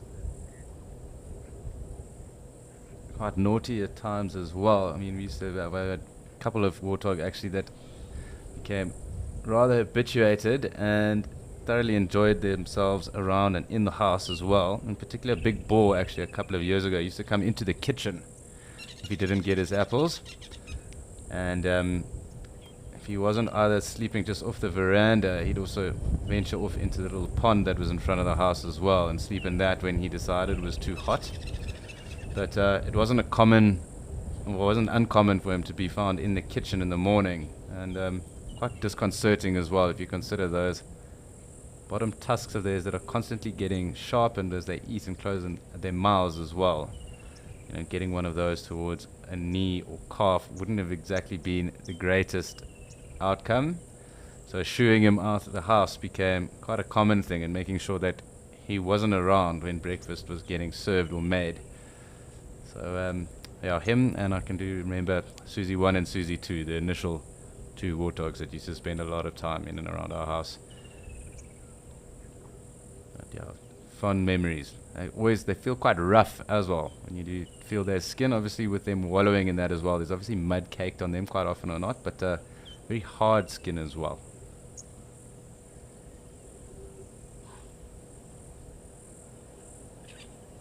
Great to see the zebra here.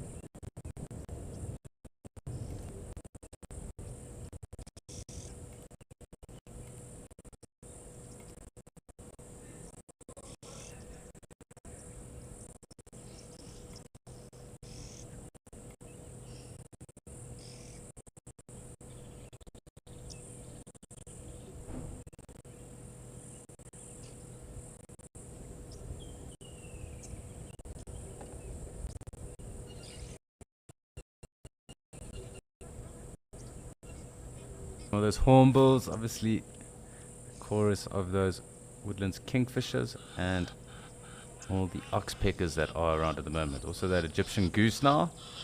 Lots of bird life, and great to be able to see these little piglets. When we did see the warthogs earlier, and this must be a different sounder of them, there weren't any piglets around, so fantastic to be able to see some small little piglets today as well.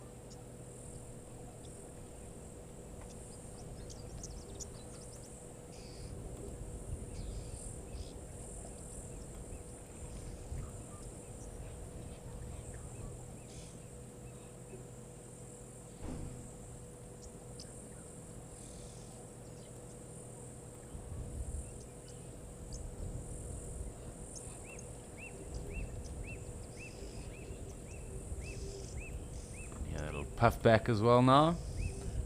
Another bird for the day.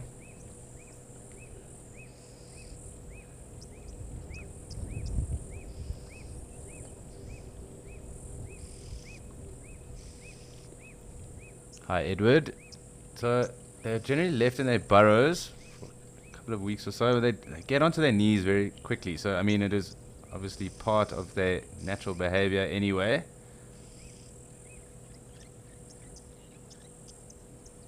So once they get out of the burrows, I do just want to double check, but I think it's... So they're generally weaned or so within about 5 months. So they'll start, I think, taking on... I mean, these guys aren't 5 months. So pretty much as soon as they are up and running outside of those burrows, they can get on those knees and they start to feed like that. I do just want to double check something because my mind is on a number, but I need to just make sure and verify, yeah.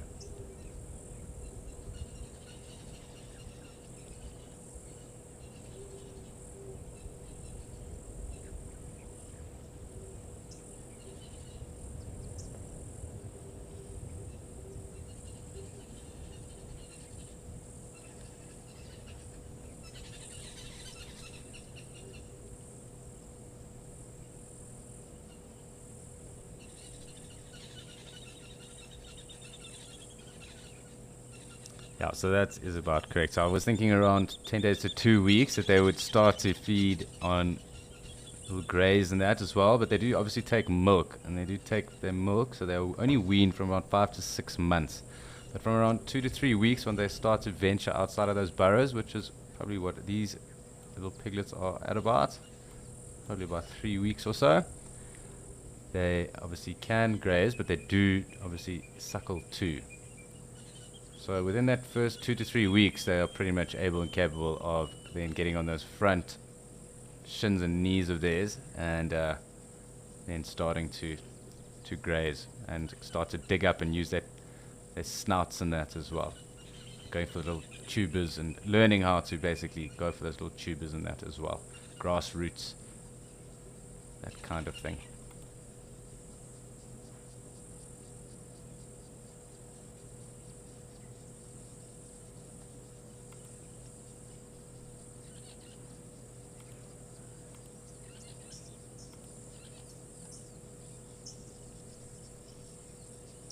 Lovely just to see them, yeah.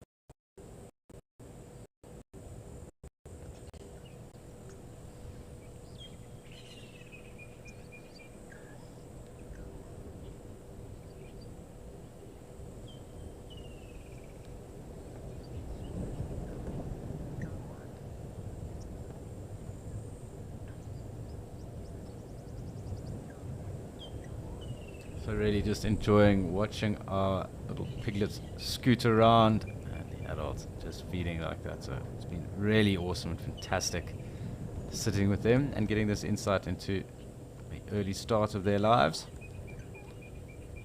It's amazing how they'll zoom off and then come straight back to their mom.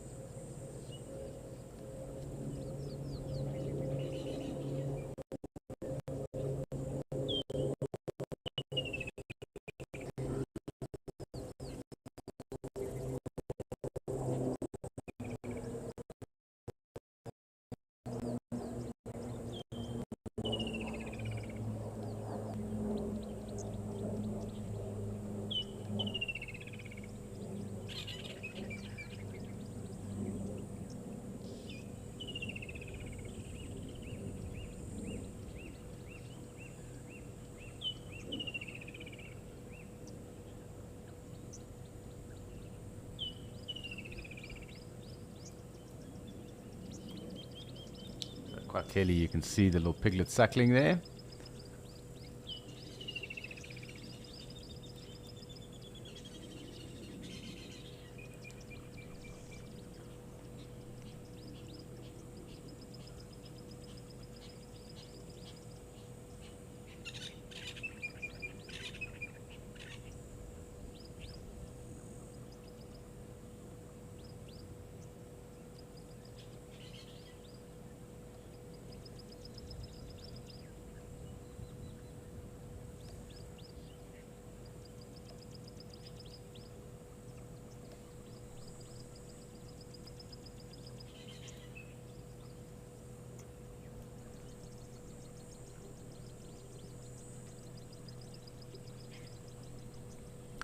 Really is enjoyable watching them run around, Amy. High enjoyment levels for sure. They really are quite cool. Bundles of energy, much like elephant calves and even rhino calves as well. Always a lot of energy with the three of these youngsters, or types of animals and youngsters. Almost extra exuberance that they exude at times. Very cool to see.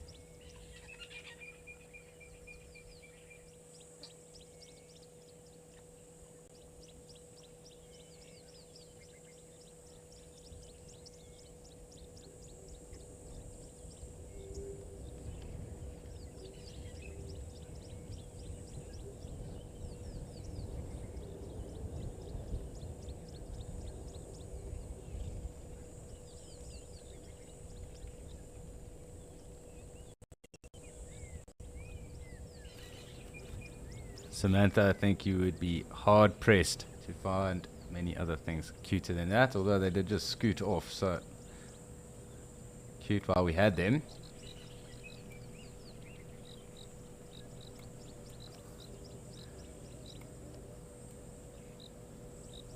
I think maybe going to come back, so let's just keep a tab on where they all are going. I do think they're going to head towards the still drainage line here though.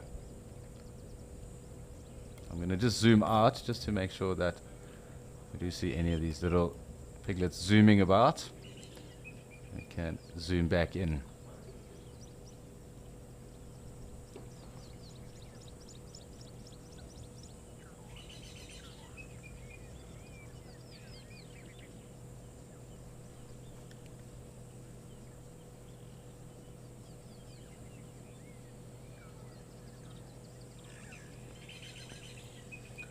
Be able to hear or pick up the audio at least of that black-crowned chagra. We might as well spend some time with the zebra now, because I do think these warthog are literally just off our line of sight at the moment. I think we're going to get some of the zebra drinking. I'm just going to scroll through. I don't want to miss anyone else or any of the other action that might be here. Just have a quick pan. So there's been a lot of action here throughout the course of the day.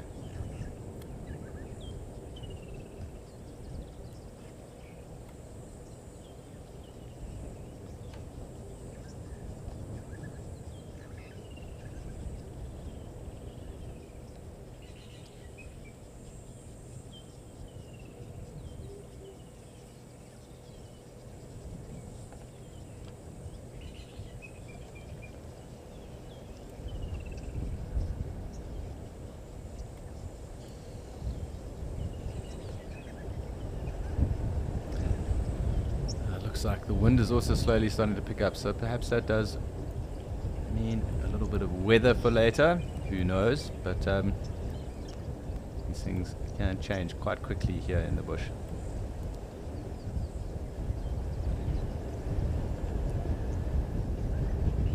It does look like our warthog probably have found some form of wallow. There's a bit of a drain line that leads into Ari Dam here, so probably find they're right in there, and it's going to be very tough obviously for us to see them. We'll keep a tab with our zebra for now.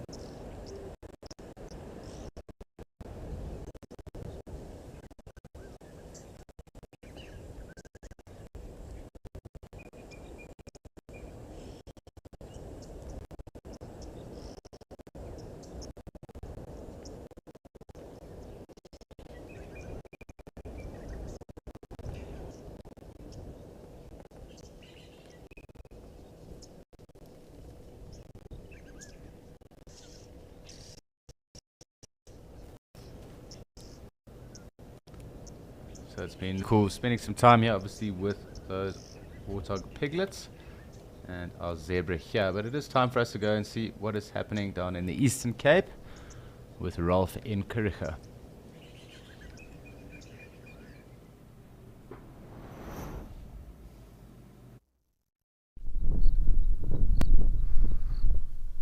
Well, yeah, very different landscapes, I'm sure, because here you couldn't get much greener than this.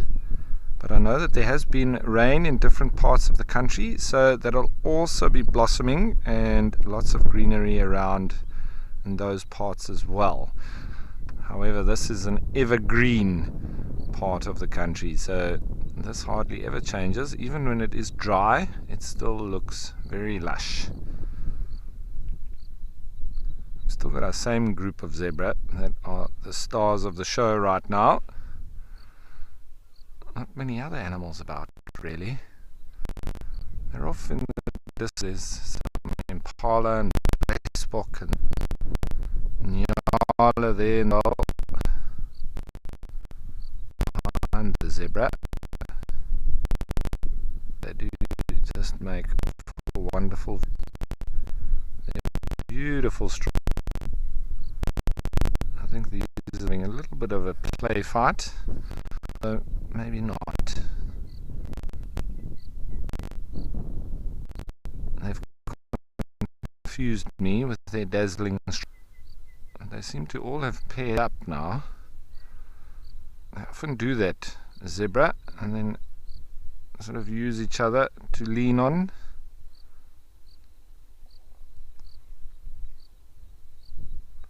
Alrighty, so from one stripy animals back to the others with Alex.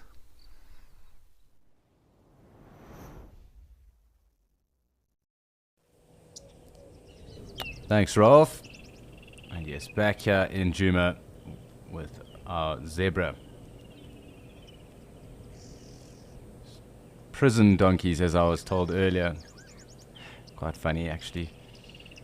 But here we are here, and these prison donkeys at the moment are enjoying what is quite an enjoyable graze. Wildebeest there as well. It's really, really cool to see them. A number of them have been sleeping throughout the course of the day. Let's just keep tabs on these guys while they are around.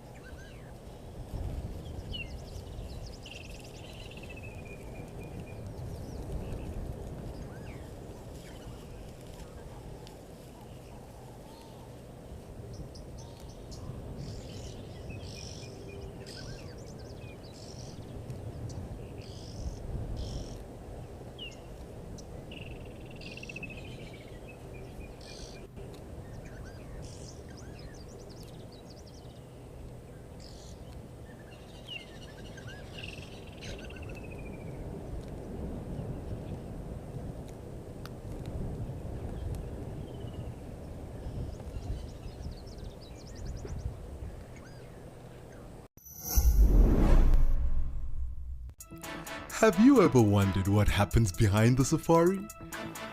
And jump! Living in the wild can affect you, It's the smell that...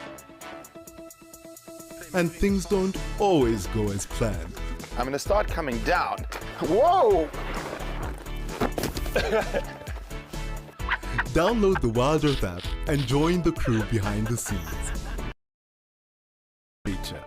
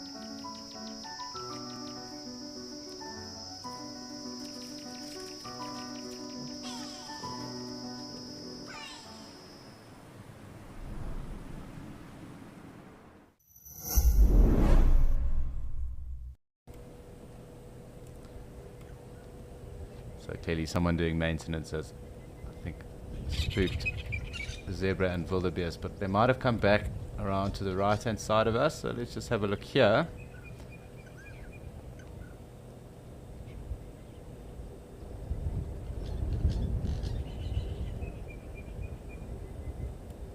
And we are back with some impala. So let's just stick with them for a moment, as they aren't too perturbed. Zebra and the wildebeest definitely keeping a tab on what is going on across the road over there, across the dam. Quite species.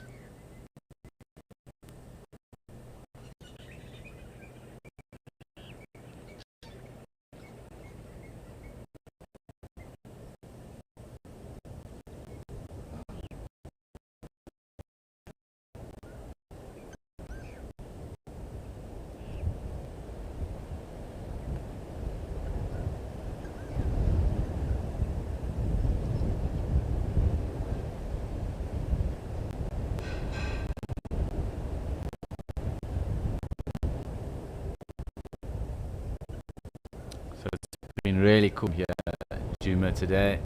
Lots of fun. It's time for us to go and have a look and see what in Madikwe.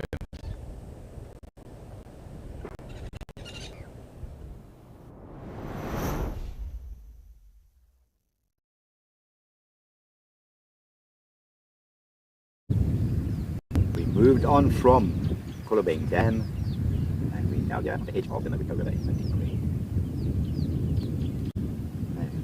Thank you, BK.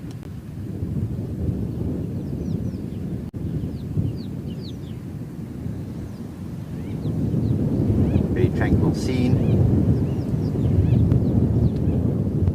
We do get a little bit of noise interference in the mic. Bear with me because it is quite windy. All of a sudden the wind has picked up. And we had two wattled lapwings there a second ago. Where did you guys go? Because I can actually see them from my angle, but they're behind those green bushes. Yes. We've also got a pied kingfisher. BK, you can see it on that dead tree on your left. Let's have a look. And you're going to start seeing that white blob coming into picture. There we go. Fancy camera work. There we've got a pied kingfisher. And in the foreground, just quickly saw a bee-eater flying past. We'll have a look at them in a second. He's sitting there perched. Perfect position for him over the water.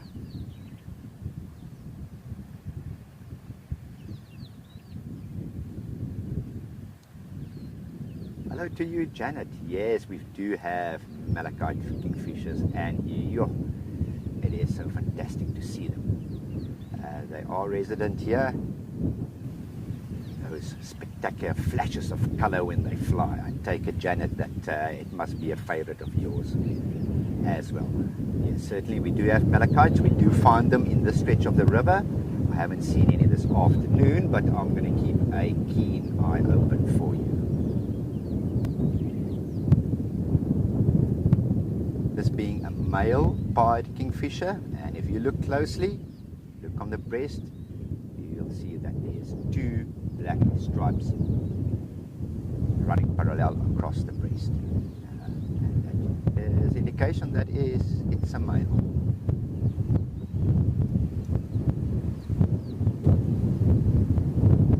Oh, BK, yeah, there is a bee-eater, right-hand branch of the dead tree. Is he's still there? I think he's still there. There we go. White-fronted bee-eater, guys. Birders out there, hopefully we in the due process of you joining us, we can add a few birds to your bird list. White-fronted bee-eater.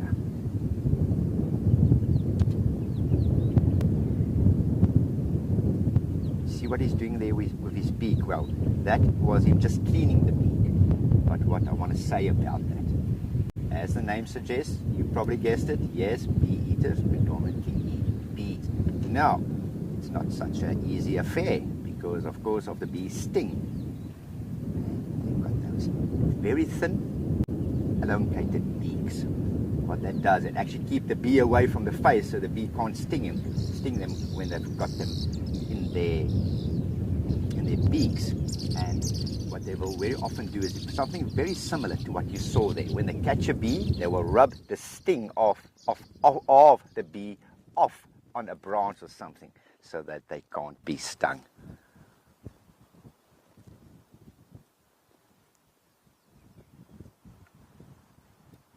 And then after that, they will gulp it down. But they will also take insects. Now, back on our... Oh, there's two pieds. There's a prey. Prey. Our prayers have come true. Yes, indeed, there's a pair of pieds.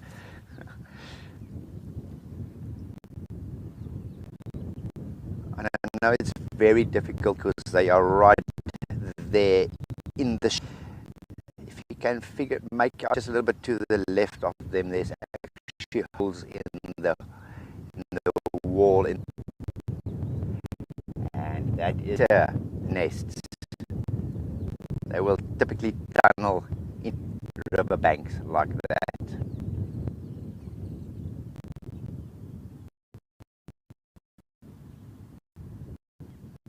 And those holes will roughly be a meter and a half up, because they're clever. They don't want the nest to flood.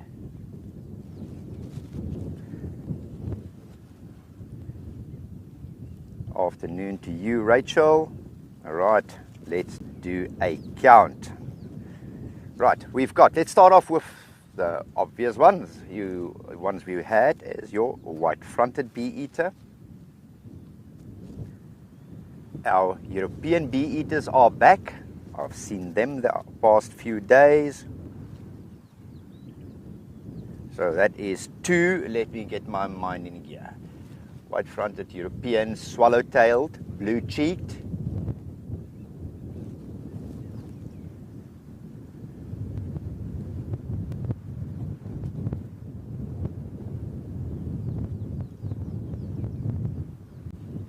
I'm thinking hard, Rachel, you bear with me.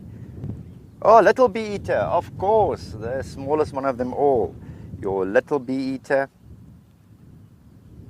And then, of course, your southern carmine. So, Rachel, where are we? White-fronted, blue-cheeked, swallow-tailed, little bee-eater, southern carmine, and European. I make that 6, Rachel.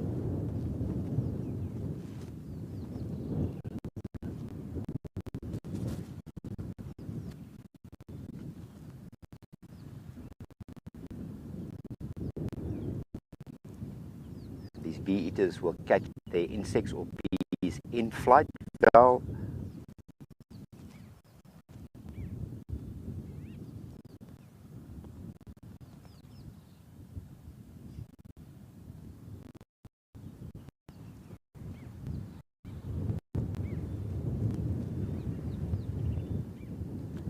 a lovely cool breeze coming in over the water.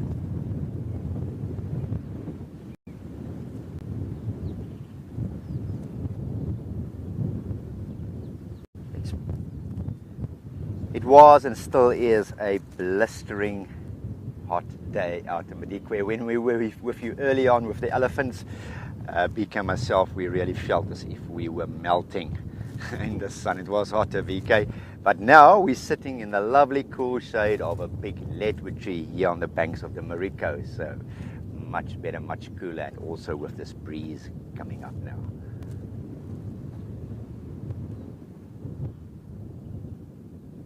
Your white-fronteds, they stay year-round. They do not migrate. They are permanent residents with us.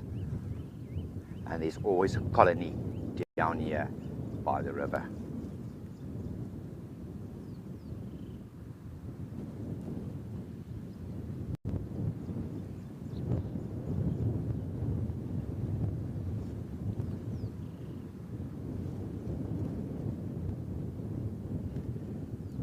See our wattled lapwing friends are still behind those bushes. And we also had a hammerkop earlier on, and we are searching for him as well. Or her, shall I say, one of the two.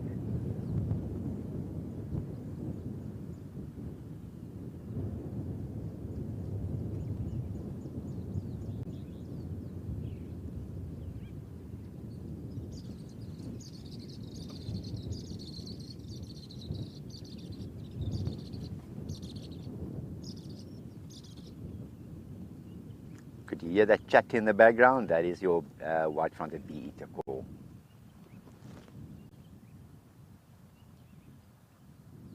Now they're all coming in, BK.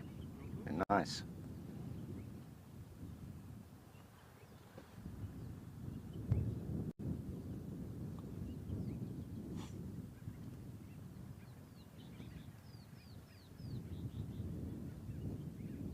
You'll see them disappearing from that branch every so often. They do dip, drink as well. They'll very briefly dip into the water to take a drink, go and perch again.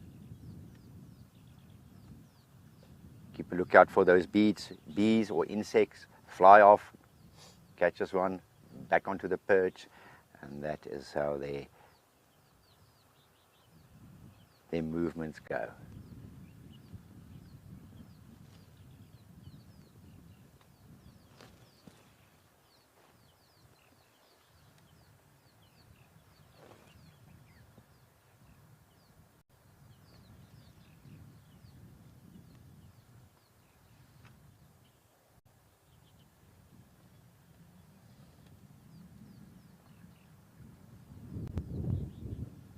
Appreciate how difficult it is for BK to follow them and frame them up so quickly for us because they're so fast and agile. They're doing a great job there. Look at that skyline, a few shepherd's trees on the skyline there.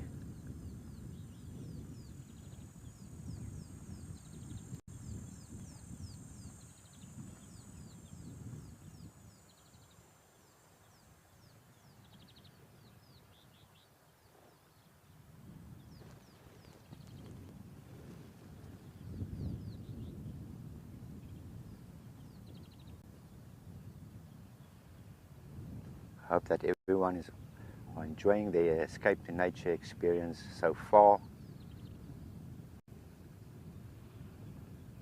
It is all about getting in tune with nature. So, drinking this tranquil scene along the Marico River.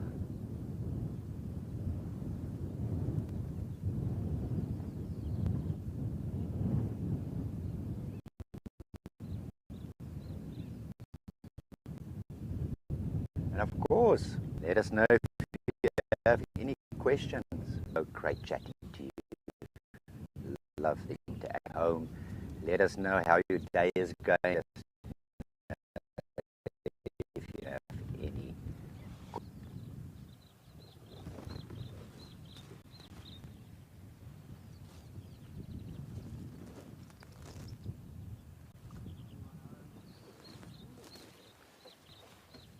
Oh, elephant behind us. Thank you, BK. So concentrate on looking at the bird life around the river here that I didn't see the elephant coming up behind us. Luckily, there's two of us working as a team, not only to bring you the great footage,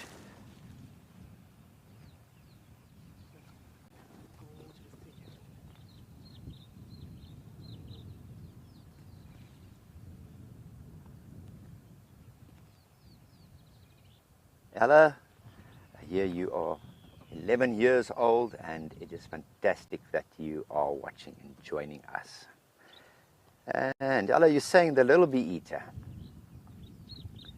I'm going to say it is my second favorite. I love the carmine bee eaters, the southern carmines.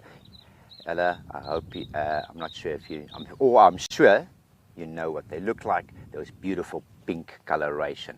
So from a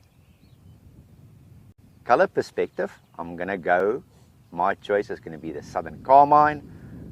From a cuteness perspective, I am with you. I think the little bee eater.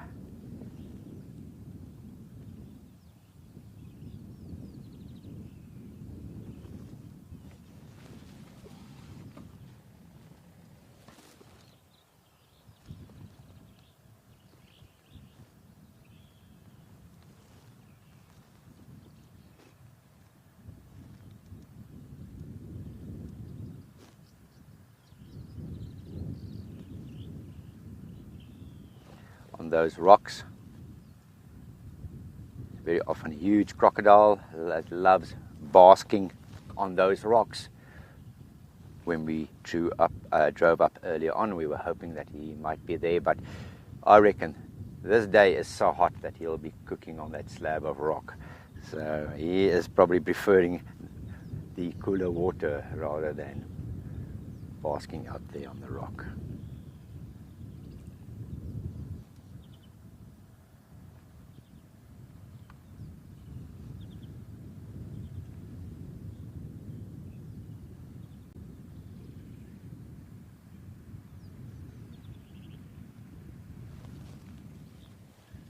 Having a look where our elephant is. No, I don't see him.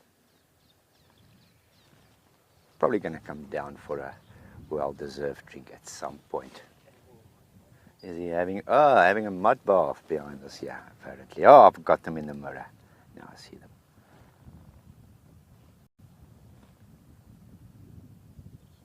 We'll continue watching. Maybe they'll come down for a drink.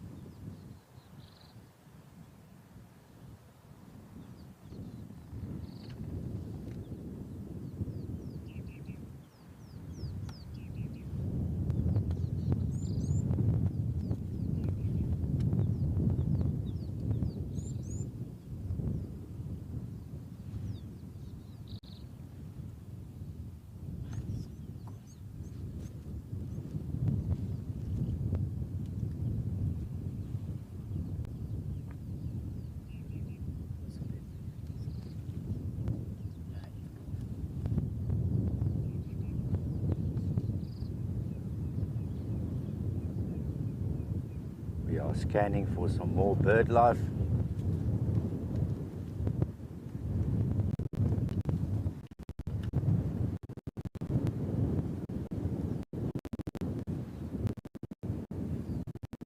Don't you guys remember? He came here a week ago, same location as well, and it was fairly. There was a pack of toad. That just goes to show how the cookie crumbles out here in nature. But we are sending over to Alex in.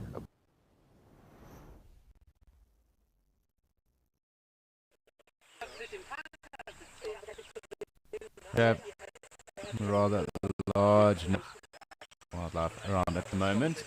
Giraffe, zebra, springbok around too.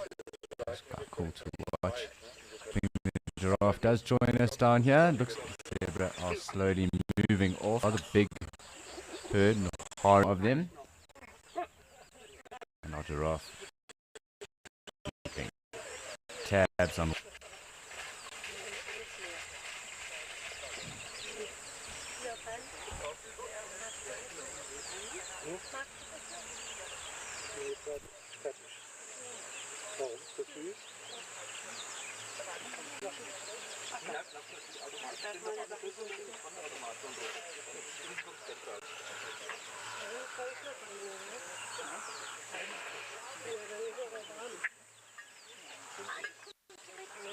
So it looks like our giraffe is going to come down and drink now, which is fantastic.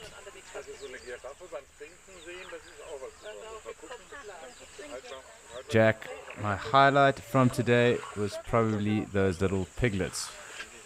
I must say that. It was quite cool watching them running around, but it was also nice having those zebra up and close to us as well.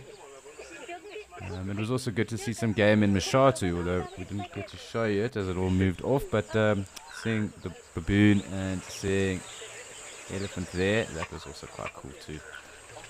But seeing some piglets before they get eaten, that was quite cool.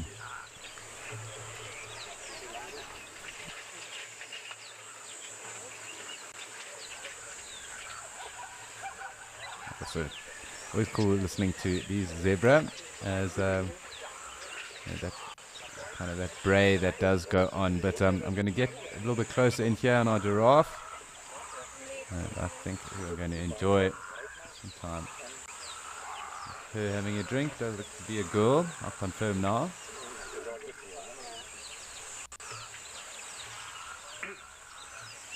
Yeah, it does look like a cow. So she's going to have a drink, and we do have our zebra herd off in the distance.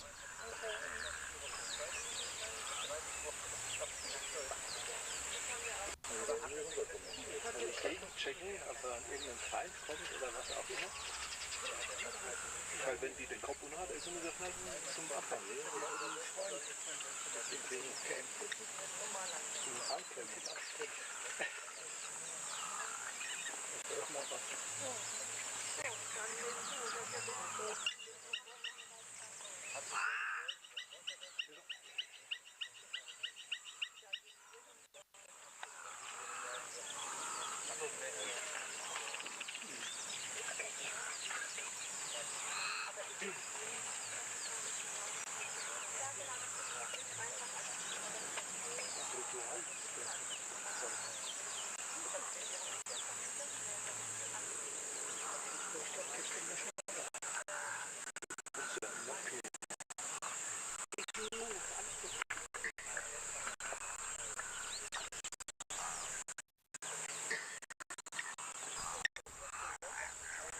Take some time, but we do have this giraffe with us now enjoying. Looks to be a rather warm day across Mukokhuya.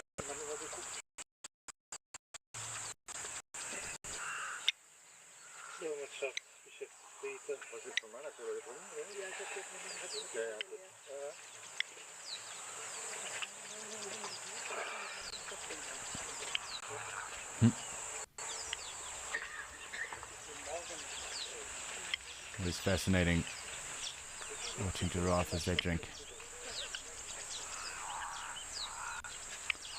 Yes, Olivia, that really is a real talent. And it would be quite interesting if we ran a competition of Giraffes Got Talent, see who would be the most talented at drinking. I'm sure there would be some outliers, some interesting feats that are accomplished just by viewing some of those. Definitely having to navigate the concrete stones around here probably doesn't help them out too much. Obviously there are other areas where it's far nicer and easier to drink for them across different parts and parks in Africa.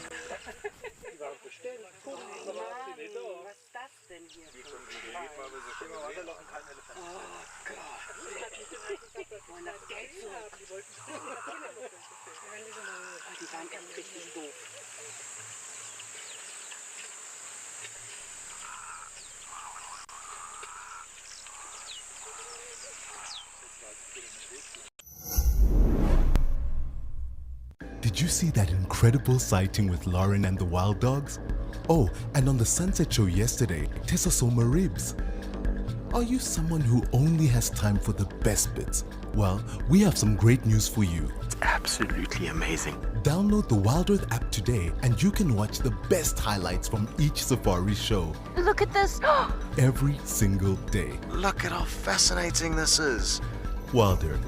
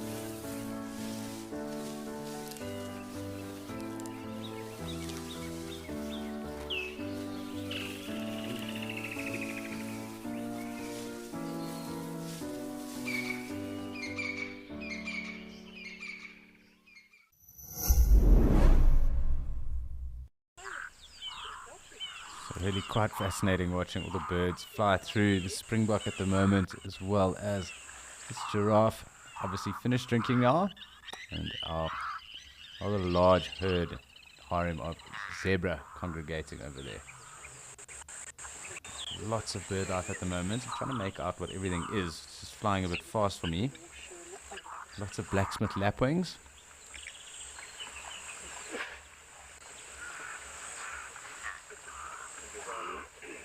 I do have a feeling there's something else, because the numbers are rather high. I don't think there would be that many blacksmith lapwings. Could be wrong.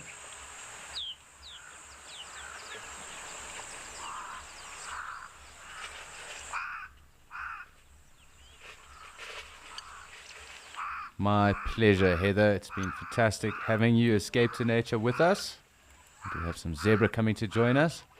But yes, Heather, it's been fantastic having you join us today with our escape to nature. It really has been fantastic. A cool day has been had. Lots of interesting things. And nice to have these zebra coming to join the party as well.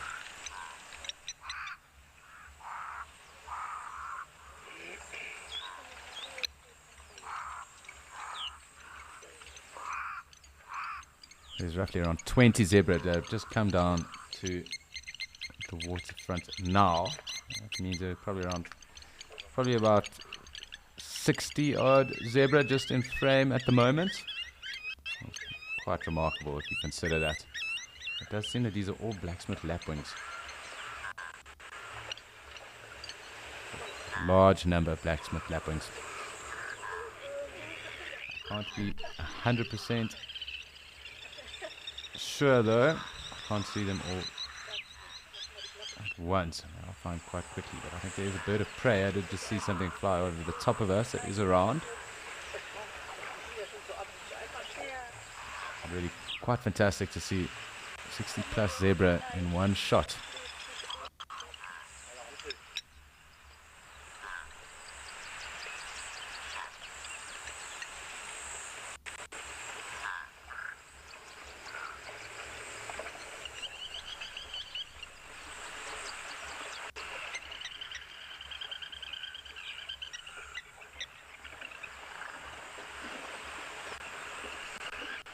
So lots going on this Friday afternoon here, and sadly it is about time for us to start heading across to Penguin Beach this Friday. It has been a fantastic escape to nature anyway, but it is that time of the day where we do have to say farewell to everyone. We will be back again tomorrow, obviously, 8:30 Central African time, and it is also Bingo Saturday tomorrow, so if you do have a wager, send those through. Let us know who you think might win Animal Bingo tomorrow on Saturday. I'm sure everyone is excited to get that going. It does keep everyone on their toes, so please do send through who you think might take Animal Bingo tomorrow as well. But as always, there's obviously Penguin Beach to follow this, and I'm sure they are raring to go, and very different scenery here in the Bushveld. And then after that, obviously, we go straight to the Sunset Safari. So please do stay tuned to that, as well as also have a fantastic Friday afternoon and evening. Day, and it's also wishing everyone a fantastic Friday to follow. Thanks to everyone else involved. Thanks for tuning in. Thank you to the wonderful wildlife, the wilderness, and all the other naturalists and MC that has been with us today. It's been a fantastic Friday. It is time for us to head on out. We're going to leave you with these fantastic scenes.